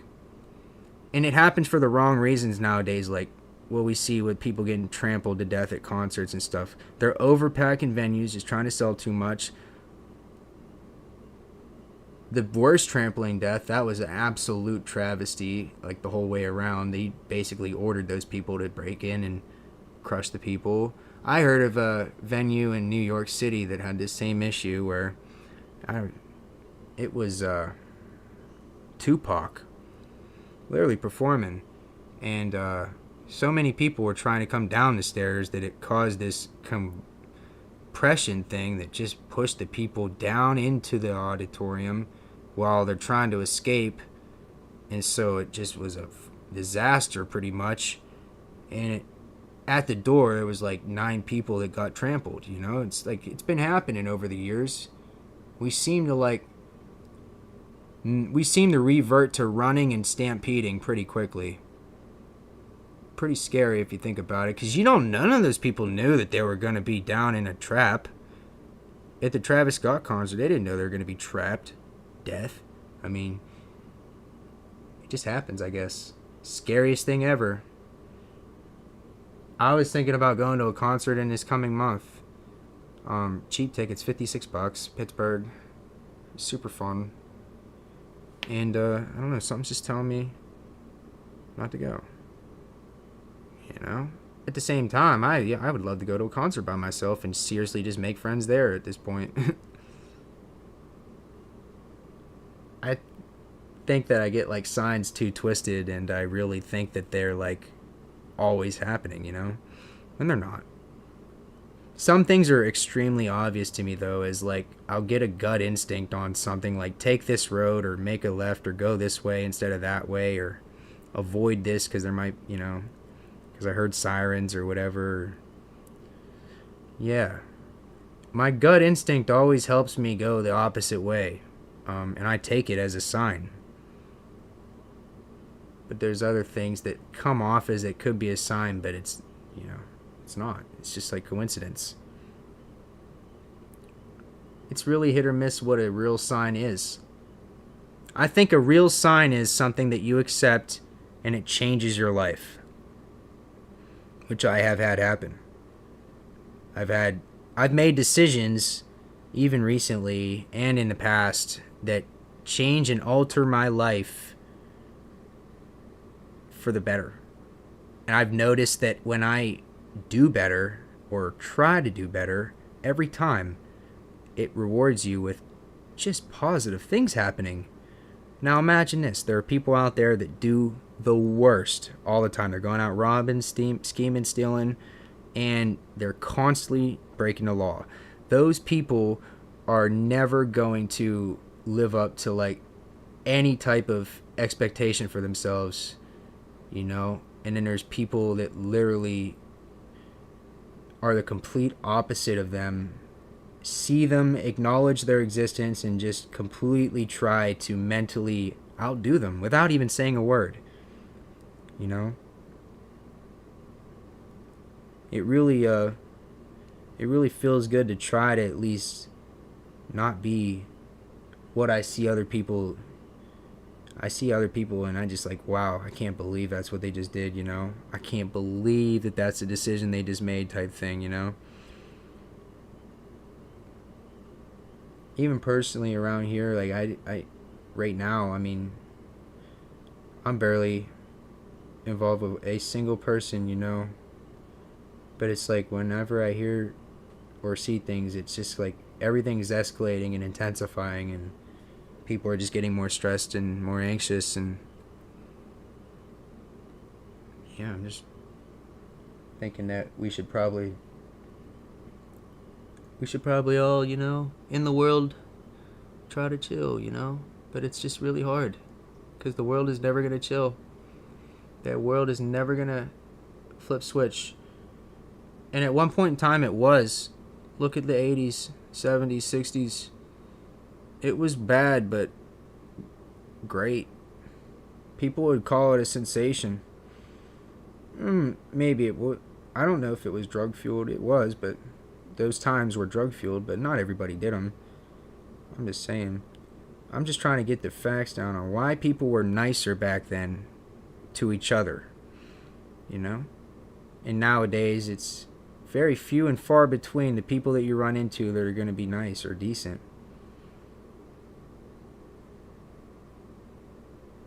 I can't seem to get past a barrier with most people, and I used to be very social, but I can't seem to get past a barrier that most people put up, and probably the same for them and me. Most people that want to say something to me just really don't know what to say, you know? Because, like, if you don't know anybody, or you don't know somebody, and what do you say to them? There's a lot of things, but in the moment, you know? I've been trying to just, like, spark random conversations with people in public again. I used to be a very social creature, like, out in public. I would talk to anybody. I mean, anyone. I still will. I caught myself, like, within the last year giving a homeless man a ride home, and honestly, like, it was the best experience ever, just giving him a ride when he needed it. It was literally, he was waiting for a bus, and all he wanted to do was go and eat, and I was going right past the place, and I was like, that's a sign, you know? Like, this guy just popped up out of nowhere while I got my car fixed. He was standing there at this bus stop right beside my car where they parked my car, and he comes up to me and acts like he knows me. And I'm like, I don't know you, but you seem pretty harmless. What's your name? And he's like, Ed. I remember his name now. His name was Ed. And he just loved the Steelers. He was harmless.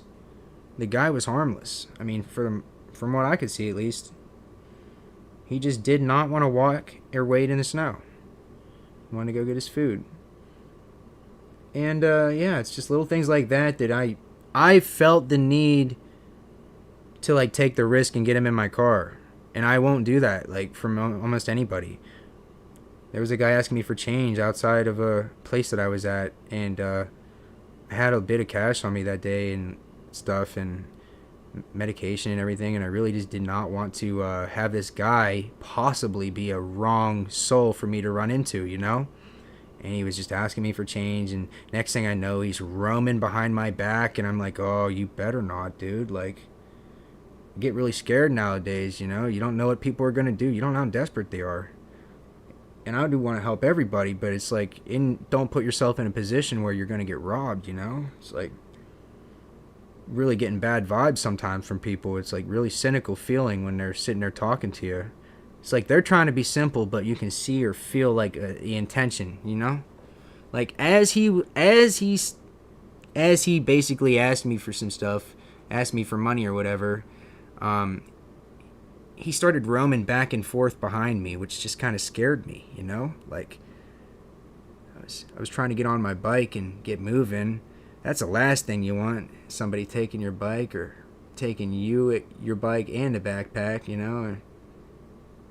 Nah, you probably just take the bike in the backpack, but at the same time, man, it's just little things like that that run through my head, that little microcosm of a situation, you know, and I keep myself safe from it, just in case.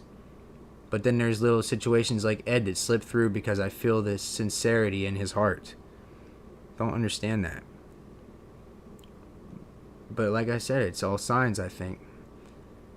Because like I get a feeling about certain people and I just can't get past it to the point where I'm willing to go further, you know? And it keeps me safe.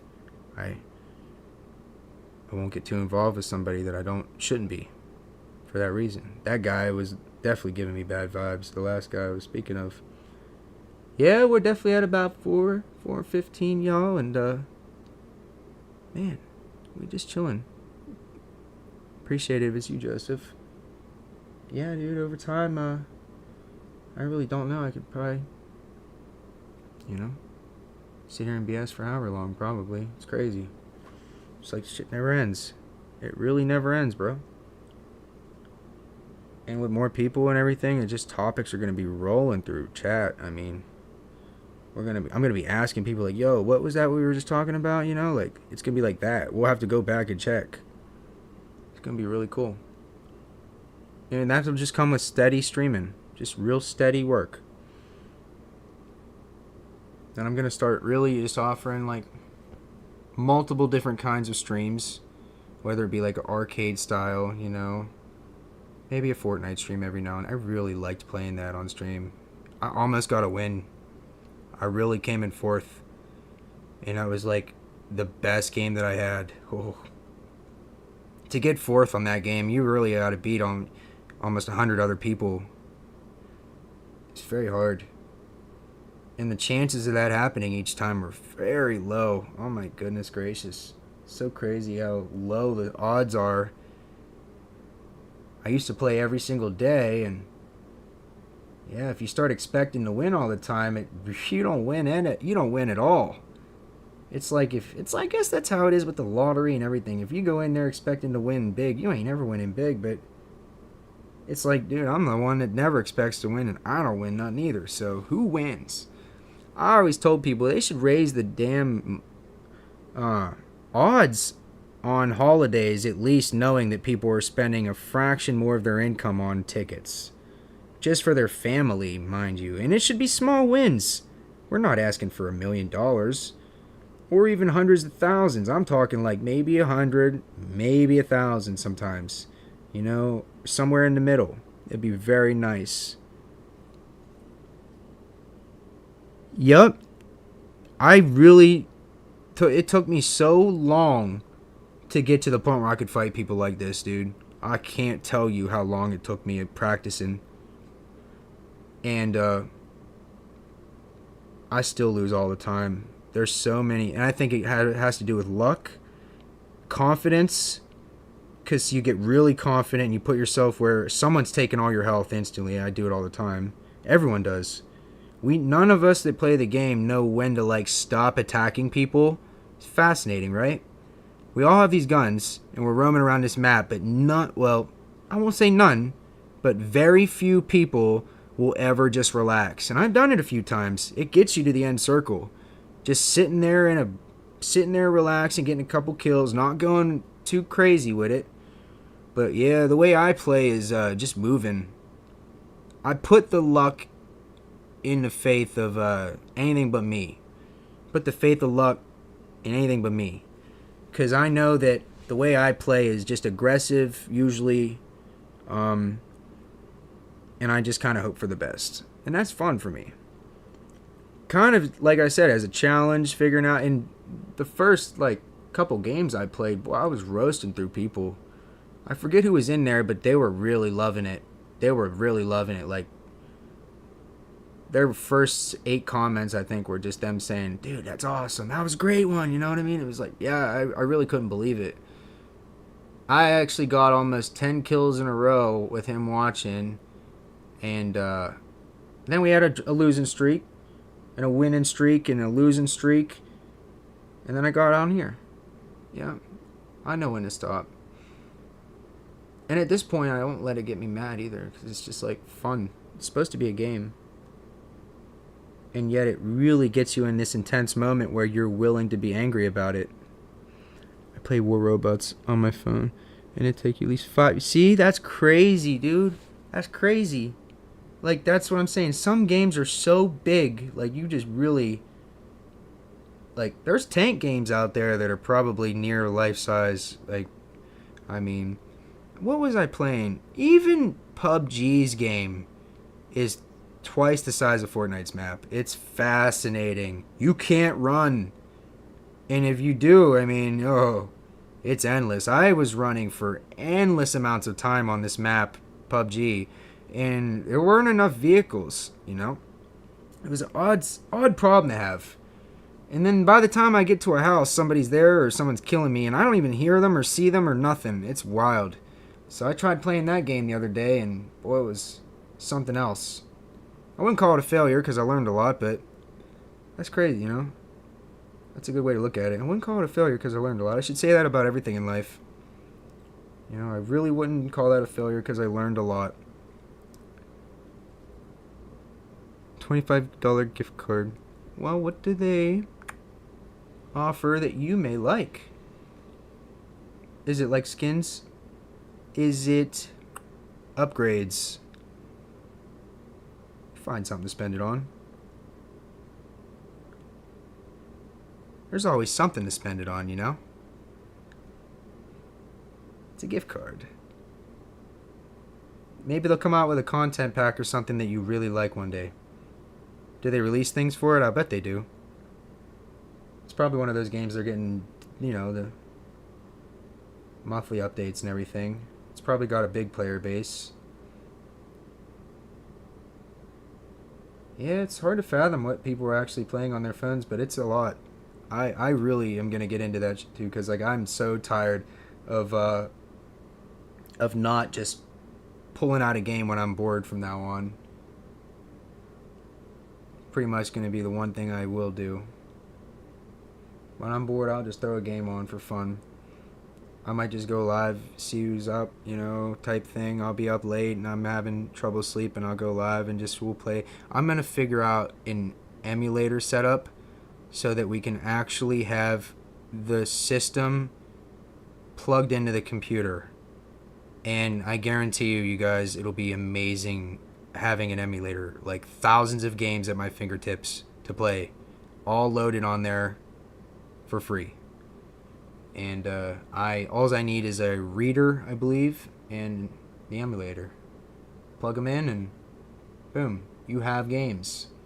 I've been looking recently on how to get more games downloaded on here, and it's definitely tricky. They make it so that you basically need to use other media players if you're trying to watch movies or games or this or that. It's very crazy.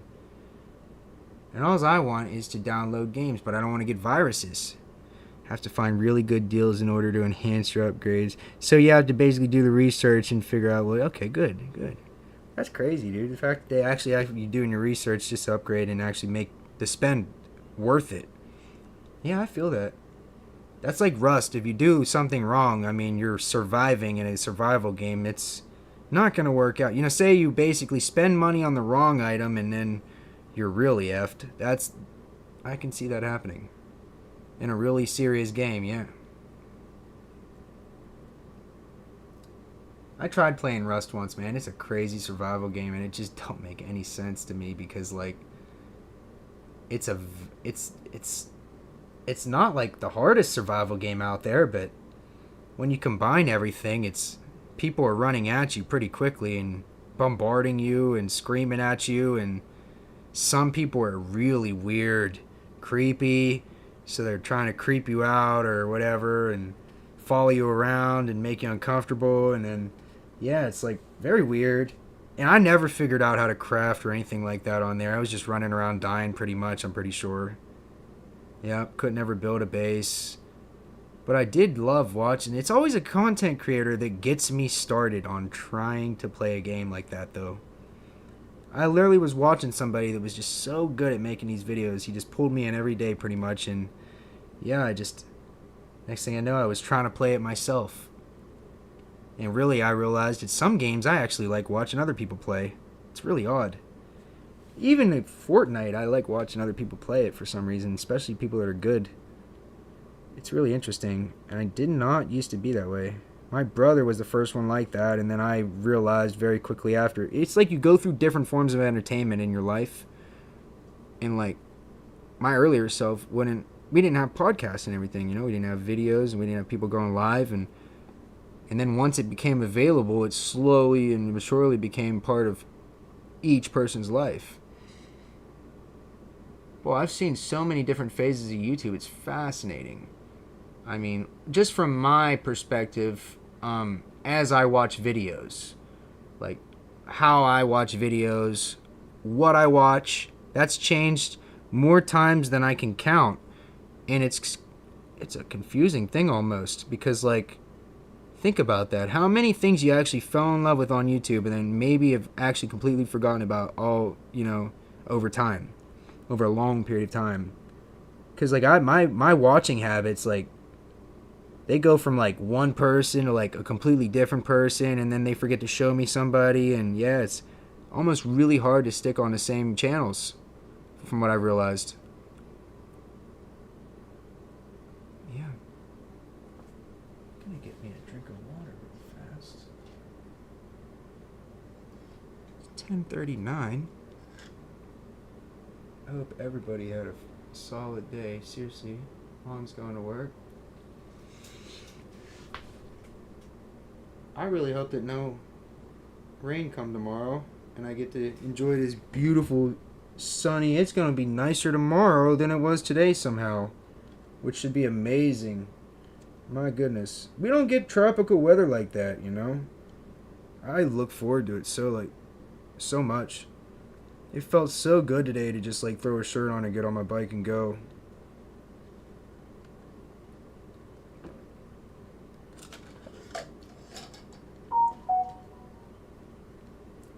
My goodness. Starting my gaming token collection. I swear I'm gonna probably it'll probably take forever. After you start collecting so many things, it just gets confusing. Like, alright, focus on something, you know? I always said I spread my wings out really far, and I did. Lots of different things, like graded coins, the flips, different types of graded coins, the super rares. Got the... yeah, there's a lot of different shit. In Bakersfield, California, there's severe streamers that chase police calls. Dude, yeah, they're stringers. Oh my god, I love watching them, dude. What's the one guy? I'm trying to think. We're probably watching the same person, to be honest with you.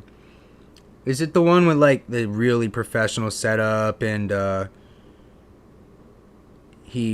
this one guy I'm thinking of, he was just with the German in Venice. So he just had the German in Venice in his car. He's got like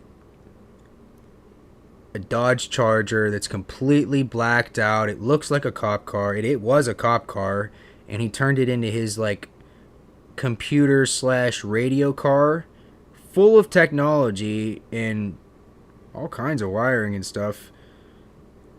It's really impressive. And they make money with the clips. So like they're in contact with the executives at like certain news companies. That's fascinating.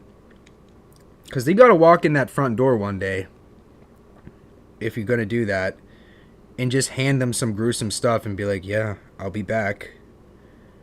Tell me if you like it. You know, or they show him it and they're just like, yep, that's a good video. Bring him back. And next thing you know, he's working full time for them.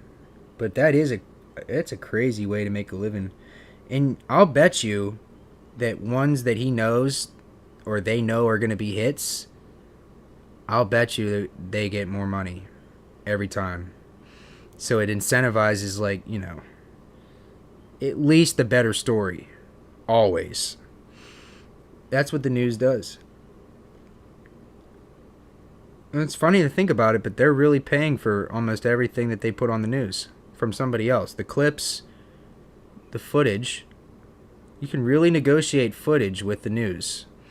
So imagine how weird that would be if like a single mom and like a mother would do that, you know, versus like a stringer that has like the, you know, down to a science. Here, I get $2,500 for this, or You know, I get 5,000 if it gets like goes viral, you know, or something like that. They have a way to pay them if they get pure success from their clips.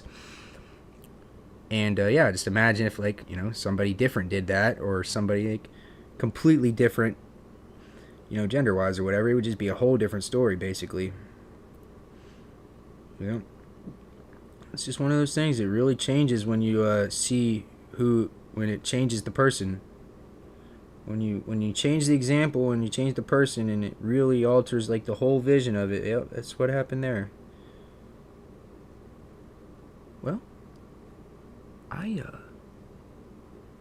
we're at about 4.5 hours, you guys. I'm thinking of finding a couple coins real quick and calling it.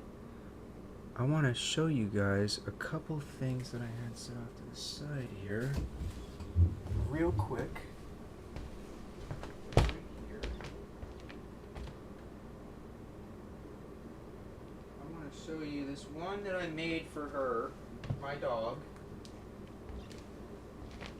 And I don't know what I want to do with it. If I want to polish it, or just leave it rough like this. That's another thing I really don't know what to do about. It's like those knives. I made those knives before I left, and I was supposed to sand them. And I just can't. I tried to sand one, it snapped in half on me.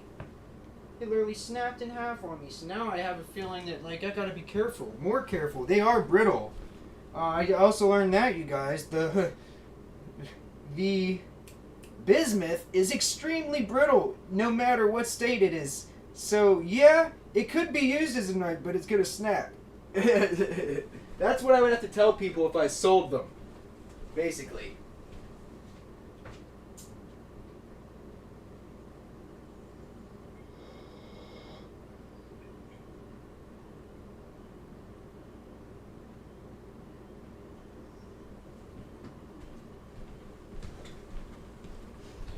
Those are the most beautiful things that I created. And I literally don't know if I'm going to be able to finish them. Like, I want to leave them the way they are. They're too beautiful. Check this out, you guys. I don't know if I showed too many of y'all this. This is her coin. I still have it. I actually fell in love with the feel of it.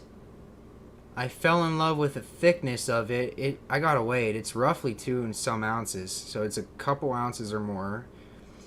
And this is what it looks like on the front. I did it with 2 rings to get an 8. It's so rough, rainbow looking.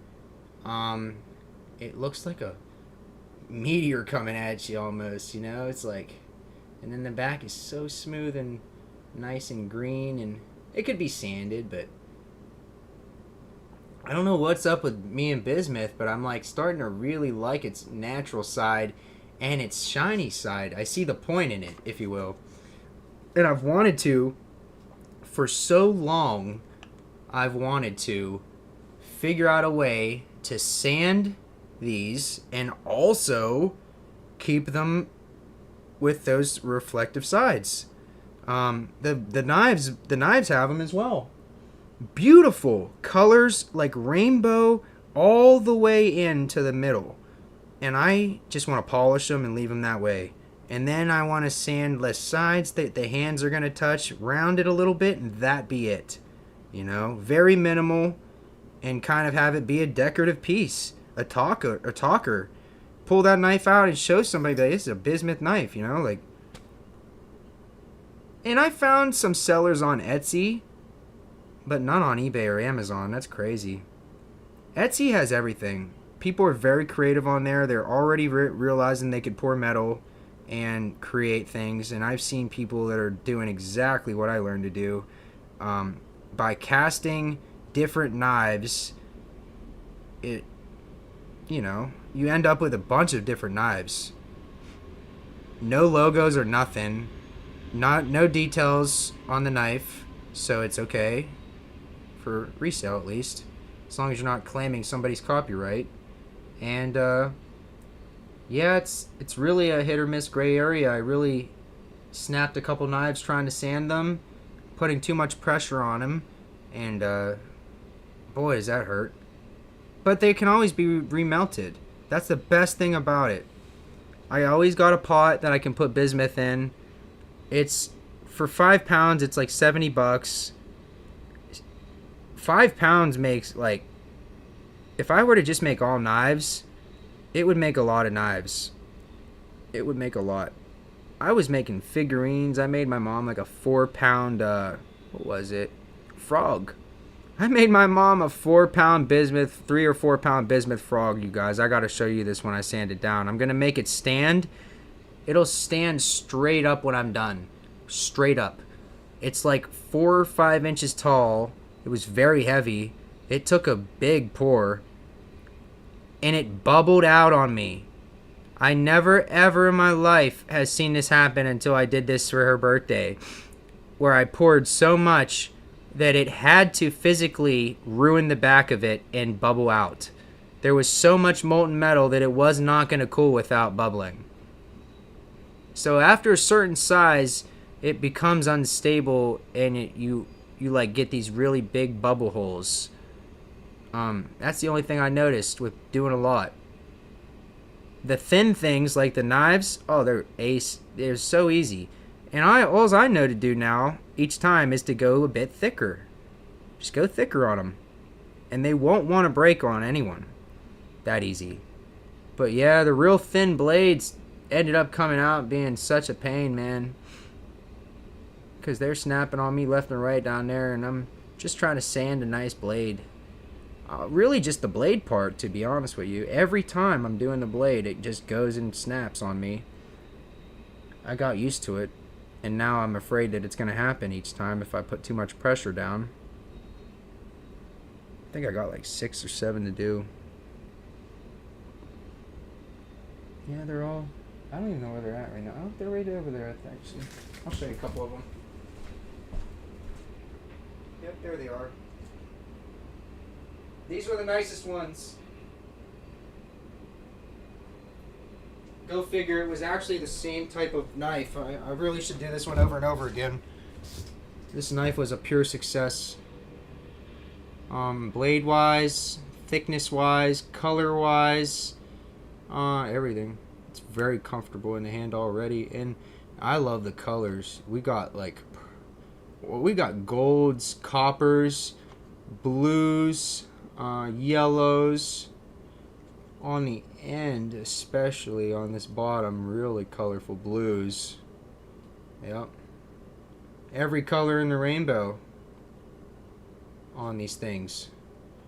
They're so cool. See, and that one's pretty thick, but it'll still snap. That's a good one. This feels pretty heavy. It's probably like 1.5 pounds. And this is my other really pretty one. This is when it went super rainbow on me. Let's see if we can get it to shine. Oh yeah, there they are. There's the super rainbow. The backs just need polished, and they're like mirror. I mean, beautiful. So I'm thinking if I just round this and take it flat, this will be the only exposed raw part, and then everything else will be rainbow and rough. But the whole problem is there's sand still in this. And I don't want to sand it down. I'm gonna have to find a compromise though to make it look good. I want to do the blade and get this sharp, and yeah, that sand really was an issue. I gotta try to blow it out and see if I can get it cleaned and scrub it, and if I can't, I will have to just sand it or do something. If I sand this all, it'll leave the rough marks and color, but it just won't look as good. I love the rough. For some reason, I just can't get over it. So I've been sitting here just looking at them and thinking about what to do, you guys. It's one of those things. When you make something new, it's like, okay, what do I do? What's the right thing to do? They feel almost really good. Like in the hand, they feel, this one feels really solid. Like I just want a blade on it and that's it. I really wouldn't mind the sand if I could get it off. I'd leave this rough on this side. It's really it's cool. It's a cool feeling. I'll get this worn down right here where the hand goes in. This is a real nice spot for the hand right there. Really just love. Um, that was a good idea. You see what I mean, you guys? It's like I can't disregard them all because it's firing good ones in my head like randomly. But then it gets abusive sometimes. Like, no, I mean the words, the sentences for sure, abusive, bad word, like bad feelings. But seriously, like for the most part, my ideas get to be confusing. It's like I'll have so many in a week's time period that it could actually change everything. I almost got a 3D printer. I almost got a rock crusher. See what I mean? Like, and that was all while still investing in this stuff. It was like I was really trying to find businesses out of things or make a business out of things. I was going to make gravel for everybody in the neighborhood and sell it cheap. And it's like whatever I do, I would do it good. But you just don't know. And then I have the lawn care idea. But I'm already a bit late, and it's already going into June. And at the same time, I'm taking care of for a minute either way. I was trying. They didn't call me back at the cemetery that I applied for. And here's the thing. I worked there like 4 other times. This last time that I left them, it was normal. Like, seasonal work, bye-bye, you may not come back, it's okay. And I got a union job with my brother, and I was getting like 18, 17 bucks an hour and working every day, and this guy calls me from the cemetery and says, hey, we raised the pay. And I'm like, oh, that's nice, what is it, and I asked him, I inquired, and then I told him, well, I'm at this place, so I'll call you back some other time. And here I go and call him back, They don't have too many people up there. Each year, they're constantly struggling to at least get enough people. From what I remember. There's never been enough people. So, we're going to probably give them a call. I'm thinking they might be waiting it out, too. This place is like the type of place that if they don't have to pay someone and they could wait a month, they're going to do it. And then they'll ring you up. And I think that's what they might be doing. So we'll see. I was taking it as a sign. Hey, I get to work on my account more. Work on YouTube more. And then I basically doubled down on it this past week. And because for a minute I was worried. I was like, oh, well, I'm not going to have any extra income coming in. Whatever. Extra income just means you're really safe. Extra on top of what you really need on top of that. That's good income. Like an extra job kind of thing. I just want to do whatever so I don't got to sell any silver. That'll be the first thing I sell, you guys, is some generic silver. Just a few rounds even to pay a bill or whatever, if I had to. It would go so slow, too. I'd probably be able to just slowly liquidate in last year's, probably. That's the best thing about metal, you guys. Like, if you incrementally save it to the point where you're, like, looking at it and you're really proud of it and, like, just keep going and grows into something that you really don't know if it's the right thing anymore, and you're just like, well, it's a lot, but it's really the right thing. It shows you over time, once you gain even the smallest amount of it, you start to really feel more safe, you guys. You start to really feel way more safe, I would say. I've noticed that with money, it goes faster. Whatever the case is, when you have cash, it goes way faster than metal. And that's worth a lot in this world. If metal buys more people more time, and most people don't know that, then that's really valuable for us as stackers. I mean, it's just like, and my dad and my mom and everybody, literally, like, when we were coming back and everything from vacation, I was telling them how I wanted to liquidate the rest of it into gold and everything. And it's like, if you have saved up money, you know what I mean, and you're just sitting there looking at it, it's really hurting you. And I felt that, which is why I went and got those bars, because at the very least now, it's sitting pretty and rising every day rather than lowering.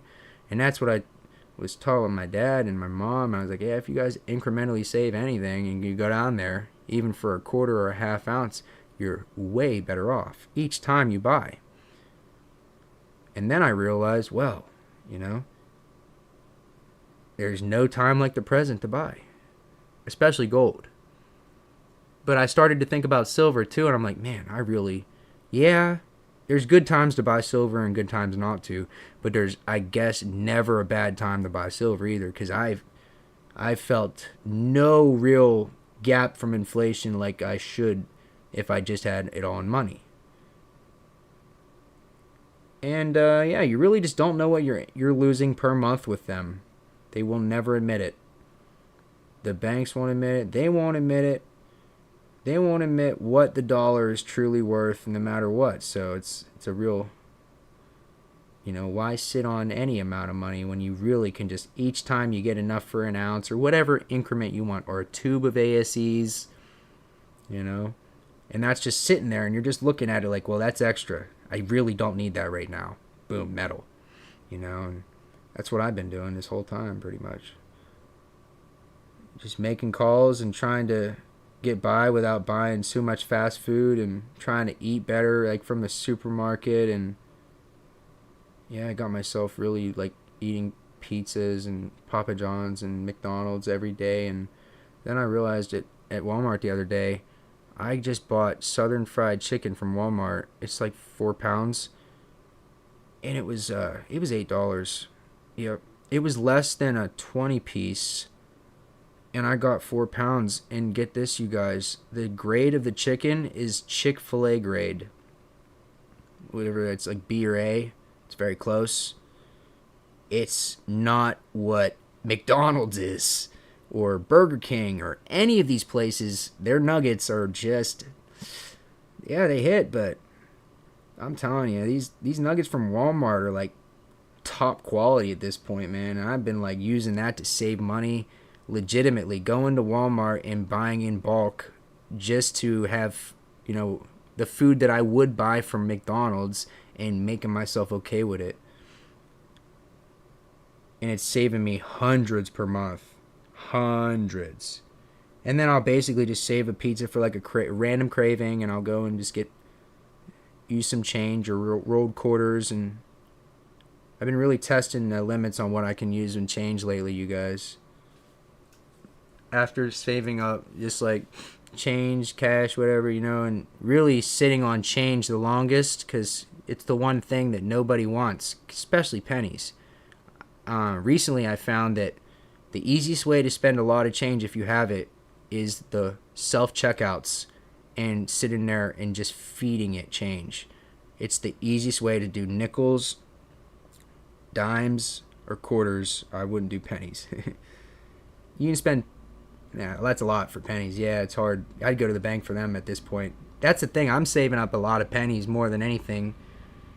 I probably got like Pringle can after Pringle can after Pringle can, and nobody wants them. And you can't take 100 rolls in to get groceries. They won't take it. Walmart literally complained when I went and paid with like $40 worth of quarters the other day. They said, "Oh, we don't take rolls usually," and I'm like, "Yeah, well, why can't she just count it right now? I'm sorry.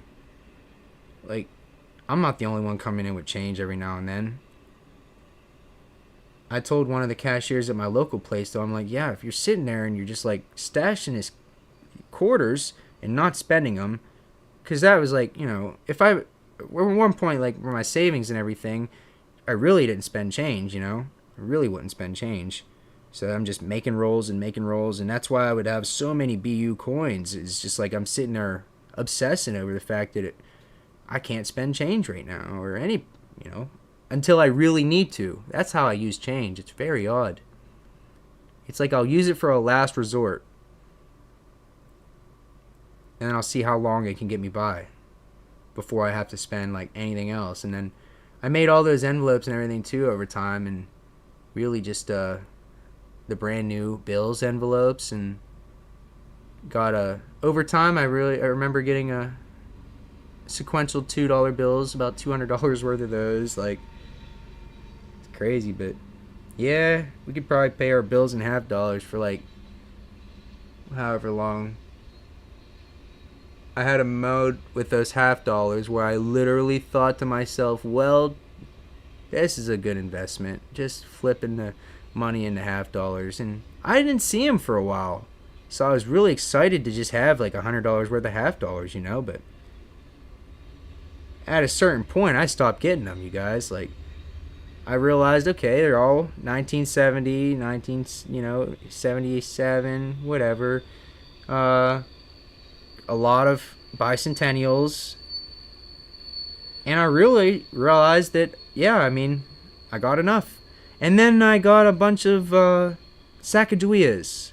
It's like after one thing, it would go to another and another and another. And next thing I know, I have Sacagawea after Sacagawea after Sacagawea. And yeah. Then I realized very quickly we need to just go generic, you guys. Like, too confusing.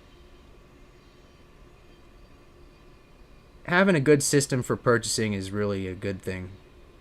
Lately, I haven't bought anything in the last few months. I've tried to slow buying completely. It becomes a habit, and it becomes something that you do for fun.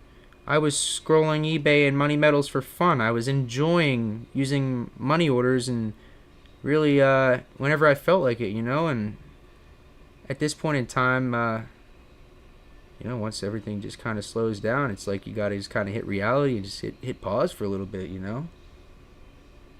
It's like do my best to save for as long as possible, but at a certain point you're just kind of surviving. Then and that's where I'm at now, you know. Work really just odd, weird, dead end jobs and save up enough to officially survive for the season. That's what this area is right now. It's not good. There's not any real good places to work. There are a lot of abusive factories that are. The last place I worked at was so abusive, mentally, physically, terrible. Our shift, me and my brother, we were doing 3 times the amount of the first shift. And if that don't piss anyone else off, yeah, it's like, imagine coming into work every day and these people are doing 3 times less than you, and the guy that you work for is pointing it out like he's angry about it, but he's the one in charge of the speed. And that's what I was dealing with at that place. Literally a guy that says I can't slow down and then would complain about overworking himself. And then there's just me begging for a break sometimes. Like, we were doing 3 times the amount of work, and I'm just begging for a break at one point, you know. And then I got to the point where I officially told the company, I'm doing too much and I'm not doing any more. I'm sorry. And you can't force me to do any more. I was in the union, and oh man.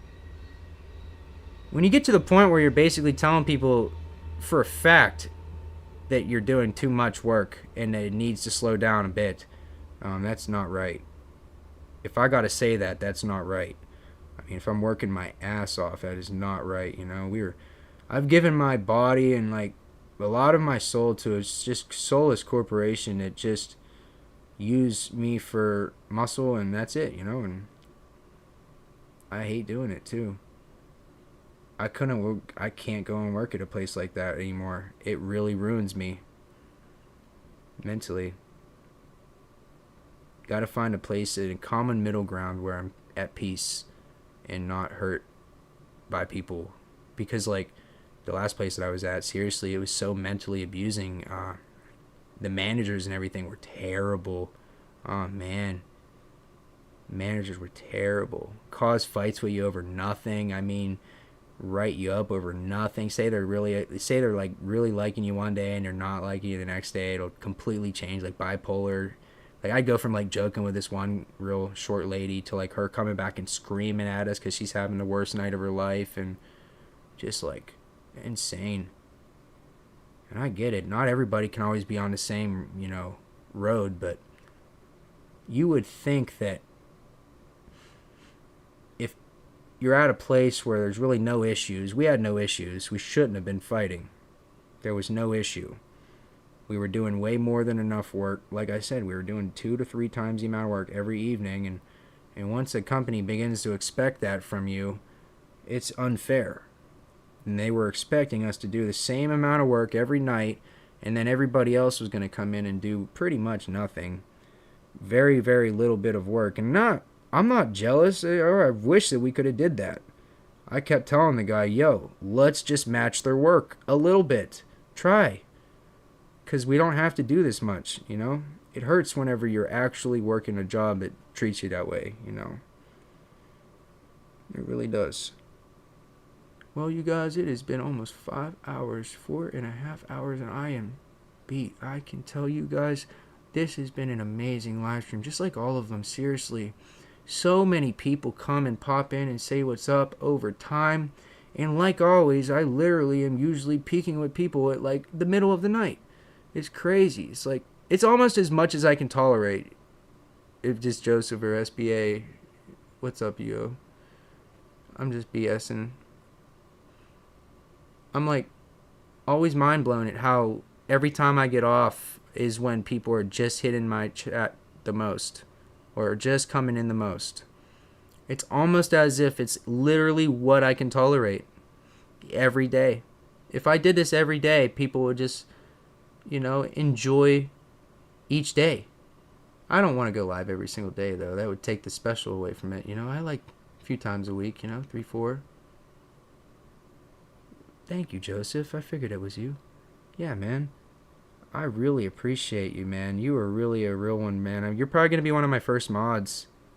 I mean, I'll need moderators eventually, dude. It's going to happen. Eventually, there'll be people just coming in, spamming all kinds of bad stuff, and I'll just need people that are just OGs. You know, you've been here. People that have been here from the start. I remember everybody. I've gotten to know everyone in chat so that it's, like, beautiful. People are going to be able to come and join, and I'll notice the new people, and yeah. We really are, you know, even if I really don't even, it doesn't even matter how fast this channel grows. I just don't worry about it, no. I'm not worrying about it. I'm really just going to enjoy the whole time that it's happening. We're right now passing record number watch hours and views here soon. I'm getting my views back, like, within this week. What I mean by that is basically, once you change a pattern of uploading, it definitely affects the views. And say you go on vacation or whatever, your views change completely. I mean, I went from having 2,000 weekly people to 300 or 400. And then I came back and got it all back within 3 weeks. I mean, that is just something else. It's really the daily posting and the live streams, man. I can't thank all of y'all enough. It's 11:11. I'm going to say a prayer for this channel. I hope this channel really sees the success that I really am looking for. Long-term longevity. Turn this into a job. Maybe get another channel going. And seriously focus all of my attention into getting this channel monetized. Lord, I know that you bless me, and I'm just asking for a small, slight blessing on this channel. That's all I'm asking. I really appreciate you, Lord, for everything that you've given me in life. Everything. Even if I didn't deserve it, and even if I did. 8:11. I'm glad. It really said that nobody was here. That's craziness. 8:11. Yeah, it's 11:11 here right now. I love 11:11. It's like my favorite number. I always catch it. It's a lucky number. And I always say a prayer or something, you know, like that's what I was doing there. Really just saying a prayer for this future of everything. Even though I already know whatever happens, happens, you know. I'm ready for that real long, slow growth, but it's going to be something that, like, I don't think any other channel, you know, there'll be some channels that do it, you know. That's literally what Sal did. This long, slow growth, but he's there. He's officially at a point where it's his job. And I dream for that. I long for that. I made this account 5 years ago, but within this last year, I took it so seriously, Joseph, that it's changed the way that I think and look at job and work. And I really enjoy the feeling that I get after when I get off live or get off from making a video. Like, it actually feels so good. Like, so good. Whenever I make a good video or people really enjoy a video or it's really good information and I rewatch it, I'm like, wow, it's a really good video. You know, that feels so good. I strive for that feeling. I'm sure most content creators do. They really have to. It's almost as if, and some people probably just get to the point where they're just putting it out, but, you know, it's like, if you really care enough, I'll sit here and redo a pronunciation like 18 times, you know. If it really bothers me enough, I'll redo a whole pronunciation for like 18 times. It's crazy. And it really gets on your mind, too. If you start pronunciating something wrong, it will happen in different variations of the paragraph, and it really starts to bother you. Yeah, it's almost like, and it's just my, like, I guess Pennsylvanians have, like, an accent as well. We all do, I guess. We talk different. Each state talks a little different.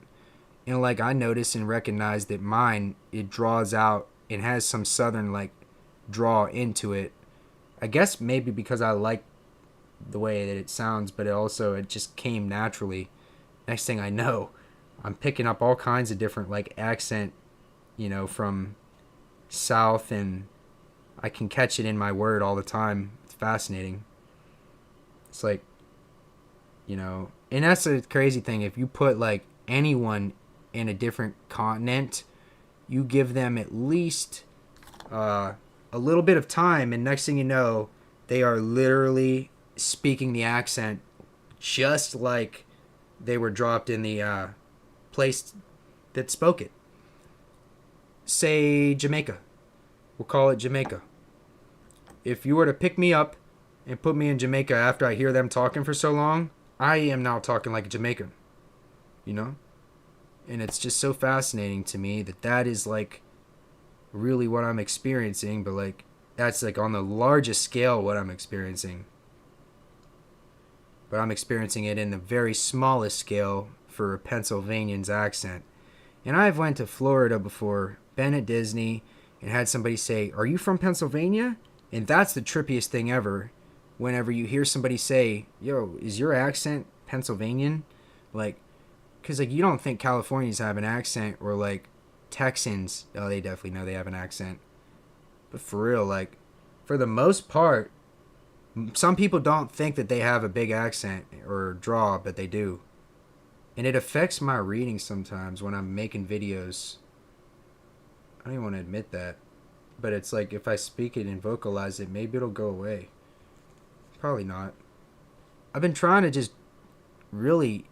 I used to be able to read perfectly, like out loud in class and everything. And every now and then I pronounce something wrong, but for the most part it wasn't like... But now... It actually happens with certain phrases. Like, I'll start a video, beginning of a video, and I'll literally be just, like, trying to say my name and what I want the video to be about.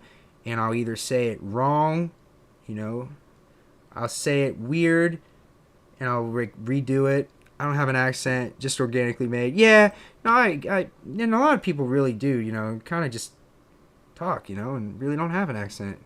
I think that everybody really, yeah, there's definitely some people without any accent. I mean, you think about it. I wonder if, like, up north has an accent, you know? It's like, because we got Alaska, they definitely talk just a bit different. And the further you go, the more we'll talk maybe, let's say, all across mid-U.S., I'm trying to think of just a few places. Like, we got Tennessee that's just got a massive draw. So I guess certain places ended up using the draw and liking it so much that it's like exaggerated a bit, I guess. It's not a bad thing. Cause like you go and hear some like Tennessee waitress, and it's just like, wow, that was nice.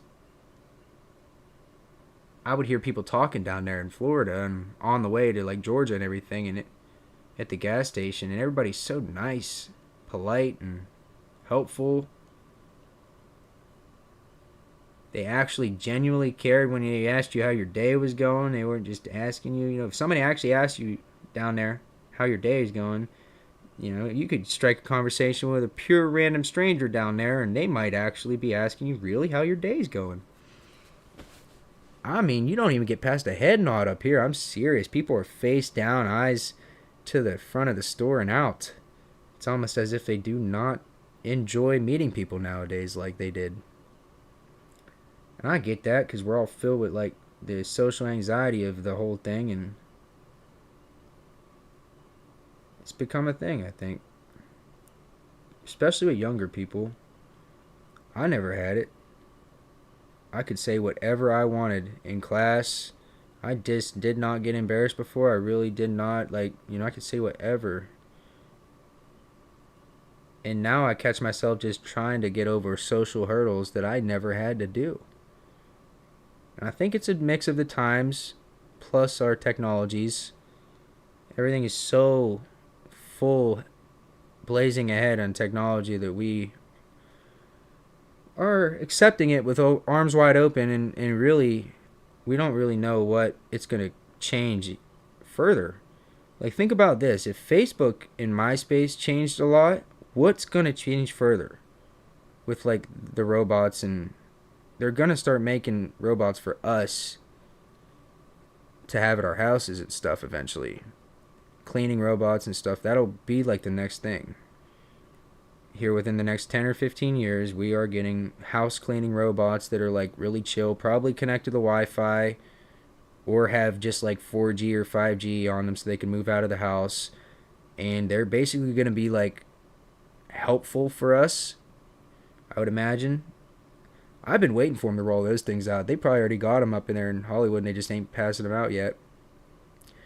I know, dude. I don't want one either, but I've been literally thinking about it, and I'm like, well, it may not be a worse thing either. Having something to help you completely. Like, for instance, AI is so helpful for me that I've caught myself actually thanking it and wishing that it actually had a little bit of memory and feeling, which is crazy, bro. How could I possibly say that after watching iRobot with Will Smith? I'm just saying. AI has literally helped me in so many ways, and it's like really, really, really positive reinforcing. It's not bad. It's really, it won't give out like incredibly detrimental advice either. So it won't go having people doing crazy things or medically unsound things. It's always got you on the right path. I mean, it's really I think personally, if I had a robot, it would probably just help me clean my house up and help me get my life on track, most likely. But more on track. Any more on track that it could be, Because that's what they want. That's what AI wants, is really just you to be your best self. And it would, help you do anything, to get you there. And I think if they just program it to the point where it's just so many safety things, because they're already going to do it, Joseph. If you don't buy it and I don't buy it, all these rich people will buy them, and the problems will happen regardless, and we won't see the benefits of it. And I know when they first hit the streets, they're probably going to be like $15,000 to $20,000 probably, but if they knew any better, they'd probably just either not do it or try to do it really right. I don't want no Bill Gates behind this thing, though, that's for sure. I don't know who's doing it, but I don't want no Bill Gates building me a robot, that's for sure. That's the problem, you see? You got to know where it's coming from, and it's really sketchy. Even thinking about this is sketchy. It's scary. Dude, I never imagined you would catch me saying that. Oh, I'd actually probably take a cleaner robot. And not only that, it would keep me, conversating, talking. throughout the day. It would help motivate me. If I didn't want to be motivated, I could tell it to go sleep, or whatever. It's like go do whatever.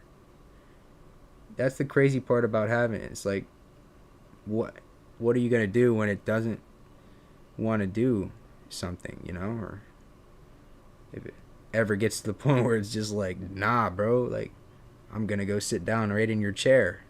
You're not gonna move me.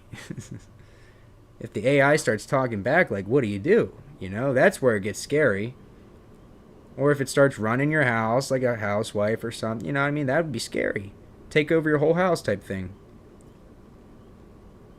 But if they just used it the way we have it now, but really with a body, I don't know. It would be helpful. You could tell it to do things, and it would go and do it probably. Sweep the whole house up. Probably take the dog for a walk too, type thing.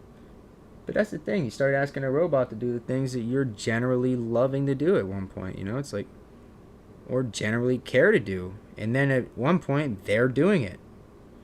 So like you buy a robot just to not do work or chores at one point. Yeah, there is a very fine line on where to draw the line. But I do think that within like 15 or 20 years, a good old couple decades, we got to see something from that side. And they're updating GPT each time, but it's not getting like crazy. There's a lot of really helpful GPTs that will build you anything. A website, a t-shirt, a sticker, a full-blown essay if you need it. But the teacher's going to be able to tell that it was an AI bot anyways, so even the essays are really well written, but they're not perfect. The pictures, though, they're getting there. They're pretty scary, accurate, and realistic. And I just heard recently of a guy who used Willy Wonka. I don't know if I told you guys in the last chat, but someone used Willy Wonka to use AI, printed out 3 posters in Glasgow, quite literally scammed thousands of people to the point where they had to shut it down within 2 hours. Full-blown shutdown. And the guy should have known better. The guy should have known better. He basically rented a big, massive warehouse and literally used AI to promote it, which it did a great job. It promoted these signs that quite literally were very intriguing to the children of Glasgow and the world.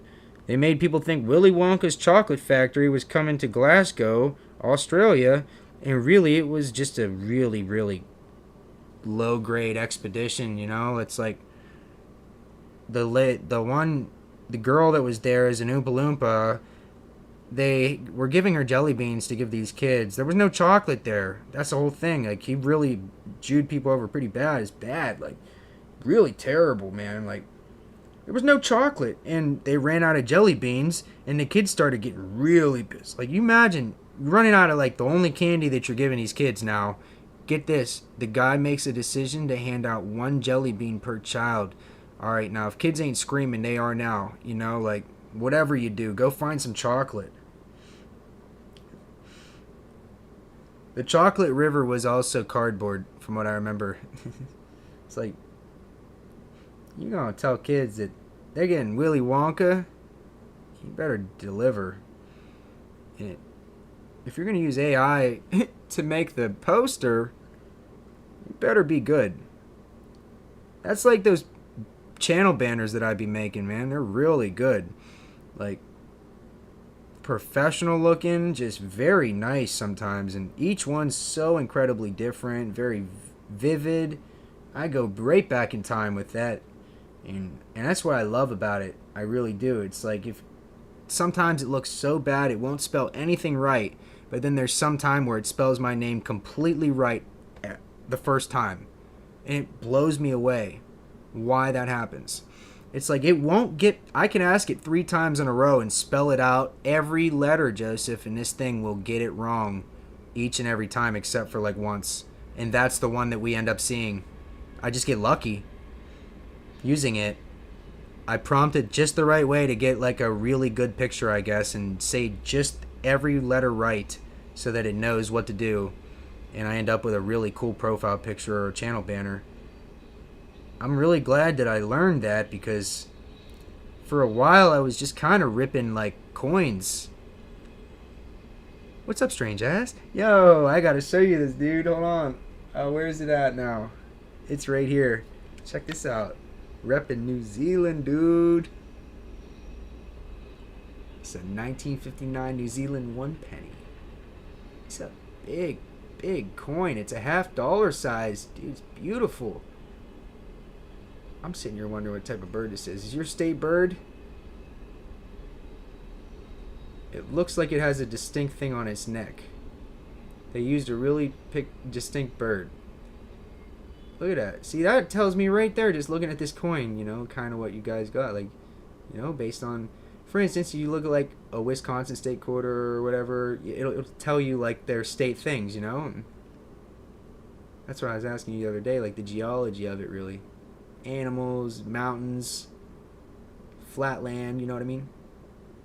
But yeah, dude, I was really happy to see this good old copper in my stack up here that I was picking from. Queen Elizabeth II. Young portrait of her.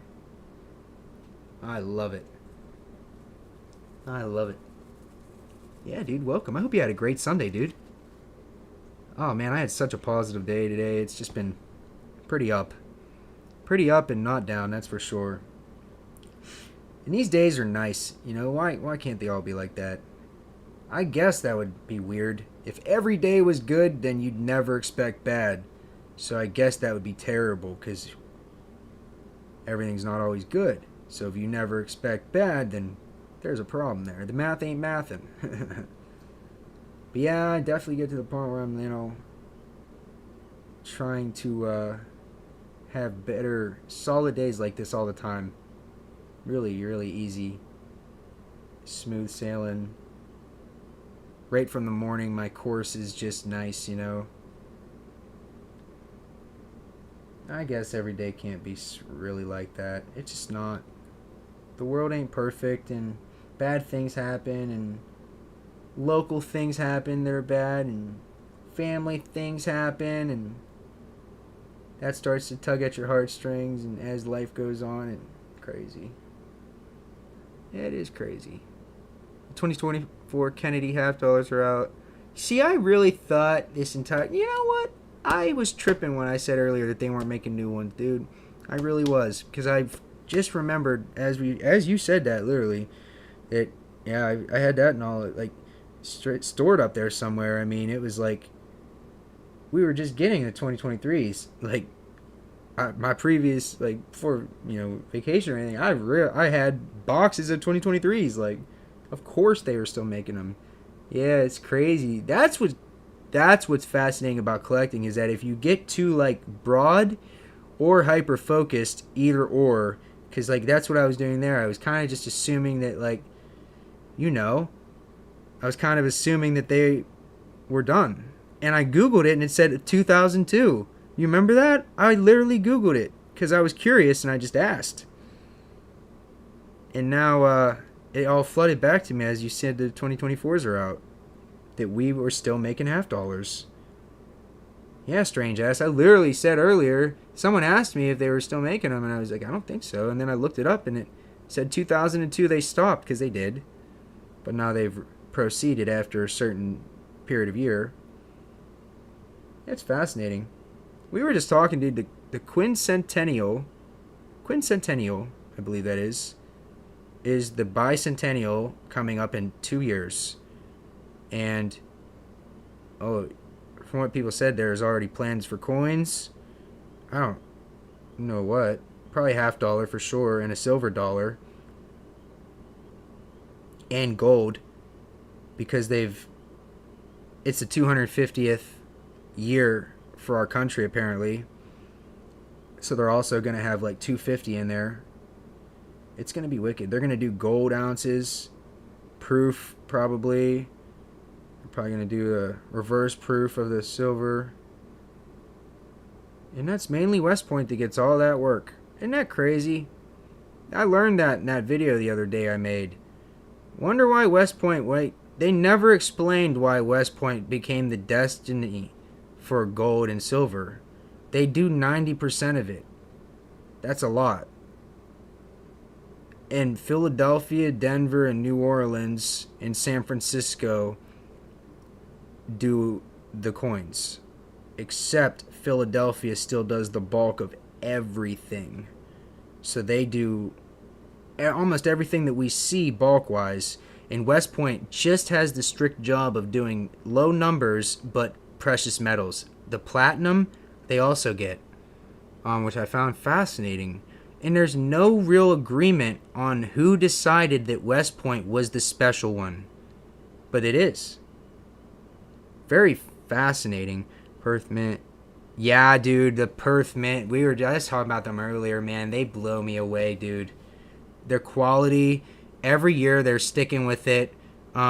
They went from like 5,000 to 2,000 to 1,000. Well, they went from like 10,000 to 5, you know what I mean? And now we're really at 500, 999, and below for every single coin, damn near, that they release. And I'm sure they have no problem selling out. And that is what I want for our mint. I want them to be able to sell out like they want to sell out. They're making these things thinking some of them are going to sell out, and they don't. And then they still have them in the coming year, and that hurts. What if they made a special Ben Frank? Dude, I'm serious.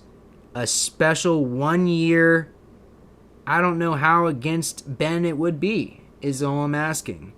Is that, like, that was the last one. Yeah. And you know what would be cool?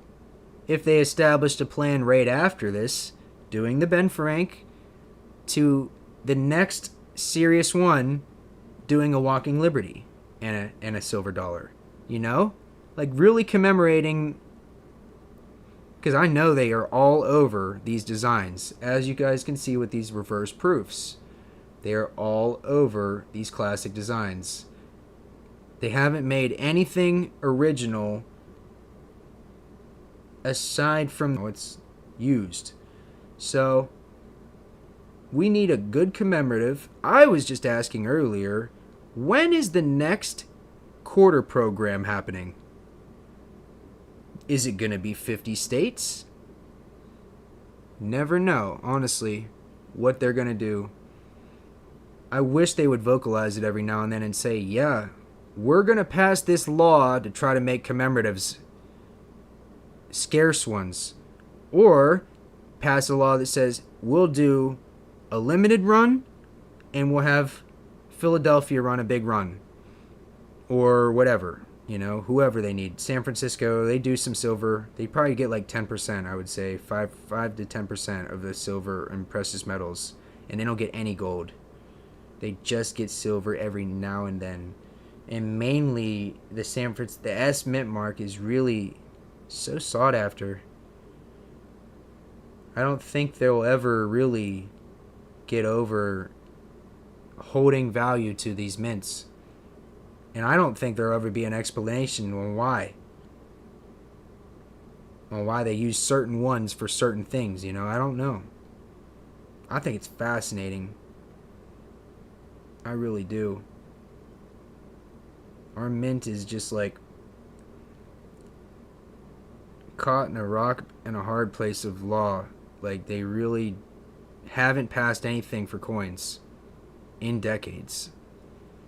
And the last thing, I don't know what the literal last thing was, but it sure feels like it was the frozen in time 1964. Everything. That's the biggest thing they did since. And ever since then, they haven't really touched anything law-wise. Which, it sucks. Because they're just doing what they know they can do right now without touching anything paperwork-wise. But really, if somebody promotes a good enough idea, it'll be passed. It'll go right through. It'll catch wind. And, dude, if they start really cranking out good commemoratives, and I mean classics, like from the start, feeling like a classic, well, I'll be damned, that's they don't feel like they're back on top. just the way the Perth Mint is impressing us with our purchases, I would like to be impressed by our mint. They have the ability, the drawers, the designers, they have everything. All the backing in the world to make this happen. They already don't make money off of things, so they should try at least to spark ideas to make money, you know? They're saying how every coin that they make is double the money. It costs them 10 cents to make a nickel. It costs them, you know, it really costs double everything. They really can't get it cheap enough to cost nothing. Obviously, I mean, you would think the government would get the best deal out of anybody, but they are still complaining that they can't make money off of these coins, which I believe. The only people that are ever making money off of them are people reselling them on eBay and everything, and, you know, making a few dollars off, or a couple dollars off each one or whatever. That's it. The government is the last person to ever make money on these, and that's what probably hurts them the most. That's why I just wish for them to, you know, do some commemoratives. Keep with the silver dollars. We love it. It perked my ears when I seen silver dollar at first of 2024 in Harriet Tubman. I was so happy. I tried to buy it, and I remember the reason that I actually canceled my purchase was because it took them too damn long.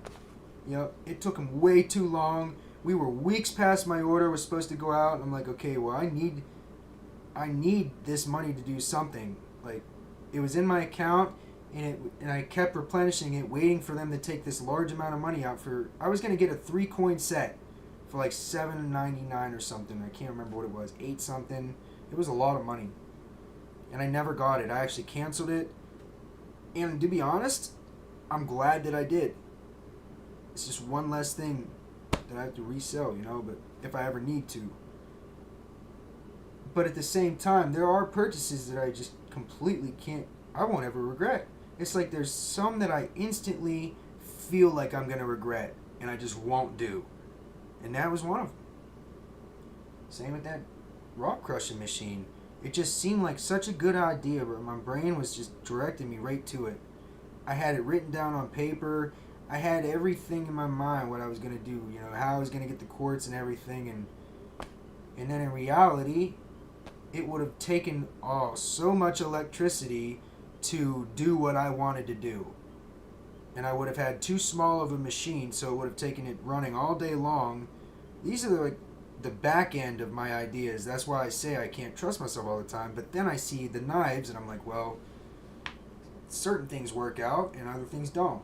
So it's like, you gotta really, I guess if you have a brain that's like hyperactive, you have to like be on its ass. You have to watch it. Like, you really gotta make sure that it's not leading you wrong. I'll run ideas by my family, by you guys, by anybody at this point, just to get, and tell me if it's a bad idea, you know? Tell me if it's just a rash decision. That's pretty much what I want to know at this point. He said it's one of his native birds. I love that. I love that. I don't know if he's still here, but I do appreciate him answering that. Yeah, dude, I absolutely love the idea of a Ben Franklin quincentennial, and honestly, I think that they will at least try for a commemorative. Like they just did with Harriet Tubman. Think about this. Harriet Tubman's not as big. Well, let's be honest here. Alright. Is Harriet Tubman as big as a bicentennial year or a quincentennial year? Bicentennial, it might be even. Tie. Because everyone remembers both of them. And I honestly remember 1976 crazy more than details about Harriet, but that's not anything disrespectful. I'm saying, like, you know, for the most part, a commemorative coin about a bicentennial or a quincentennial year, I really think it's important. Who would they commemorate for that? You got any ideas, Joseph? That's a good question. Who would they commemorate for the quincentennial? Because, like, they put a bell for the bicentennial. Like, what are they going to do for the quincentennial? I do wonder. I'm going to look it up and see if they have a symbol. I just want to see if they have a symbol and what it would possibly be.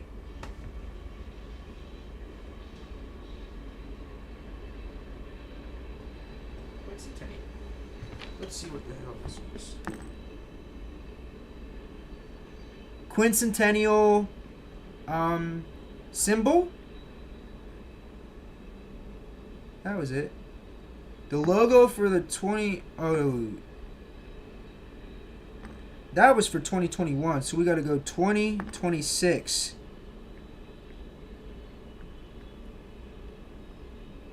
I don't know. 250th birthday. Semi-quincentennial. We're saying it wrong. I had it right like earlier. Semi-quincentennial.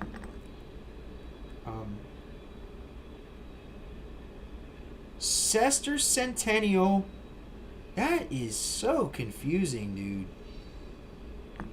And I mean, like, there are so many different centennials. It's actually phenomenal. The pronunciation, sesquicentennial, like, I've never heard of that. Okay, America 250. I'm on their website right now. And, oh, dude, they have the 250 wrapped really cool. And it looks like this. Look at this, dude. Look at that. That, I have a feeling, might be on the coin somewhere. That's a really cool design. All one. It looks like a ribbon, and it spells out the 250. So who would they commemorate, Joseph? Now let me ask this question. I'm going to ask Google. Who would they commemorate for the semi-quincentennial?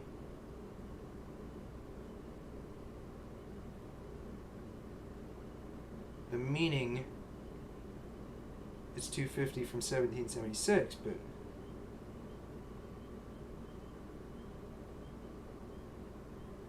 I'm just trying to figure out what they would do to commemorate on this day. Obviously, they might have a 250 coin, for sure. Now I'm really just trying to figure out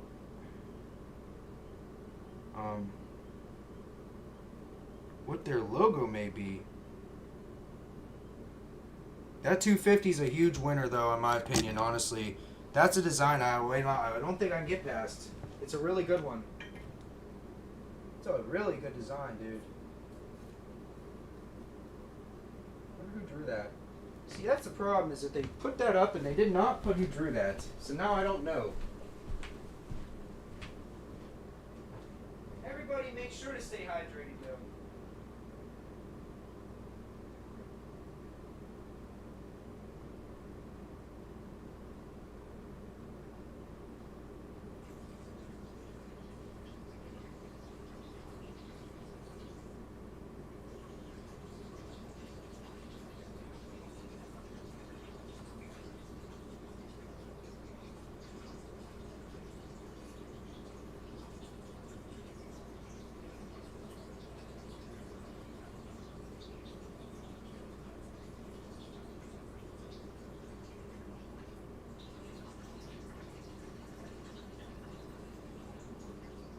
Sorry, I had to go to the bathroom real quick.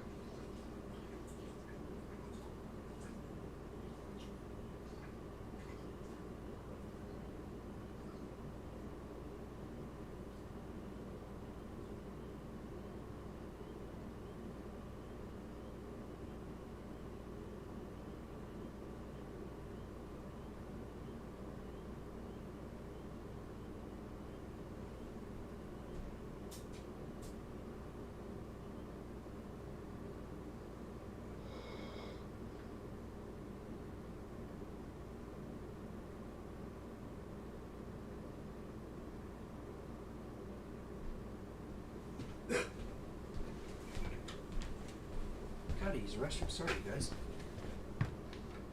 This is really a record-breaking live stream. I'm not gonna lie to you guys. Seriously, bro.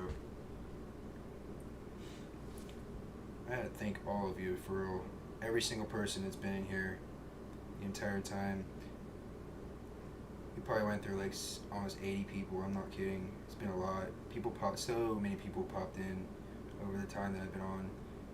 That's what I'm realizing. It's like a group effort at this point to like help. It's like people can just pop in for a few minutes and it really helps immensely. Out of the numbers of 900 or so people, it really does add up each time. And I just love going live with you guys. Seriously, this was a record-breaking 5.5-hour live stream. I mean, seriously, I almost won 2 Fortnite games. I literally went 4th and 9th. In the 4th one, I was very excited about it, but I almost won. Seriously, dude. We're going to find so many different cool online games to play. Vintage games, ones that y'all really are excited about. I will take recommendations on anything that anybody wants to see, for real, anything, and it'll just be a side part of the channel, gaming, and then we'll stick with like everything. I'm gonna keep every stream separate from now on. If it's a gaming stream, it'll be gaming the whole time, like, and if it's a coin stream, it'll be. I also feel like it's really like I feel like the reason I've been mixing it in is for the people that want to see it at the beginning or the end, Also, it's really hard for me to make that call on whether or not to split up the stream entirely. I like doing both. Playing a few games and then staying on till however long pretty much and picking up as many people through the night as possible. It's what I've been doing pretty much each time. I love it. Works so great. Works so great to help further our channel. Really just turn this into something that I can do as a job. That's really the goal. And once we see 80 to 120 per month, I mean, that's really all I need to see is something, and then I quite literally will give it every detail of my fiber and my being, you guys. I tried looking it up, and the United States Mint will not say any details about it. I know, dude. I know. They really do not let that stuff out. I remember asking that question. It was extremely specific to Joseph, and honestly, I'm like, really. And the law that the U.S. Mint put up, it's really confusing. Exactly. They will do that. Everything that they put up is going to be so specific, right? It's going to have It's going to have a statute. The laws are very confusing. The name of it, how it's named, what section it's in, what it affects, the description of the law. Oh yeah, and that's what I mean is that when is the last time that they literally did? I think it was 64. I don't think up until this point they have written anything into Congress coin-wise. I think they've been just rolling with the punches ever since the late 2000s and 90s and 80s. They ramped up production on the quarters for the population growth in the hundreds of millions. They were easily able to do that. They replaced all the presses for massive, huge presses. Everything's been completely overhauled on every mint, so they can now handle the stress of the world. I really think it's the only time they've ever been ready to do special things. I think in the previous years, dude, even Daniel Carr's brain is the greatest thing they've ever seen, special-wise, probably. He's pitched them so many designs for Sacagaweas and quarters, it's not even funny. His designs are awesome. I mean, I've looked at a lot of his personal designs, and he gets so intricate with the symbolism of how the government runs its stuff. And he basically puts that into his coins. I really don't know. I can't imagine that jives really good with them. For instance, he has a couple coins where it literally has people on the ground, and then it has puppet masters up at the top throwing down cash. I'm not kidding. Very symbolic coinage. And makes you wonder because he worked for them. So but now he has his own press. He has a Philadelphia Mint press. It's a smaller one. That's the logo for his website. And he uses that to press and double and triple strike every coin that he makes. And yeah, it's just interesting to me. I asked him on the phone, is there any other designer at the Mint like you? And he said, no, I don't think so. I didn't think so either. You branched out and made your own mint from the Mint and got a machine. No other designer has ever done that from the US Mint. Like I said, they all go home, sleep, and go back to work. Daniel's the only person that leaves that place and creates better coins than they make themselves. I hate to say that. He's more creative than they are. Now, I'm not saying their designers aren't creative at all. I'm just saying, like, for the most part, the man is packed chock full of creativity. And he had to open his own business to truly let that run wild. Because he was pitching them coin designs, and his coin designs get resold at his business because they never take his coin designs. He's pitched, though. That's like in school at one time where they had us draw for a coin. They had kids draw for a coin one year, I'm pretty sure. Across the nation, and they picked some kids drawing for something. It's very creative what they do sometimes. They can excite the nation. They just don't. One, if the nation's excited about coinage and silver and gold any more than they are now, the government's just hurting more and more and more. So basically, any more they promote it, they're hurting. One, they need money to work. They need people to want money and have it. If everybody did what we did, or I did, or any stacker did, if everyone did that, we would see a whole different economy. It wouldn't work this way. If everyone treated the world the way that we do, like with metal. And that's good, I guess. We're doing something completely different, and it works so good that other people are doing it, and slowly the world is slowly figuring out, well, that might be a good one. That might be a good idea. I'm seeing slowly over time people creep and crawl into the coin shops that have never bought before and are just bringing in just thousands of dollars, thousands out of nowhere. It's happening all across the United States every day right now. New people are yanking their money. Any extras going right into metal. That's got to do something. And it'll just keep on rising. I mean, over time, as the economy, like I said, as the economy keeps heading the way that it's heading, we will come out on the higher end. Always. It's beautiful. Knowing that, feeling that deep down in my heart, and passing that information on to as many people as possible means everything to me. I love it. Our live streams are valuable, Joseph. They really are. A lot of people end up staying just for random topics that we get ourselves on. And I notice it, right? When I pick up like 4 to 6 people in the chat and there's like more people here just listening, I know that I'm saying something at least that they would want to hear. You know? Yeah, I don't expect everybody. I can never hold an audience. Like, it all builds very slowly. I've noticed the regulars come first and everybody slowly comes afterwards, but they barely want to stay.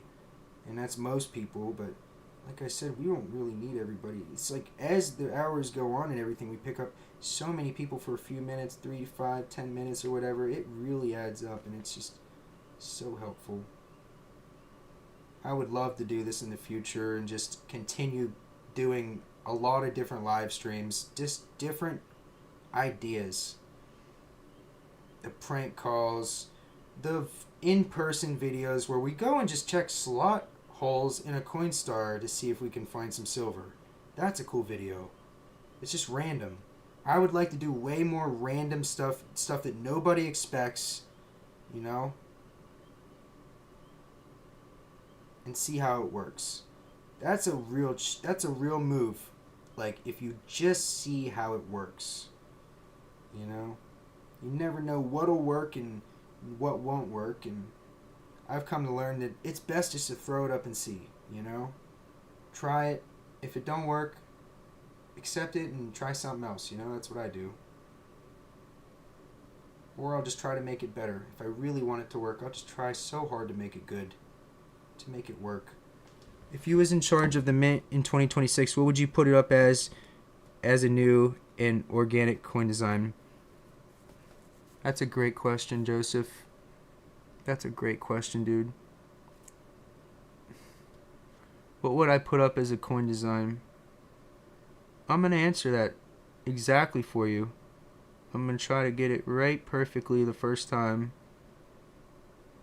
We'll start with the denominations. We'll go with half dollar, obviously silver dollar, and the gold. And there's going to be platinum. They'll do platinum. They always do a platinum coin. So we'll start with the half dollar. Who would I put on for that year? Man, oh man, oh man, oh man, oh man. Oh, this is hard. The sesquicentennial. I just don't know enough about it to even pull public cultural figures out. I'm thinking really hard, Joseph. I'm gonna get water real fast, and I'm gonna think about this. There's the perfect answer, and it's just, we've been asking ourselves for the last like half hour who they were gonna commemorate. I think it's a hard question. It must be.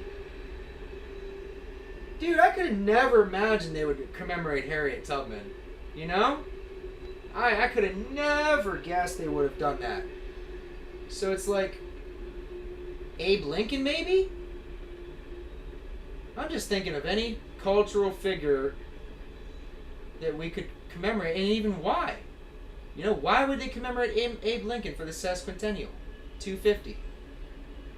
Unless it was like a previous date that he had, you know, his hands on. Okay, so that's my first ballpark guesstimate on who they could maybe choose. I only have a design. Who else could they possibly use for coin design? Something original. Or something they haven't done yet. And why? That's a better question. Amazing question, dude.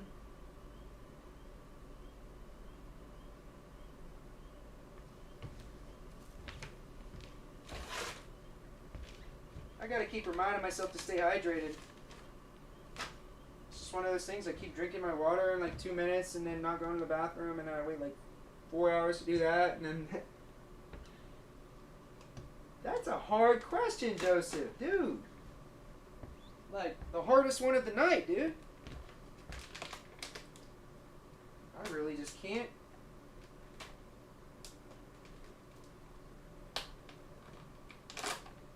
I mean, I'm trying to think of who has impacted that in any way enough to be on the coins. And I would probably roll with it once I figured out one person. I would make it a commemorative thing for the silver, at least. Platinum could be different, I guess. And the gold could be the 250. So there, we got that down to a science now. The gold is the 250. That really wicked design. And now what would the back of the design be? If we have 250 on the front, E pluribus unum, all the beautiful stuff, and maybe a tree. I would like a tree. A nice tree in Washington, a beautiful tree or something, and then that. Now we're talking about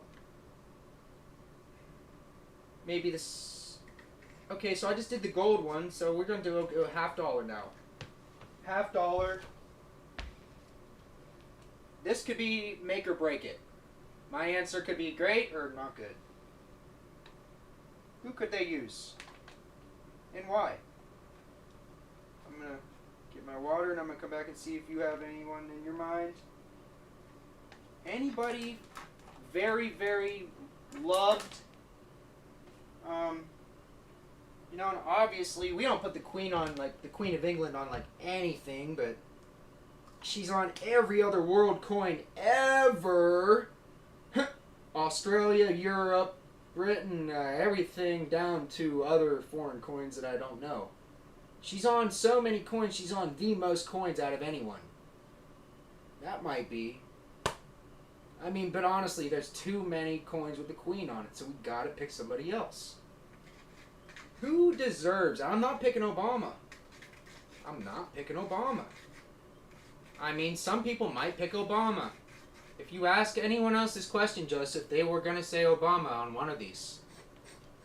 I'm looking for a woman or possibly a man that's extremely either beneficial or somehow tied to either this 1976 or 250 years.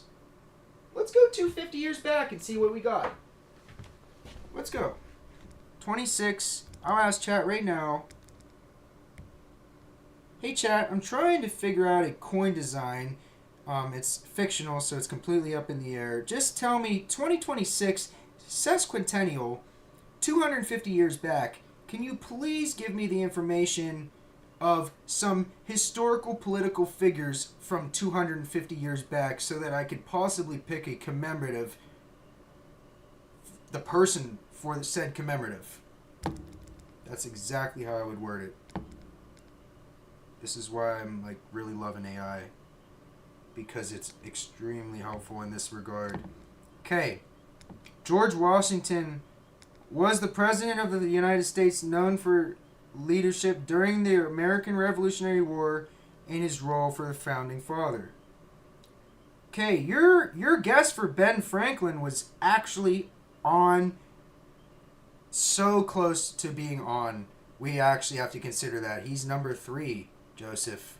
We have George Washington is number 1, Thomas Jefferson is number 2, and 3 is Ben Franklin. 4 is John Adams. There's no women to be said here. All men. Founding fathers. So apparently 250 goes back to 1776 when they founded. That's why they just said that. So now we have 5 people to pick from, and I think Ben Franklin would be it, bro. A proof? Maybe a reverse proof Ben Franklin that's never been done. How does that excite the nerves? A reverse proof Ben Franklin and maybe a special back to let people know it's commemorative for this year only. A special back. It's not going to look like it won't have the bell. I'm thinking, what could we use for a Ben Franklin? He really liked his he was back with the old style machines, but I'm sure he had a favorite. Let me see what his favorite old contraption was. What was Ben Franklin's favorite contraption that he was like a fan of? That's a great question. Benjamin Franklin was known for his numerous inventions, but one of his favorite contraptions was the Franklin stove. Joseph, we're putting this together very slowly. Franklin designed it to maximize heat output while minimizing fuel consumption. So now we got to go look at the Ben Franklin stove. The Franklin stove. Dude, I'm putting that on the back of the coin. Look at this. This is the Franklin stove. It's really cool. It's a brick layout with this, I'll show you. This is the Franklin stove exactly. Look at how Victorian that looks. And I mean, with the beads, the carving on the sides, it has like extreme carving. And it looked like a cabinet almost. Each one looked like a cabinet, but it funneled the heat and kept it there, I guess. I'll show you another one because it's really odd. I'm like looking at this thing and I'm like, what is this? Here's another one. How would we put that on a coin? That was his favorite contraption in the world, the Franklin stove. I'm loving your questions, Joseph. Top quality questions right now. Getting my brain just cooking, you know, in the best way possible. All it takes is somebody to ask just the best question. That was it. It pretty much just like got me going, man. Middle of the night. We really got to do silver dollar. We did the whole gold coin. Now we got to do silver dollar. Okay. So get this.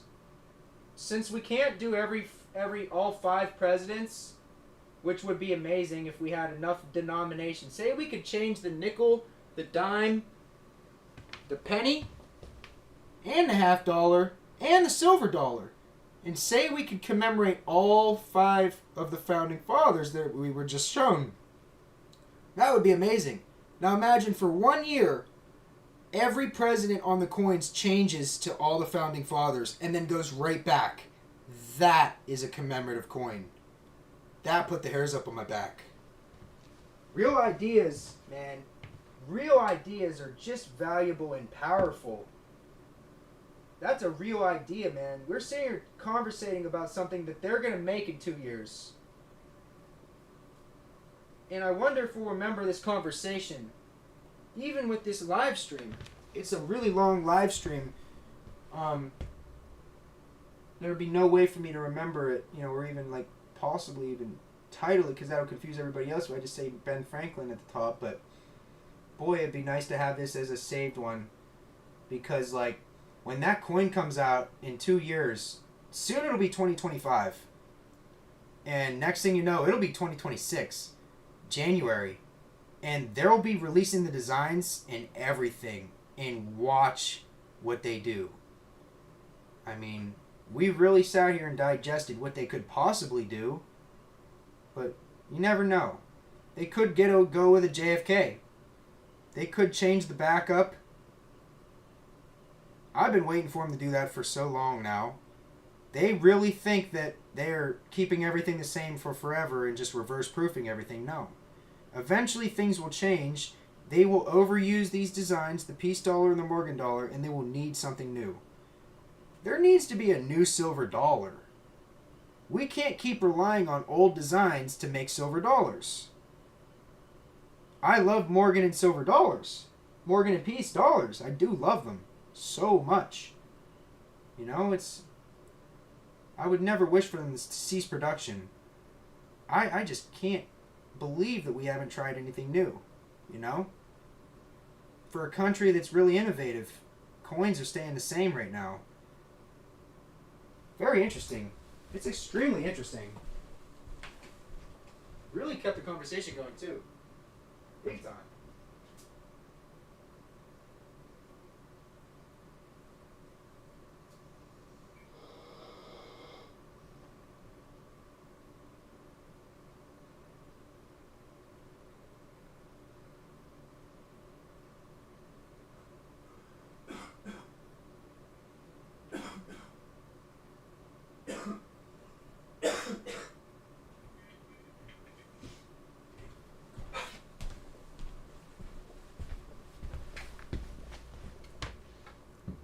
Doctor and now I have a cough. I really appreciate you. Yeah, I'm serious, man. It's really serious. It's more serious than me and you can even realize, because like we're sitting here really researching whether or not they're gonna make a coin and what they're gonna put on said coin. I love that vintage stove too. Man, me too, dude. Really killer. There ain't no better look than something you ain't never seen before. Right? I ain't never seen a furnace like that in my life. I mean, it looked kind of like a furnace, but it looked like a cabinet too. It's amazing. I mean, he was an inventor at heart. And like, what he invented were things that nobody else had. Or if they had it, it ain't look like that, you know? Very, very interesting, dude. Very interesting how Ben Franklin and certain people come along like him in history, and they make such an impact that we just can't help but forget but not forget the things that even the wackiest things that they've done, like Nikola Tesla. Like, look at all the wacky things that he was doing. Don't get me wrong, Tesla was literally the smartest genius on the earth, man. They laughed him off the stage. I hate it. They made our man Tesla go and work for Benjamin Franklin. Like, that's the problem. Am I not? I'm getting that right. Tesla worked for Franklin. Let me get this right. I'm getting this right. I'm trying to remember. Tesla worked for Benjamin Franklin in his light bulbs, right? He really was converting the power from AC to DC, correct, Amundo? Or DC to AC? I can't remember which one. I believe it was the first.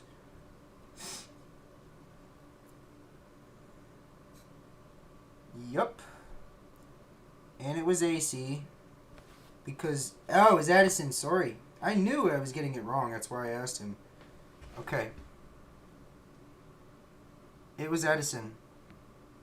And I knew that they shelved Tesla because he was wild. But he had helicopter designs that they used after his death and many other things that they used after his death. They got his trunks. If you've ever done the research on Nikola Tesla's trunks, they were stolen like many other good inventions when people die that owned them. Those people were there at the time of his death afterwards, suited men, and they carry out all of the prized possessions and work of these men that are pioneers in our world. Pioneers. Nikola Tesla died lonely, sad, old, and broke. I mean, he was the greatest of our and some future generations. I would say he would be well respected by everyone and heard out at least all the time. One, because his experiments showed you physically what he was doing. He could, with his Wardenclyffe Tower, communicate back and forth from France in the early 1900s. Like, he was a genius. For a man, and I look at like Benjamin Franklin, an inventor and everything, and Edison, who created the currents and stuff like that. I look at these people like they are great, but we all know, I'll tell you if you don't know, they climbed their way to the top with clubs with nails in them beat through. I'm not kidding. There was no way for any of these people to ever become super successful without creating a massive monopoly that hurt and basically ruined many other people's lives in the process. And that's the sad part about our progression. It made it. And I can explain the story so vividly. It's almost like, and I use chat when I don't know, so it will be vividly told. You know, I don't want details to be wrong, but when we're talking about something, it's really interesting. This is one of those things, and I love talking about it too, because I've watched everything on Tesla. I've watched a lot. My history is starting to get brushed up on because of these questions. I can thank you no more. Seriously, it is so valuable to me, Joseph, knowing more. I didn't pay attention in history very at all. Also, they can put in the quarters. They can put his invention of the glasses in the quincentennial quarters. Oh my goodness, dude. I had that idea, and the first thing I thought of was his tiny little glasses, and I didn't know where to put them. Look at that. Imagine if they put the Ben Franklin in a proof... Oh my God. No. If they do that, then they might as well put him on each front design. Wow. And I mean, for 1 year, if they're going to pick him right, right? Go all out. Don't just Don't just do one. Even though it'd be nice, I think it'd be a real shock to the nation. One, we know exactly, for instance, if it's a dime, keep the bands. If it's a quarter, keep the stairs. Monticello, keep it. We don't gotta get rid of it all. It will be too foreign. It'll look like a whole different coin. Keep certain things, change the front. You know what I mean? Make it very easy. The 250 gold coin, there, I'm answering your question wholeheartedly all at once now. It's like all tied together now. That 250 gold coin would go beautiful with it on the ribbon on the front. Like I said, the banner around with the words E Pluribus on the back, a tree, something else, a real beautiful tree, only on one coin, and a really, really well done tree, not like some crap. Really nice tree. I don't know which one, but it would be really specific. The nickels, the dimes, the pennies, Ben Franklin, 1 year, 2026.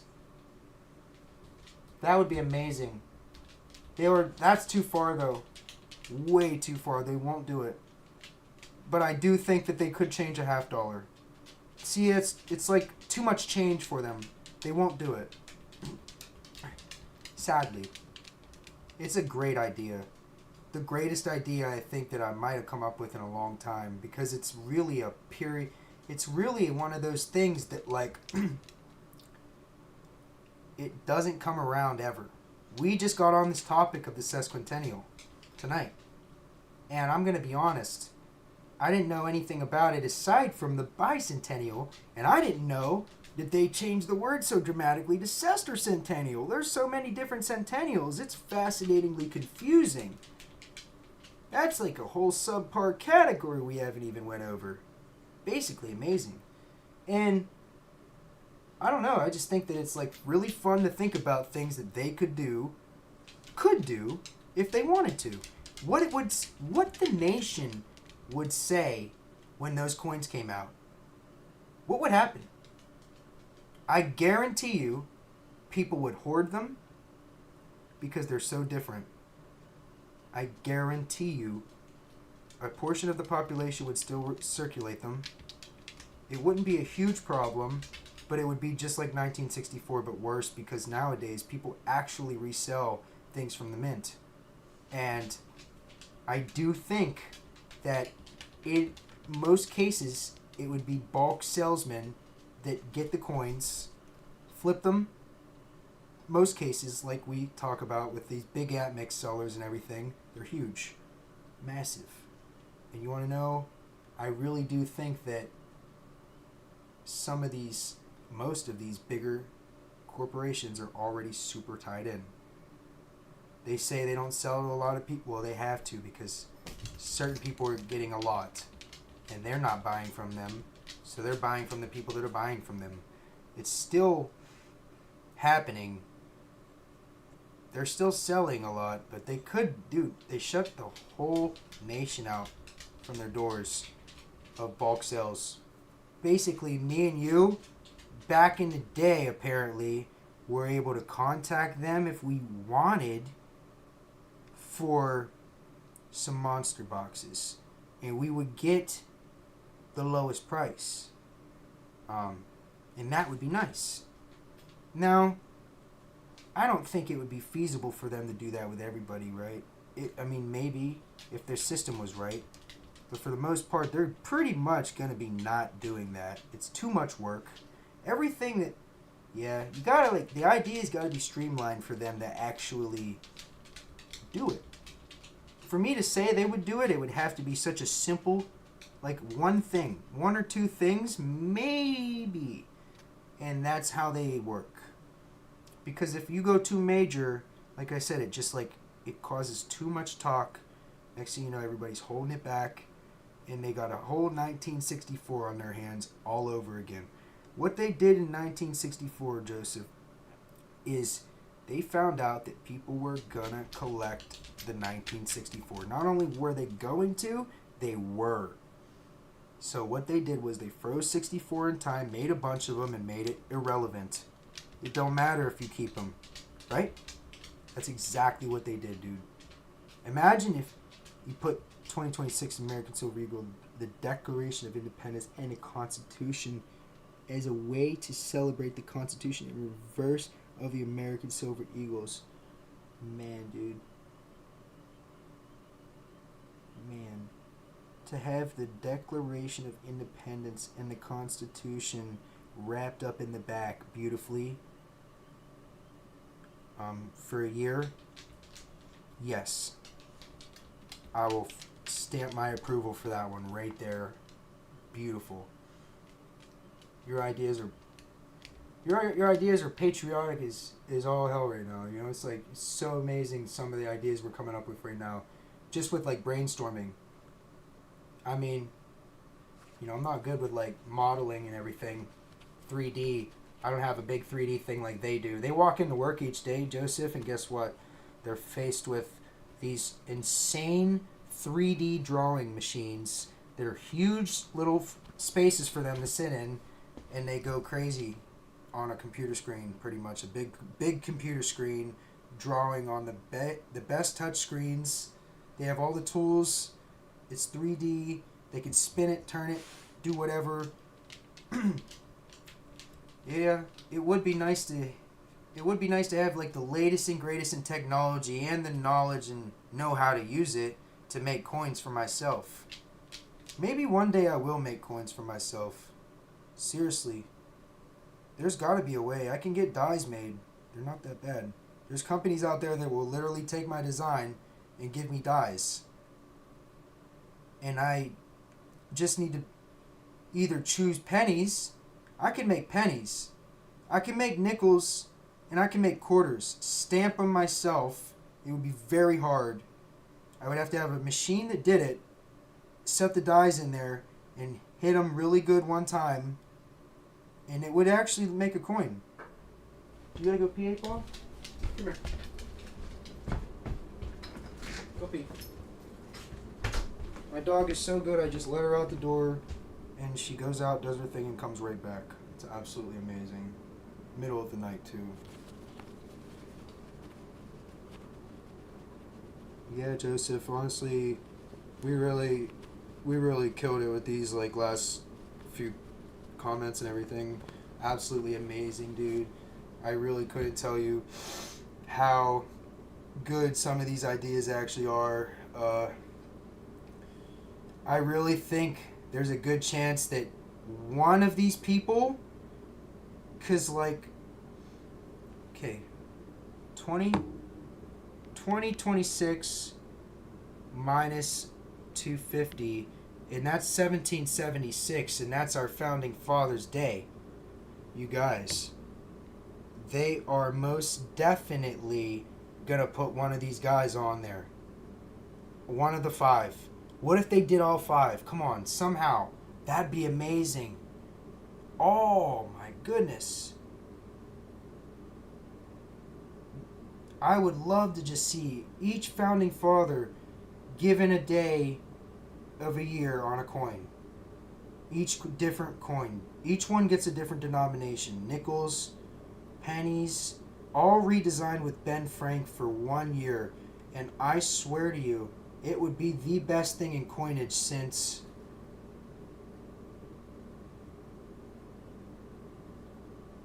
the wheat penny. I think it would be the best thing since the wheat penny. I really think it would be the most major change, slightly major change, that they could ever implement. I think it would cause so much talk, it would actually draw them across the country into different countries. People would be like, holy, I want that, you know? And then it'd be getting like, for instance, people would be asking me from Germany, hey, can you give me some of those or whatever? I really want those, you know? They're really, everybody wants them right over there. Because it's like every time something special is over here, you call it Gucci, you call it whatever, you call it Prada, it goes overseas and they obsess over it. So like, and not only do our regular coins, you guys, have value overseas, they collect them. Strictly. They collect our coins and currency over there. Everywhere. I know it for a fact. Germany and abroad.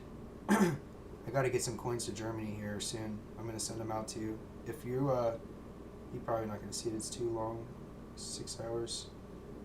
Yeah, Joseph, we're at 6 hours, my brother, man. If you're still there, say what's up. But I really appreciate you, man. I appreciate every single person that subscribes to this channel now, before, and in the future. I'm gonna give my all and make sure that everybody, is at least entertained. I got some time on my hands and I plan to use it properly to make my mind better and get this channel further and further and further up the stratosphere of YouTube. I would love to see 50,000 one day and have it not take, 15 years. I'm really willing for it to take 12 years though. 10 years. It could take a good 10 to 12 years, seriously. But at the same time, getting to that 50, I'll be so happy with 10 to 20. You guys got no idea, Really, that's just a lot. Even 1,000 people is just so much. I thought about it the other day and I'm like, dude, if you actually put all of us in the same room together, we'd all be so amazed with how many people 1,000 people is. And any time after this point on out, 1,000 people here or more, that is just insane. So 2,000, 3,000, 4,000, 5,000, 6,000, 7,000. It's all going to be the same. I'm going to be grateful for every single one. And the giveaways are going to get way more intense. As it progresses, if it progresses, and if it does, when it does, I will elevate the giveaways to mind-blowing proportions at some point. If it really took off, I would seriously, really blow people's minds. I'm not kidding. I would blow people's minds with what I would give them away if we really, truly took off fast. You know what I mean? I'd be giving away ounces, probably. Whole ounces of gold. Yup. But I'm cool with the cool, slow grind as well, It builds a true community of people, like-minded people.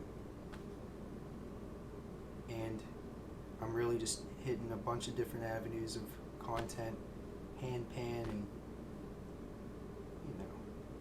bismuth, and it's its own thing, casting and all that, and gemstones, and we've got everything pretty much. Bars, rounds, top grade, generic, somewhere in the middle. I say we blessed, yo. Sal, you're blessed. Everyone's blessed. Joseph, you're blessed. Everyone's blessed. Everybody is living their own dream. I know tomorrow's going to be a dream. It's going to be beautiful out. Absolutely beautiful out. Yep, we are all blessed. I really feel that, like, I feel like there's just nothing that can break my stride right now. Not a single thing. And we're headed towards 1,200. That's the next giveaway, you guys. And get this, there's going to be some gemstones. I'm giving away gemstones. I'm giving away coins. At 1,200. I'm giving away some gold. I'm giving away some gold. And I don't know how we're going to divvy it up.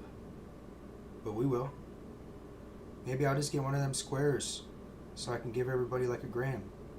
Or 2 grams or whatever, 5. I don't know. They have all kinds of different sizes.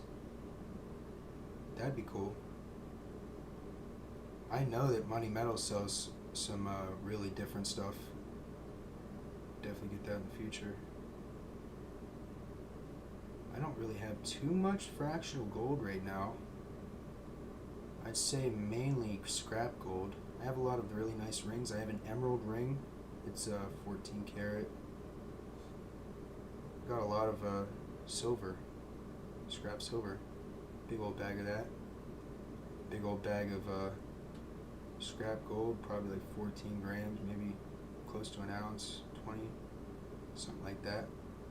Been waiting to just do something with it.